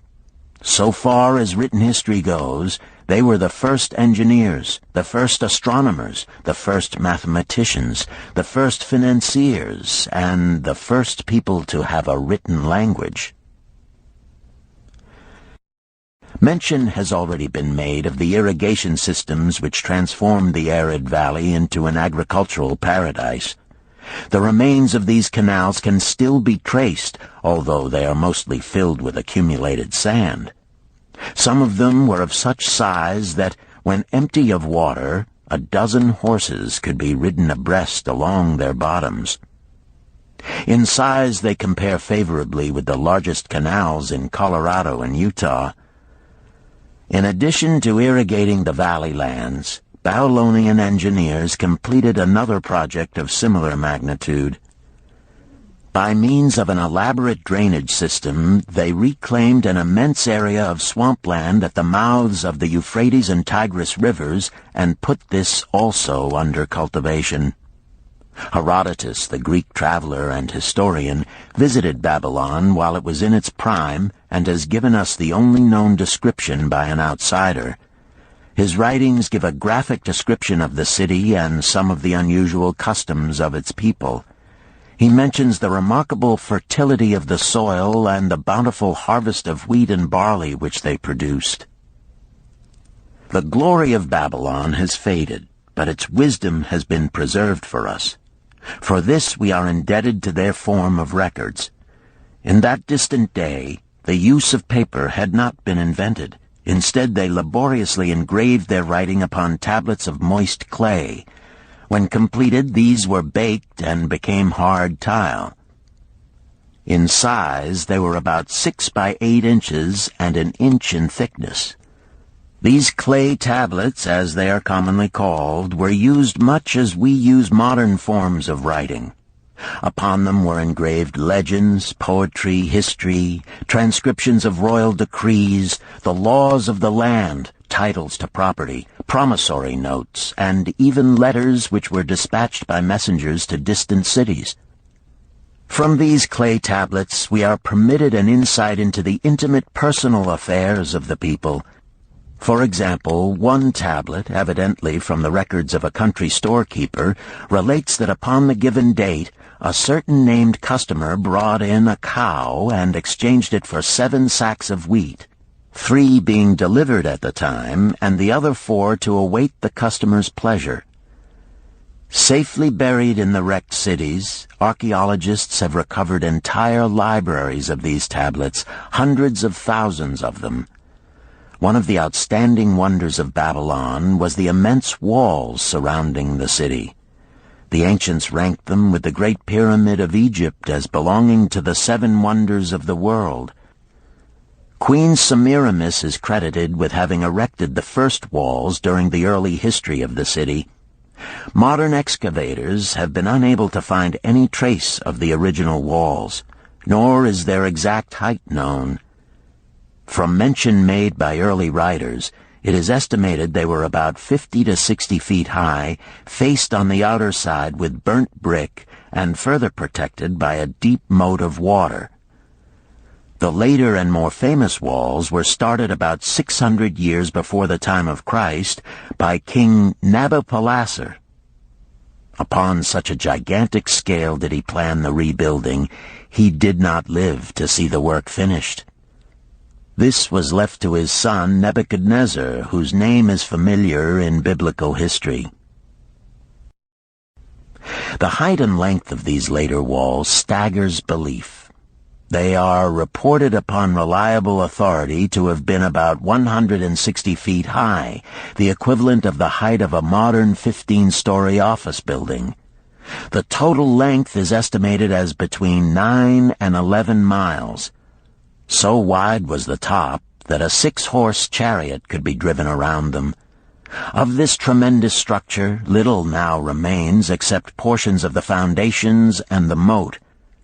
In addition to the ravages of the elements, the Arabs completed the destruction by quarrying the brick for building purposes elsewhere.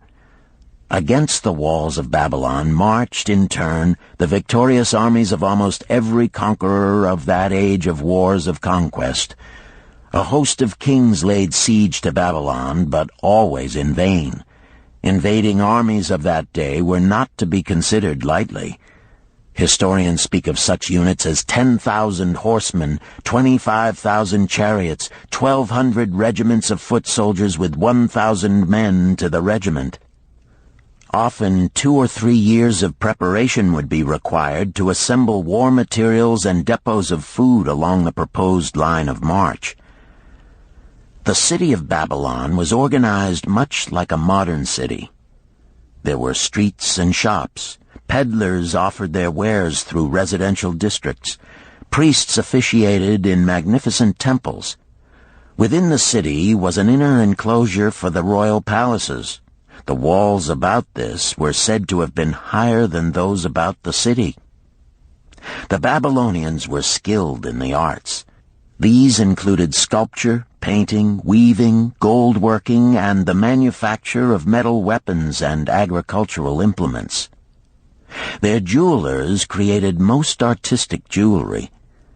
Many samples have been recovered from the graves of its wealthy citizens and are now on exhibition in the leading museums of the world. At a very early period, when the rest of the world was still hacking at trees with stone-headed axes, or hunting and fighting with flint-pointed spears and arrows, the Babylonians were using axes, spears, and arrows with metal heads. The Babylonians were clever financiers and traders. So far as we know, they were the original inventors of money as a means of exchange, of promissory notes, and written titles to property. Babylon was never entered by hostile armies until about 540 years before the birth of Christ. Even then, the walls were not captured. The story of the fall of Babylon is most unusual. Cyrus, one of the great conquerors of that period, intended to attack the city and hoped to take its impregnable walls. Advisors of Nabonidus, the king of Babylon, persuaded him to go forth to meet Cyrus and give him battle without waiting for the city to be besieged. In the succeeding defeat to the Babylonian army, it fled away from the city. Cyrus thereupon entered the open gates and took possession without resistance. Thereafter, the power and prestige of the city gradually waned until, in the course of a few hundred years, it was eventually abandoned, deserted, left for the winds and storms to level once again to that desert earth from which its grandeur had originally been built. Babylon had fallen, never to rise again, but to it civilization owes much. The eons of time have crumbled to dust the proud walls of its temples, but the wisdom of Babylon endures. The End. You've been listening to The Richest Man in Babylon by George S. Clason, narrated by Richard Ferrone, and directed by Ben Ruggiero.